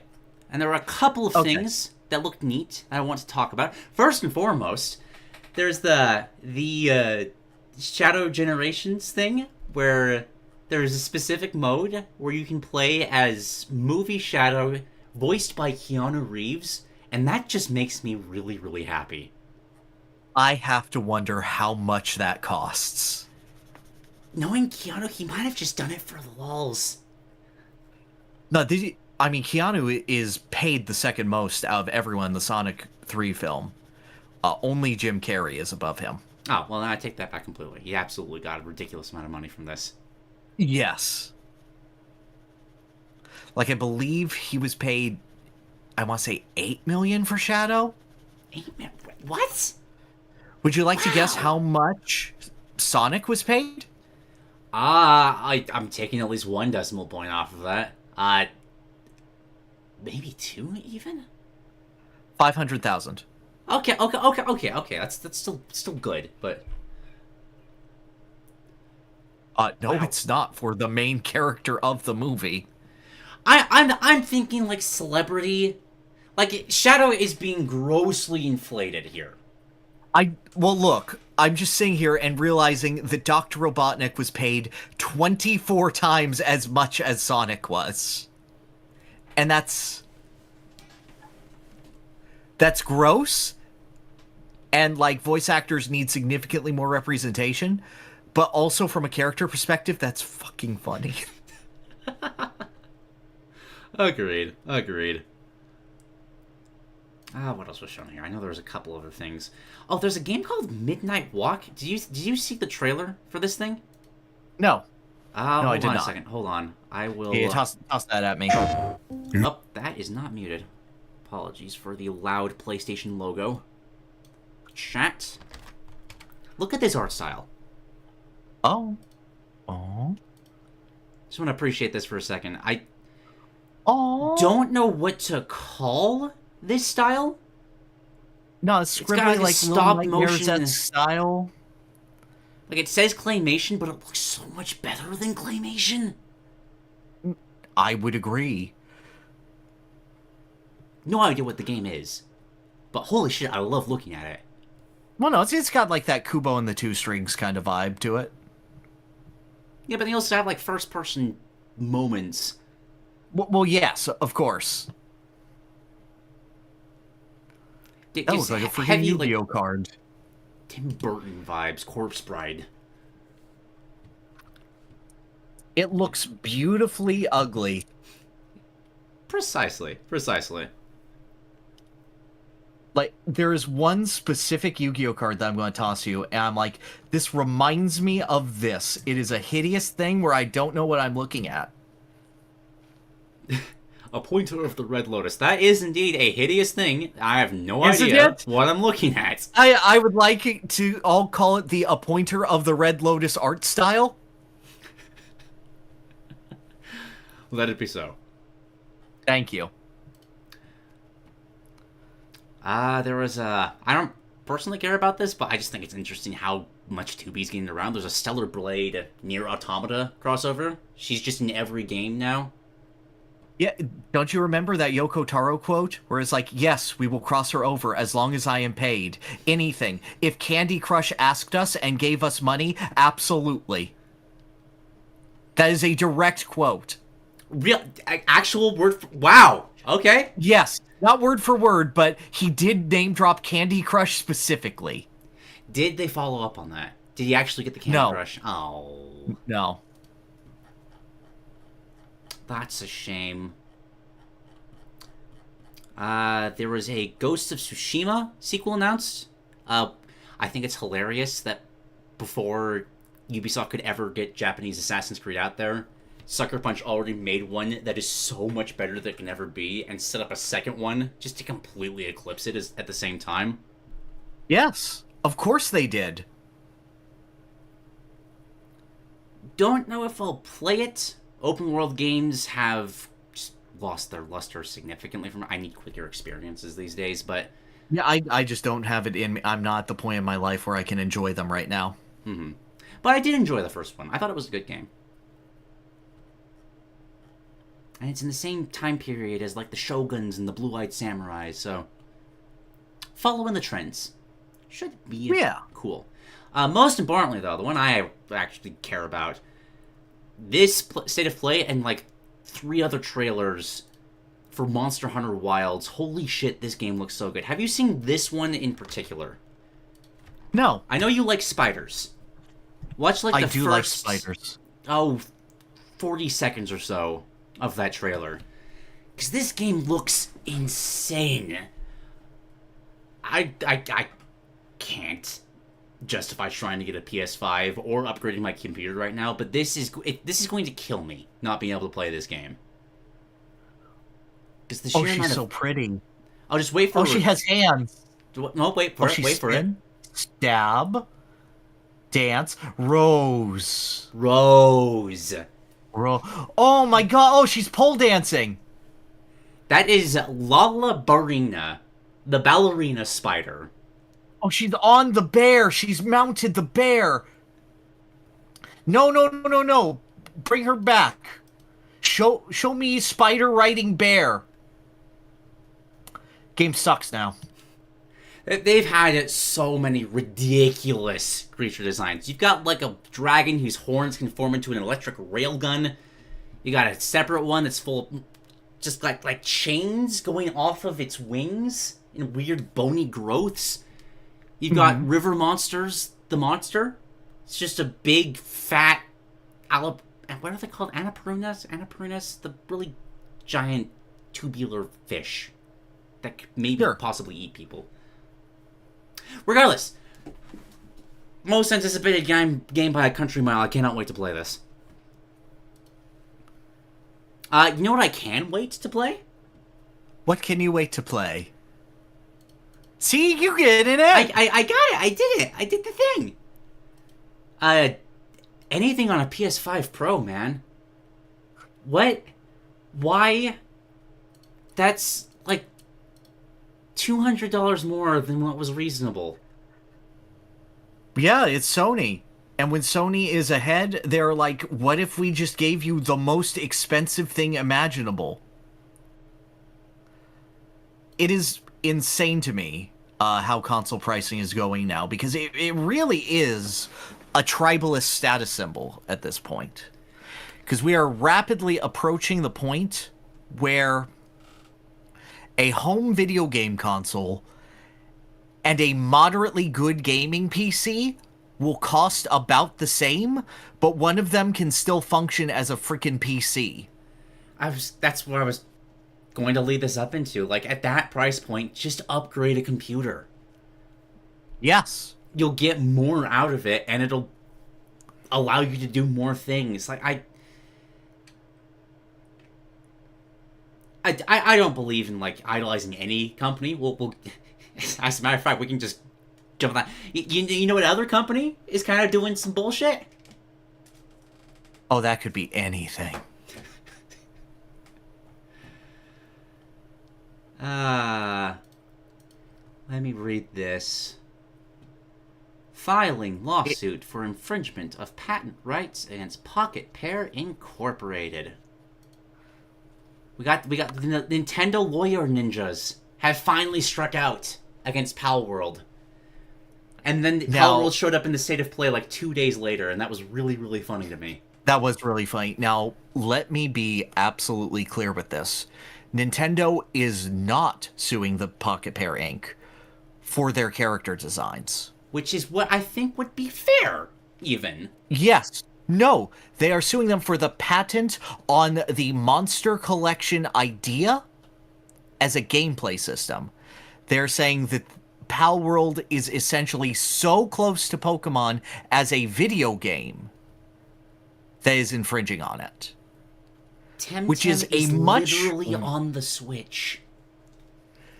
It is a much riskier swing for Nintendo to take, one they are probably more likely to lose, and one that, if they succeed, will be insanely damaging to video games. It's shit like the whole Nemesis system from Warner Brothers was bad enough, but this is an entire genre that would just get perpetually damaged because Pokemon just gets a monopoly. Just like that. Absolutely. No more Monster Hunter stories, no more Yokai Watch. Yokai Watch is probably fine, it's still Nintendo, but again, it's a monopoly. Yes.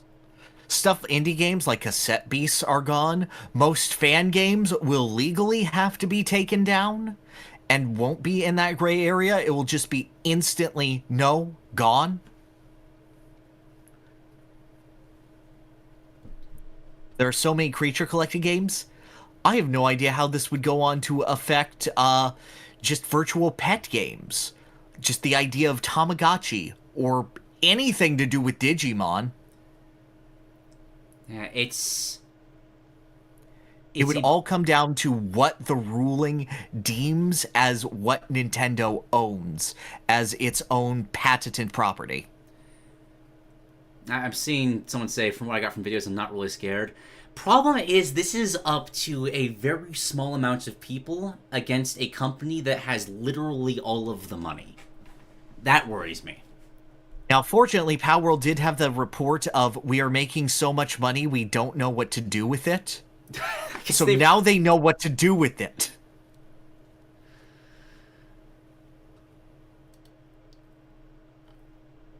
Yeah, The issue is that I don't think Nintendo would go after things, but they have the option of going after whatever they feel like to make a statement. They have done that on multiple occasions, just to randomly crack down on just, the games have been modded for so long. Oh, what? Point Crow got a multiplayer Breath of the Wild? That's too much. Sledgehammer to the entire channel. It's not the looming threat, it's the kind of the passive, just dark forest theory of something can easily happen now, and there will be nothing you could do to stop it. Precisely. And that is not a good. No. You know what can be stopped? What can be stopped? Pretty abruptly, hilariously, we gotta talk for at least a little bit about just the whole Concord fiasco. Wow. Let's go! Oh, I've been waiting for this one. Part of me feels bad for people that have spent years of their lives making one of the most unappealing games I've ever seen. But holy... Wow! The fact that there's that secret level show happening simultaneously that specifically features what is now a dead game after a month out. Just holy shit, modern gaming. Concord lasted for about 2 weeks total. And its life cycle was hilarious because it had a closed beta for only, people who were invested in it. All 5 of them. And then it had an open beta, and that open beta, which was not closed, by the way, which was open to anyone with a PlayStation, had less players than the closed beta. And the launch of the game had less players than the open beta.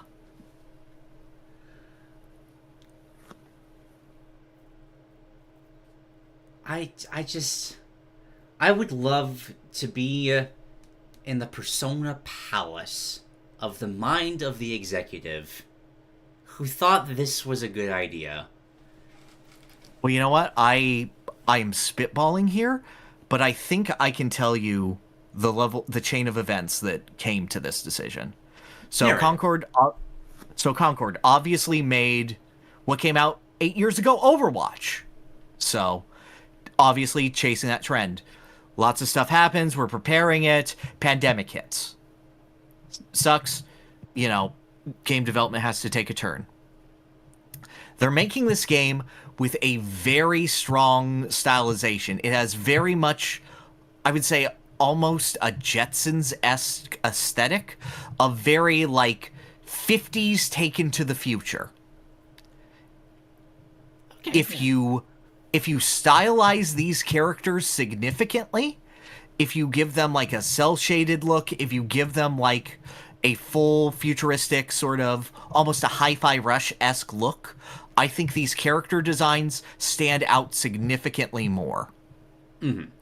PS5 Pro announcement is directly after this. This game, I think, was meant to be the PS5 Pro showcase. I think they were going to release Concord immediately before, change the art style to be realistic, and then we're going to showcase it in that oddly small, with very few examples, PS5 Pro presentation. Okay. And then the game released.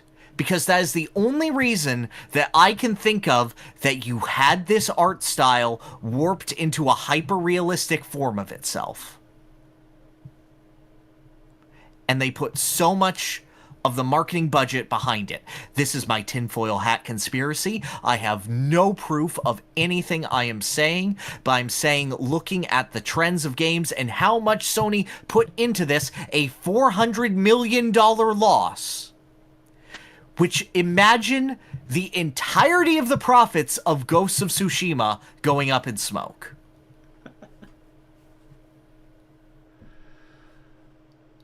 Wow.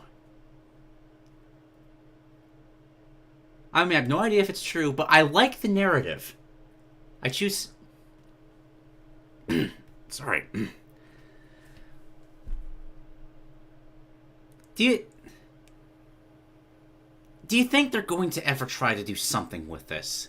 Because obviously it's horrendous, but it's also a $400 million investment.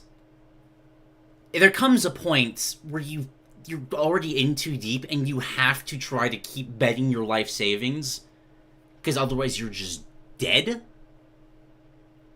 Well, it's such a disaster at this point, I don't know what they can do to salvage it. I really don't. People aren't going to give it another chance.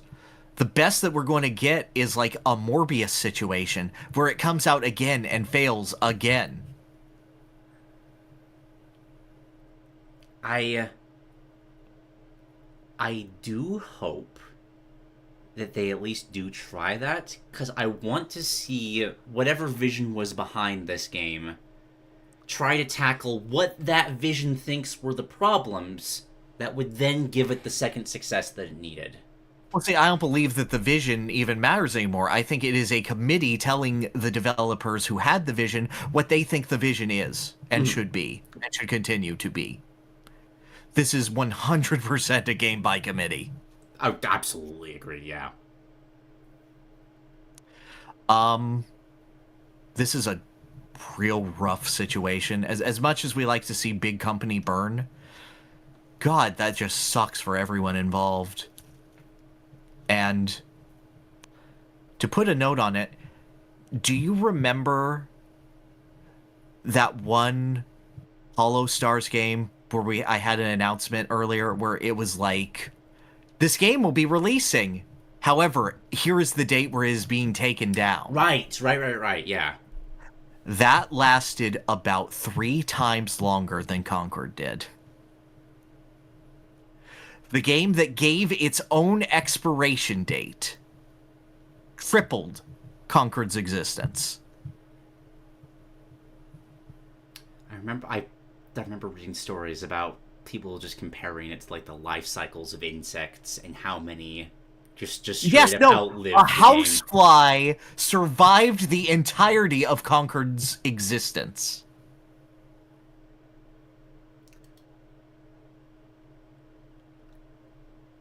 Yeah, I agree.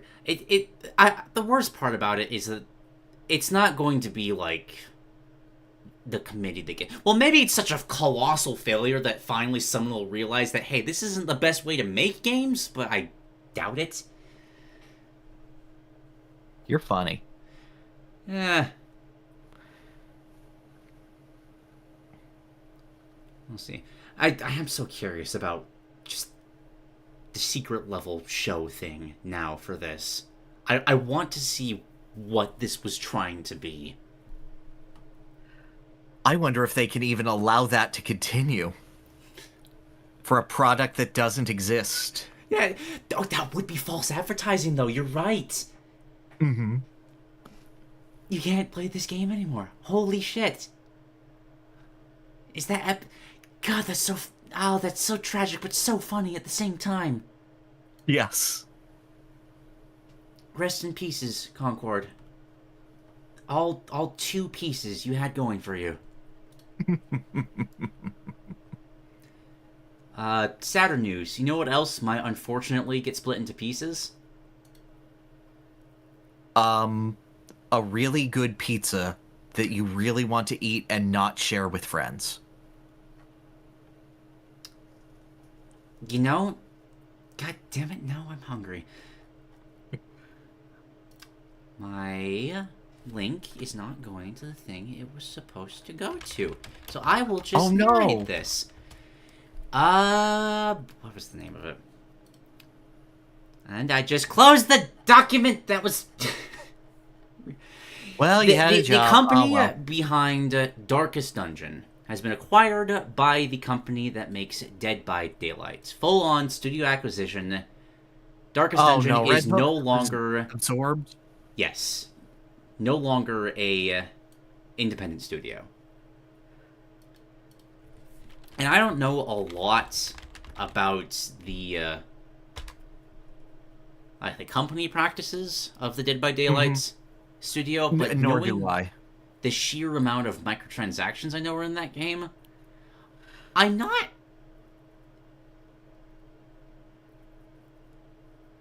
expecting pessimism. Like, what's the opposite of cautiously optimistic? Expectantly pessimistic. Expectantly pessimistic. There we go. Expectantly pessimistic. Because, like, you see the press releases. You get all of the,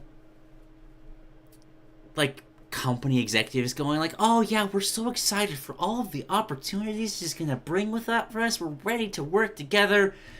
And then, like, 3 years down the line, the studio releases mediocrity that has too much corporate bullshit shoved into it, and EA closes another studio, because what else was going to happen? Obviously. You know, this one hurts a little bit more because, like, you know how good Darkest Dungeon is. Yes, absolutely. I would play 2 if not for the coach.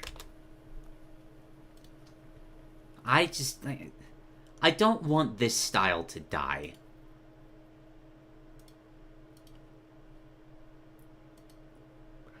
I agree. I hope that the narrator VA gets a lot more work. Okay, well that's a given. That's just going to happen. Yes, but doing specifically that. Right. Agreed. Absolutely agreed. We'll see. Maybe this will be the diamond in the rough of a studio being treated well. I'm so funny. I hope that this crosses over with a fighting game, and then the Darkest Dungeon VA can be in a fighting game as the announcer. God, though. Imagine him as the announcer. Game? Well, just imagine the ancestor as the announcer for Darkstalkers. Yo, a Darkstalkers game made by this studio in this design, though. In that style? Uh-huh. Oh, why couldn't this get acquired by Capcom? They've no experience making a fighting game, but can you imagine, though? Remind yourself that the overhead is a slow and insidious killer. Speaking of fighting games, hey, I did another one that's actually topical. Hey, look at me. I'm teeing you up like I'm your little caddy in the golfing game. So, everyone's aware of all the cool shit with SNK coming over to Street Fighter. Terry is already out now, and from what it looks like, he's extremely fun. I haven't played it myself, but looks cool. That is the coolest looking Buster Wolf. They finally made the Rising Tackle look cool. God, that level 3 super where it's just a helicopter upward. Upside down Buster Wolf. Fuck, dude. Launches himself with the Buster Wolf like he's fucking Bakugo from My Hero Academia. Ah, love him. It turns out this is actually an exchange program. Yes. Because it was just announced that Fatal Fury, City of the Wolves, it's gonna have Ken and Chun-Li. That's pretty cool. I am so happy that it's Ken and not Ryu. Right? Like, that is the choice. That is the choice. Yes. I'd like to thank Maximilian for single-handedly willing this into existence like he has for a ridiculous amount of things in these past 2 months. His amount of power is too great. All he has to do is say something and then wait for companies to be like, you know what would make a lot of money if we got him doing a reaction where he goes... No fucking way! I am out of water. Goddamn, that was a bad decision. It's okay, we've only been talking for 5 hours. Yeah, that's true. Oh. Also, yes, Ronaldo. Is that an actual thing? That's... We don't know. I thought it was just a rumor. It's not a meme. We don't know the amount of involvement he will be. We don't know if famous soccer player Ronaldo will be a playable character or will just be like Snoop Dogg in the background of Tekken Tag 2. But...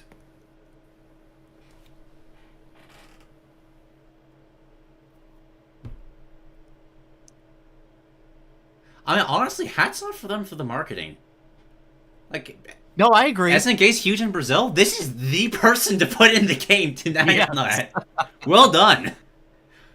No, it was so funny because Ronaldo was the expected announcement, and then Ken and Chun-Li came out. Okay, sure. Honestly, I do kind of love that. This is the kind of real-world cameo I'm totally down for. You know what? I have to say, thank you, Smash Brothers, for making us both care so much more about Terry Bogard. Right. Like, I told you back in the day, you're going to like this guy. Yeah, I would never give any of these announcements, like, see it pop up at EVO, just immediately tune it out. The name Fatal Fury wouldn't even land in my brain. But now... Dude's like, if I made a list of favorite fighting game characters, he's probably pretty high up there. He's so good.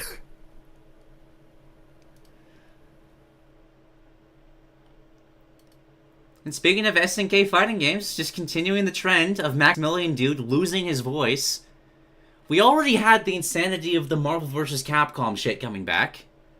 Uh-huh. Before that game even came out... Here's number 2 for all the Capcom and SNK stuff. And Power Stone. No, that's an insane collection. Like, what? Have they just been like a tea kettle, just building pressure for so long, and now just Capcom's gonna release literally everything? Like, do I get to look forward to a Monster Hunter collection next month? Please do that, by the way. I would die happy. Might. Like, holy shit, like, there's not a lot of good going on in the gaming industry. I think when we were talking about this episode, just like, all the news stories suck apart from classic RTSs and old Capcom arcade games. But holy shit, classic RTSs and classic Capcom And Capcom games. arcade games. Yeah. Just siphoning energy from everywhere else in the industry. Oh, 100%. Like, I don't know fighting games, so I don't understand that this is big. But I heard the amount of decibels that Max was able to come up with. So I They have understand. fucking Plasma Sword in this collection? Yeah, Plasma Sword's in this collection. What the fuck? That's not a real game. Yeah. Hold on, what's the list here? Capcom vs. SNK Pro, Capcom vs. SNK 2, Project Justice, Street Fighter Alpha 3rd, Capcom Fighting Evolution, Power Stone 1, Power Stone 2, and Plasma Sword! Yeah, that's crazy. Are there any other classic fighting games that we can expect? Is this a trilogy just waiting to happen? Oh god, I'm trying to think. No, because they got their beat 'em ups all set. Unless I think the only major one that they are missing right now is JoJo's Bizarre Adventure. Oh, yeah, that makes sense. Yeah. Yes. But then again, you would say that makes sense for Marvel versus Capcom. One of those seems a little more attainable than the other. Hang on. Is this just something else that's recommended in the... Yo, hey! Like, this is just, like, cosmetic stuff for Street Fighter 6. Also getting, like, a Darkstalkers... Is this Saberwolf? No. Saberwolf is the Killer Instinct character. That's John Talbane. Right. Yeah, that's... They still remember this exists. Yeah, I will say that I do think that Street Fighter 6's costume game is really poor. Like, they make some banger costumes, but it's... Most of it is aesthetics for the avatar, and usually we just get palette swaps. And don't get me wrong, like, the Hishenko palette swap for Aki looks fantastic. Mm-hmm.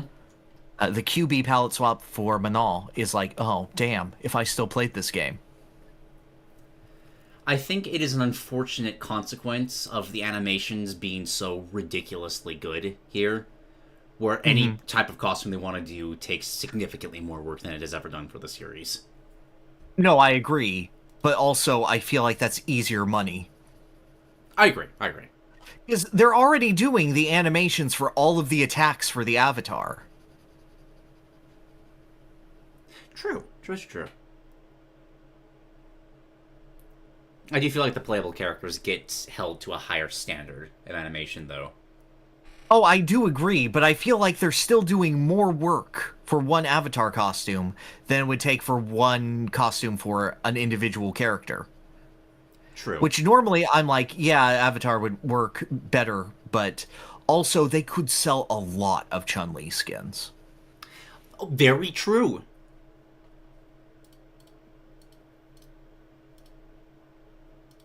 Yeah, the Chun-Li Jury Gold Mine is still pretty untapped for this game. They got Chun-Li, Jury, and Cammy working full-time. Okay. I think... Like, that's all the news stories that I got. Is there anything else you got? I've been so out of the loop for a while. I'm sure there's stuff I missed. Did you see the Crash Bandicoot 5 leaks? Oh, are we gonna talk about... Oh, that reminds me of other stuff too, but I have not seen these yet. I am Googling them now. Okay. Yep. So Crash Bandicoot 5 was a projected project, for Toys for Bob as a follow-up to Crash Bandicoot 4. It would have been a love letter to the entire series, including narrative beats from Twinsanity and future games, and would have been a full story crossover with Spyro. That's the bit that breaks my heart the most. Like, that would be such a crowning way. I wouldn't call it a send-off, because they're popular brands. They'd eventually come back, but... Like, that's a canceled project that just breaks your heart to hear about. That is that is something I've wanted since a kid. I was a kid, and the most we got as a tease was freaking Crash Purple and Spyro Orange, the minigame collections on the GBA. This, I feel, would have properly really made both series have the chance to shine, and Toys for Bob did amazing work on both of them. Mm-hmm. Agreed. But, like, I have absolute faith that that would have been an incredible project. Make so much money, why would they cancel that? Because Activision isn't interested in games that don't make Call of Duty or World of Warcraft numbers. Yes, is because reportedly Crash 4 did not make enough money with its 5 million copies sold.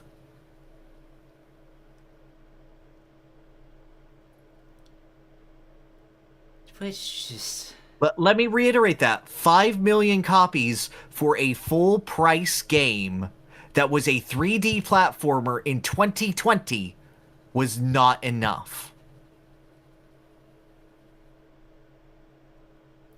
Yep. There's not really anything to follow up on that. It just kind of sucks.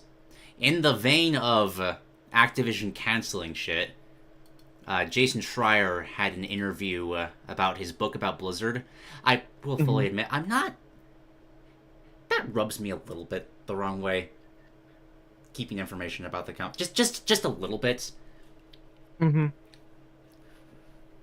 But, like, apparently there was so much shit attempted to be pitched and canceled over there. Everything from Warcraft 4 to StarCraft 3 to... Apparently there is another StarCraft shooter attempting to be worked on right now, which I'm sure we'll get to hear about being canceled in a couple of years. Oh, absolutely. Just I will say, if they announce it as StarCraft Ghost 2, I will buy it. You know what? That's fair.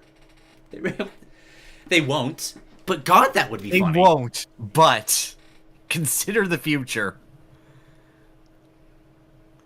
It just blows my mind. It comes a point, because they canceled that survival game they were working on too.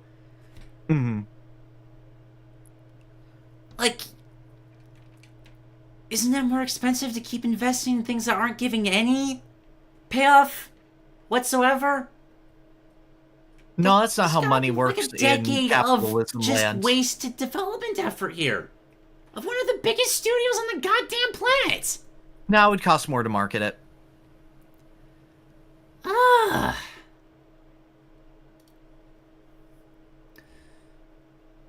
Now I'm in a bad mood. Anybody in the comments have a feel-good story? Astrobot's really good. Astrobot does look very good. Nice and wholesome. It's nice. I guarantee you, look through those cameos and you will see a character that makes you go, wait, they got them?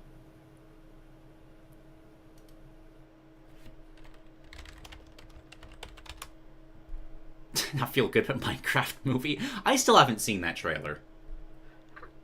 I haven't either. I've just seen the one moment. I saw a screenshot of a sheep.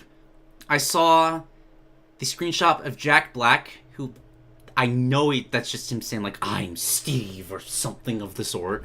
No, please understand. He says, I am Steve.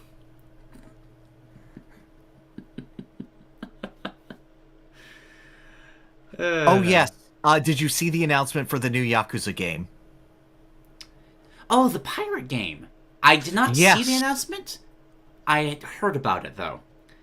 Like a Dragon, Pirate Yakuza in Hawaii. That is the title of the game.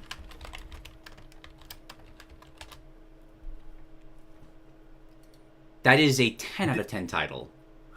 This is a spin-off that takes place 6 months after Infinite Wealth, which is very, very important story-wise for the exact amount of time that one specific character was given to live.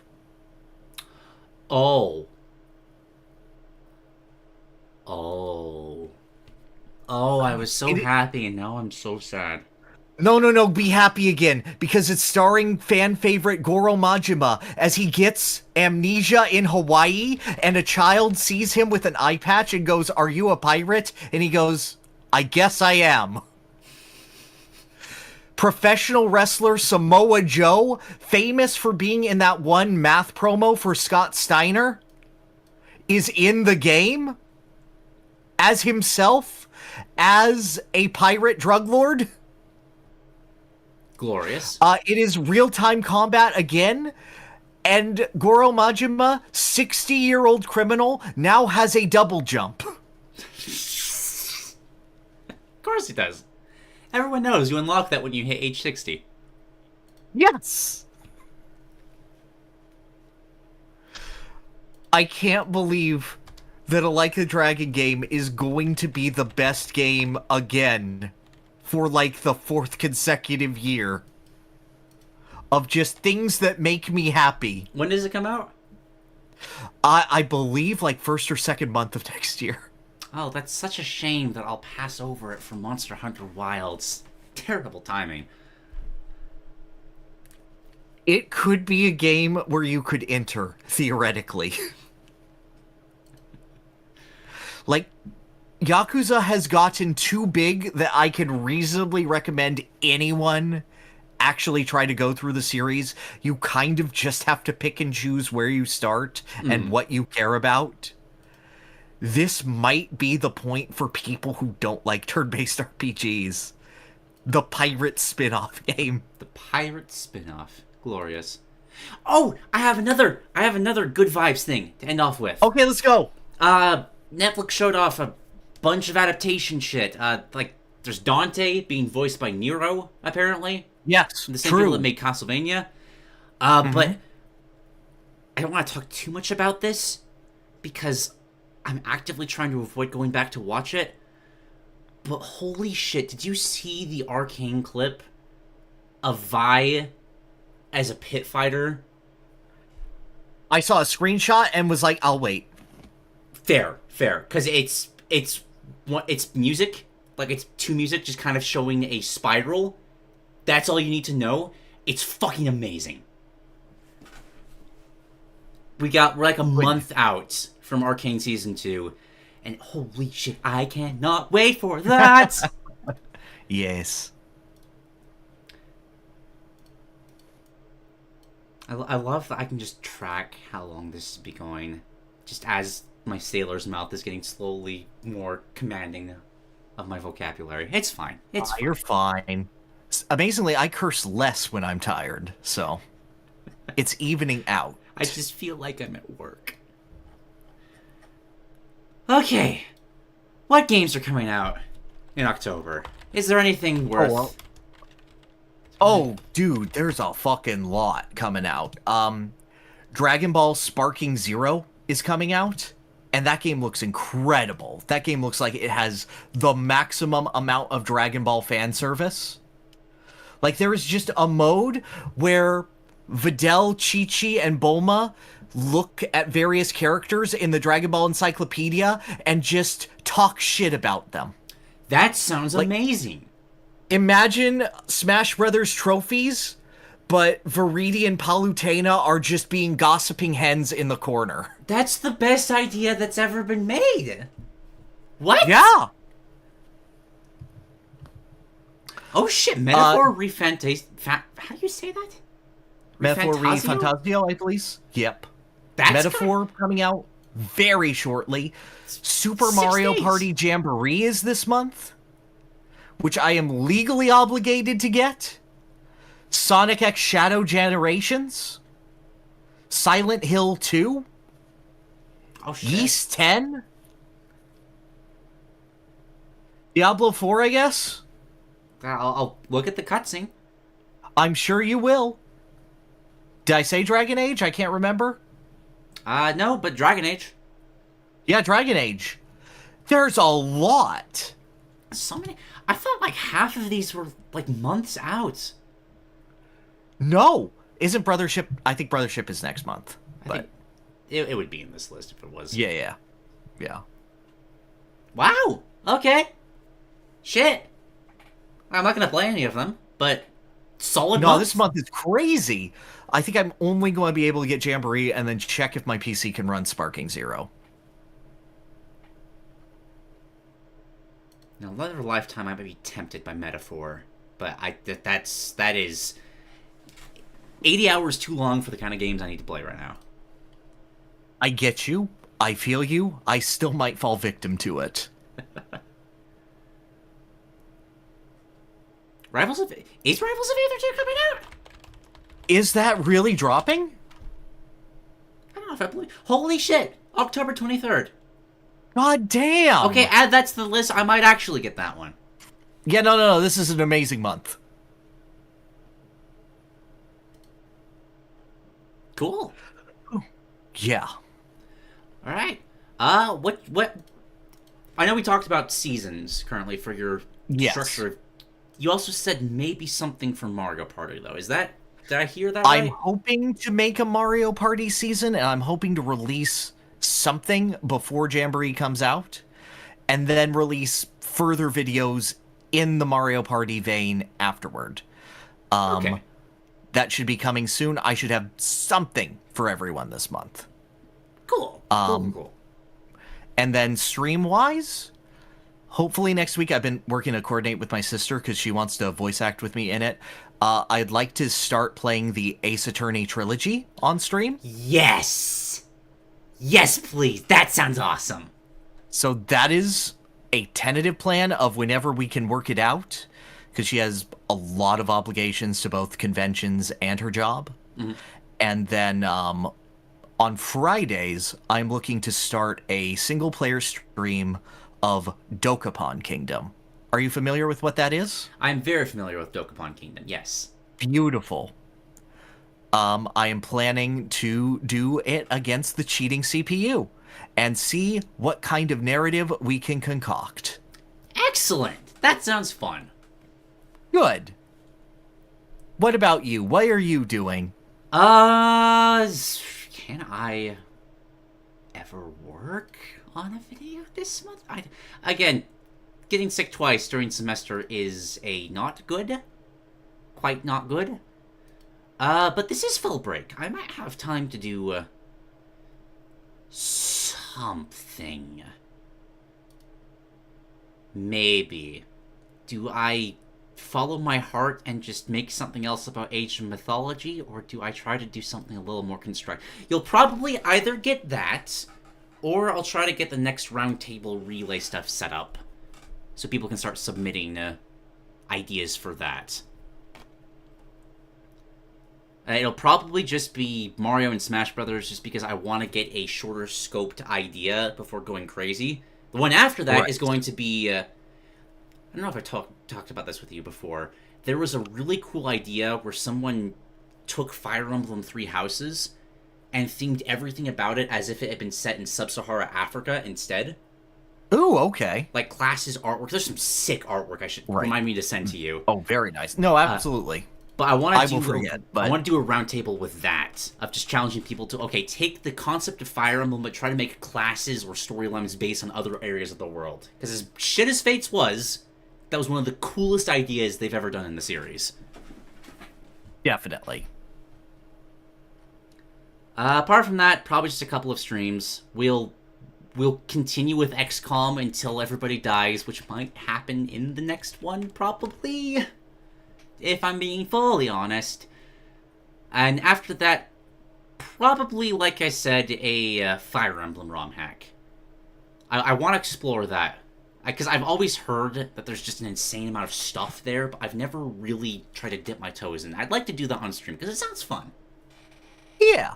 All right, and a reminder for everyone, I will be at HalCon in the Halifax Convention Center while it is going on, I believe, November 8th through 10th. So, if you are Canadian and you want your one chance to see me, there you go. Mm-hmm. How do you Unless spell you that? invite me to a local con. HALCON. And just add the word convention. There's an N. There's an L. I've been hearing it HowCon, like the character from Pokemon Sun. I'm sorry I can't make it. You said you could make it! Scandal! You have an entire month to get your shit together, Marshadow. I love this. It sounds like I'm scolding the Pokemon.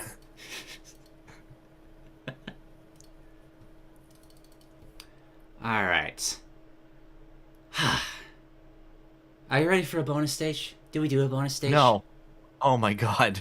I'm so tired. We have the option to just go to comments. I leave it up to you. We do have the What do you guys want? Do you want a bonus stage? Or are we good? How much entertainment can you have from us?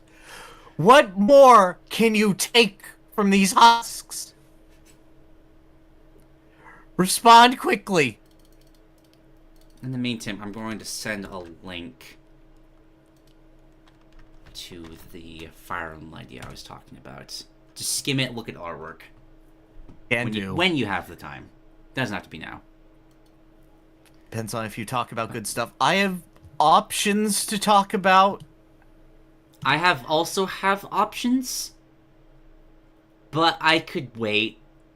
I could also wait. I think we wait. Okay, sounds good. I'll make the call. We'll skip to the comments this time. Okay, bonus stage. Watch Escape the Undertaker. Do it.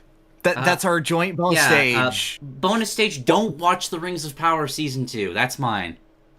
Cool. I don't know. Okay, bonus stage, here we go. Did you like how My Hero Academia ended? You just talked over the transition. It's fine. I didn't give any sign that it was going. I'm no clown on it as much as others. I thought it was narratively satisfying. I thought it built up what they wanted to do with the story and wasn't what people expected with the basic premise that they were given, but ultimately was fitting for the characters. Yeah.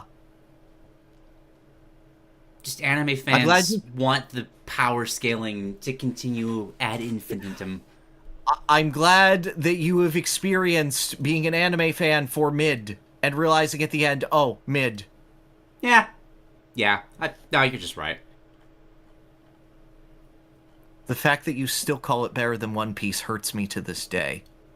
I like the live action more than it. Does that make it better or worse?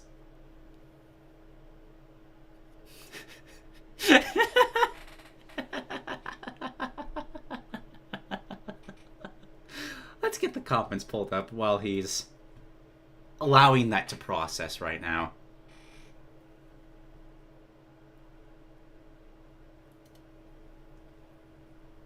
How is it better than One Piece? Mainly music. Like, music in an anime is really big for me. Fucking love My Hero Academia soundtrack. And I will confess, we've talked about this before, it was a show that was introduced to me by someone I had a crush on, which contributes significantly. Obviously. Ha! Ha ha! Now, sad part is I'm too sweaty to open the bottle. But the manga is better than the anime? The manga doesn't have music, dude. Maybe if I was listening to you say run while reading the manga, I would have liked it more. Where'd you get? I believe the company was Sanshi. Hang on, I think I still have the tag. Yep, Sanshi. Sanshee is the company. I don't believe that the Naoto plush is still in print, though.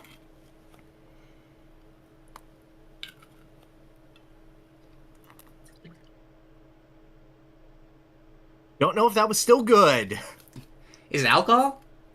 Yes. It can only get better. That was real spicy rum. No, I should not have had this on empty stomach. Anyway, what are questions? Oh shit, right.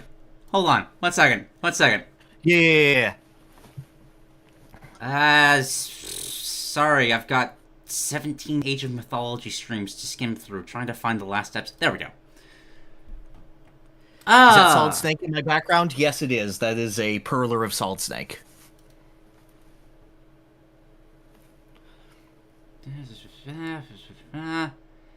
Shit, this is when everybody's just congratulating you for being trying to be a champion in Tarvald's test. Do we not have any comments? People Wait, in the chat, give us questions. Here's one. I found one. From Baldjaw Sky. What do you think is more accessible, a 2D fighter or a platform fighter?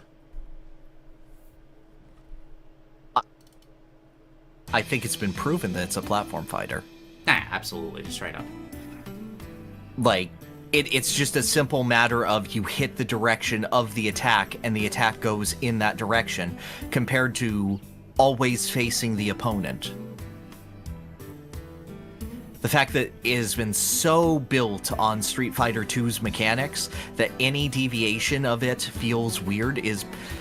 Core Gaming actually recently did a fantastic video on every variation of a fighting game, and I do recommend anyone give that a watch. It is a enrapturing watch, where there are just basically all these categories for games, and then there is just one branch that is solely Mortal Kombat. I do also think that it depends on which you have exposure to in what order. Because if you get used to the rules of a platform fighter, 2D fighters become so much harder. Like, I still can't get used to blocking by moving backwards, or holding backwards, rather, compared to just a simple shield button. Like, that's still something I struggle with. Well, I just think that platform fighters inherently have the advantage of platformers being so pervasive as a genre that it's so easy to understand. Like, the odds of you playing a fighting game in this day and age and having never in your life touched a Mario is insanely low.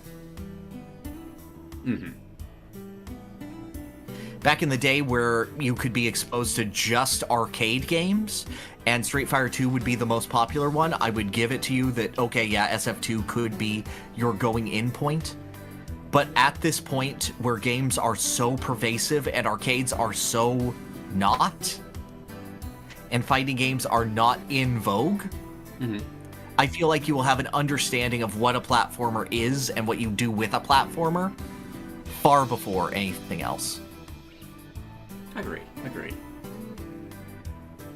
Yo, shout out to Yog, by the way. We haven't talked about Yog in a while. I love the comment music. Yes. Let's see.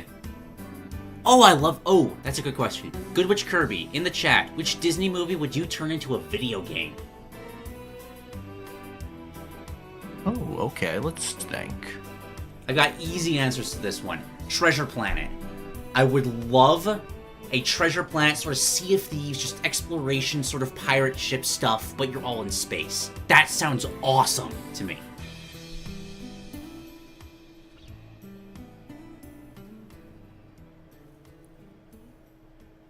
I would love a Coco rhythm game that celebrates the legacy of Disney movies that have been forgotten.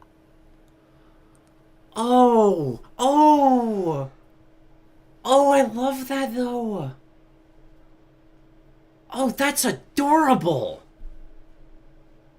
I thought that was pretty good.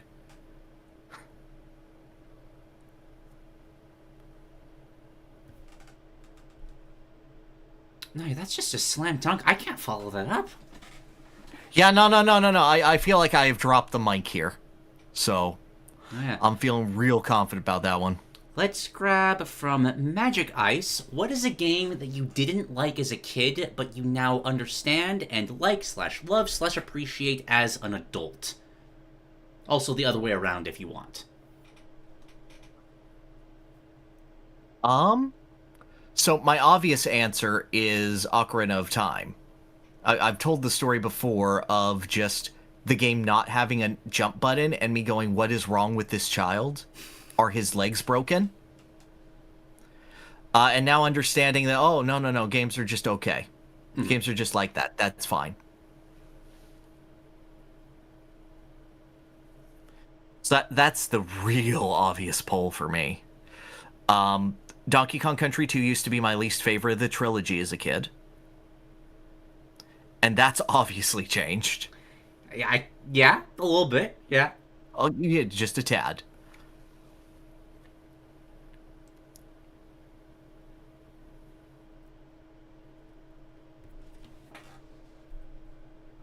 Let's see, other games I didn't appreciate that much as a kid. Because it was odd, I was just so excited to play most video games, and as a kid you don't really have a value of what games are bad. Yeah, you just kind of see games are games and games are good. I don't know, I'm trying to think of when I was like a teenager and was more pretentious. Yeah, it's gonna, I can approach this from a different direction. Okay. Being raised in a strictly religious environment, there was a lot of games that were like evil that I could never really properly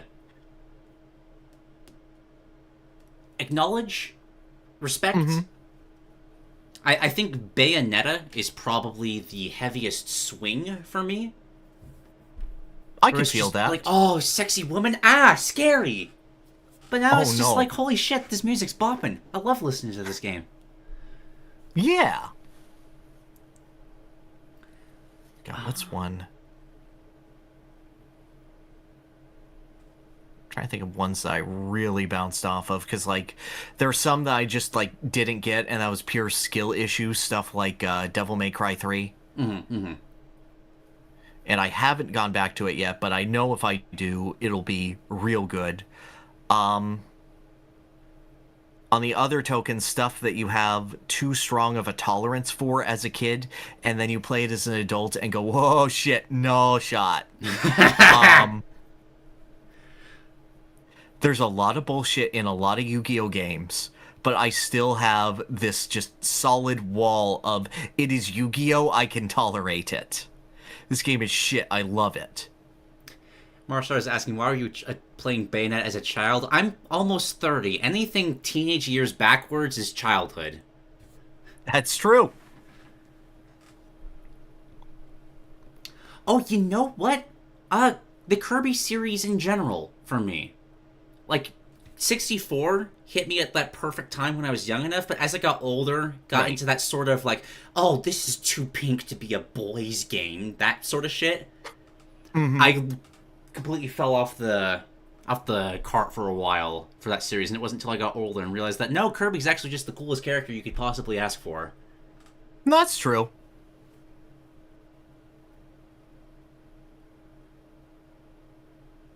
As for disliking more as I grew up, I've just, every year that passes, I lose more and more patience for games. I can't spend as much time. Like, as much as I loved Final Fantasy IX in my youth, it's the fucking 40-second intros to every single battle are just the worst thing ever.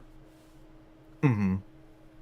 No, I can outright say, just like, I don't have it in me most of the time to play a Persona game.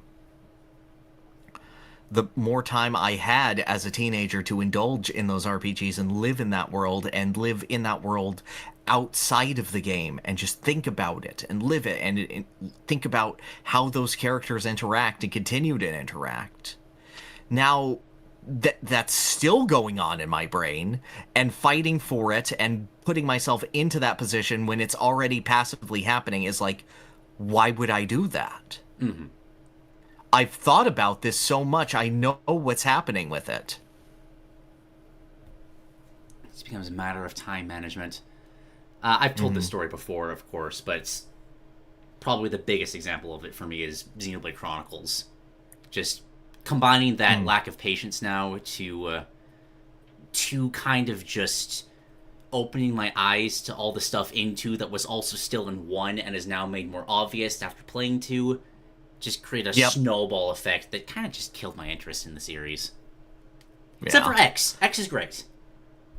I'd go back to play X. Disgaea, in general, I feel that the further away you are from 14 for a Disgaea game, the worse it becomes. Because is that exact level of cringe anime, but at the same time, it is actually a really good strategy RPG, and it commits to the cringe anime really hard. So if you're into exactly Fairy Tail, then you're well served. Okay, let's grab a question from @WhatTheyShouldDo. if Street Fighter 6 was a launch title for the Switch too, I don't see that happening, and Nintendo made a deal with Capcom, introducing a console-exclusive character for Captain Falcon, would the FGC be upset with Capcom for this exclusivity? Absolutely. And would it be worth it? No. Yeah, it wouldn't have. We've seen this before. Kratos was a console-exclusive character for Mortal Kombat 9. That character was banned from all tournaments, both because he was really, really good, and also because he was console-exclusive, and some people outright couldn't practice against him without making a multi-$100 investment for another console just for that version of the game. We're at the point where console-exclusive characters are really fading out of vogue because consoles barely exist anymore. That's what I was about to say. Like, that's just an era of gaming that's gone these days. I don't think it's ever coming back. It exists only in debates on Twitter.com of idiot tribalists who continue propagating what they've known since childhood is correct, and that is that the Xbox will never die, despite the fact that it has died in every single console generation. And the only one that they succeeded in, the console actively tried to kill itself. This is true. This is true. I like this question. From Bakiregi. What's a game series you know you will adore, but for various reasons or nitpicks you cannot enjoy nowadays?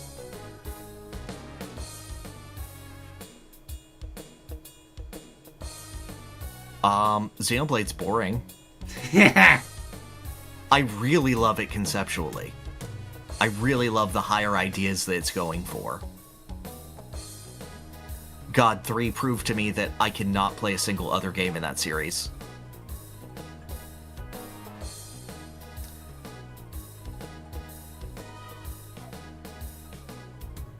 God, I'm trying to keep it down to specifically nitpicks, because like I could throw Smite out there because conceptually it's made for me, but I don't want to deal with another MOBA audience ever. Xenoblade slander is going. Xenoblade is a good series.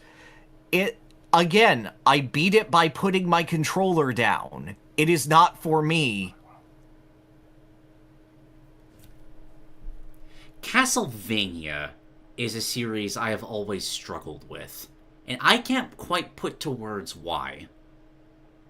I can understand your trepidation toward classic Castlevania games, because already, even in free-moving platformers, you have a bit of disdain for something with such a limited movement.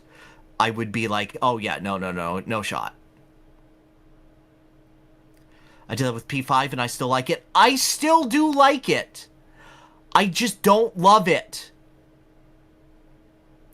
I appreciate it more.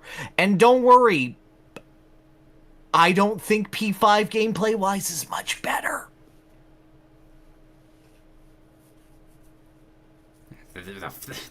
The reason I like the gameplay of P5 is just because there really isn't any. I can just skip past it to the stuff I really value in Persona games. Exactly!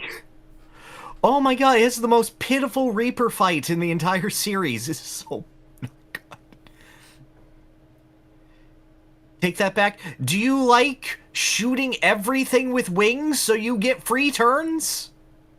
Do you like it when the hardest difficulty in the game is actually easier than hard mode?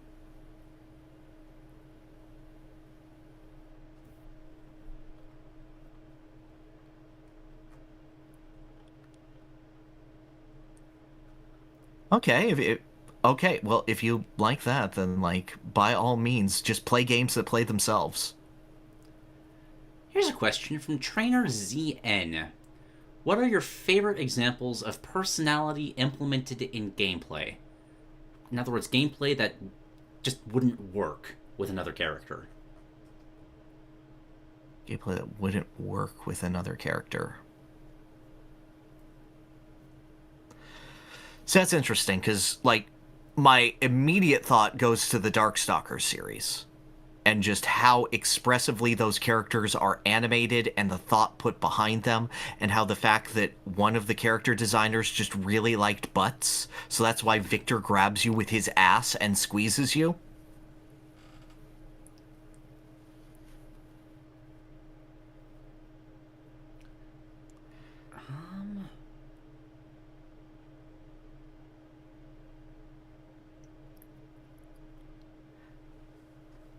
I think Insomniac Spider-Man does a really good job of this as well. I feel like for so flighty a character, you need that level of movement, you need that level of quipping, and you need that level of constantly dodging, while also the fact that Spider-Man doesn't really hit as hard. He doesn't have the crunch of a character like Batman. But it's because of the character of Spider-Man, because he is comparatively such a soft boy, that I think that works. He's flighty on purpose because that's what Spider-Man does. I agree with that.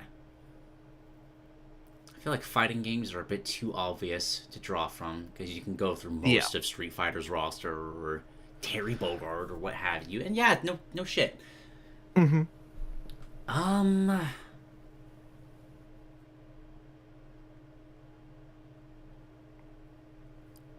Probably just because it's on my mind, but I do genuinely think that Hollow Knight does a great job at making you just feel like this mindless drone, because emptiness is literally the whole point of the character. Yes. No, Weirdly very impactful true. in that way. You can, because fighting game characters are functions. No, fighting game characters are informed by their personality to create functions. I cannot... If I take the character Nago Ryuki, who is a Guilty Gear character, who is a vampire who is constantly dealing with his own bloodlust, where if you do not sustain that bloodlust, he goes into a berserker rage and gains immense power, but is rapidly dying. You can apply that to any other character. You can toss that on frickin' Mario. You can toss that on Kirby. You can toss that on Crocodile from One Piece or whatever. But because character informs that gameplay, the connection with it feels significantly stronger. I know it's a joke based off of MVCI. I'm yelling at it because I'm still upset.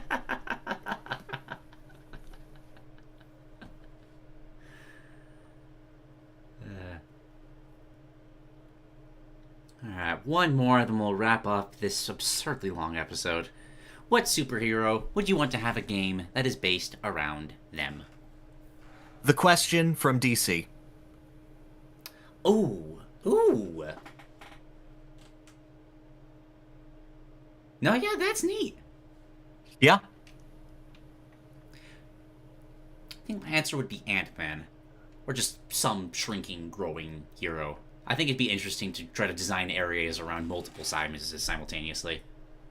The question is, okay, imagine Dick Tracy, just like your average film noir detective, but he's wearing a mask with no face, and he believes every single conspiracy theory in the world, and is so good at conspiracy theories that he is able to predict things happening.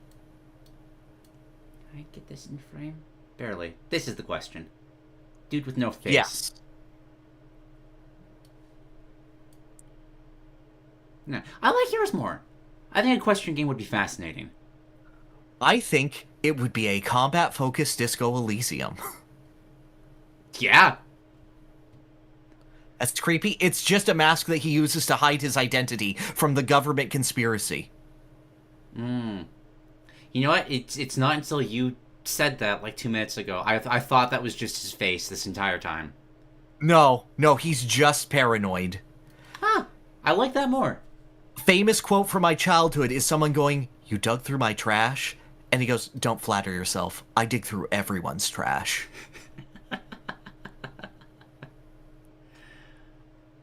Nice. Okay. And with that, I'm so tired. We've been talking for 5.5 hours. Thank you for, several of you have been around this entire time. Well done for your commitment. How do you have this free time? I appreciate it sincerely. I'm so glad that you give it to me, because I do deserve it. However, you should be commended. Go out, stretch your leggies, get something nice for dinner. Just take care of yourself. Yeah, do some jumping jacks. Maybe go on a quick jog. Just feel good about yourself. You watched an entire Design Dorks Gaiden episode, and you should feel proud of that. It's an accomplishment.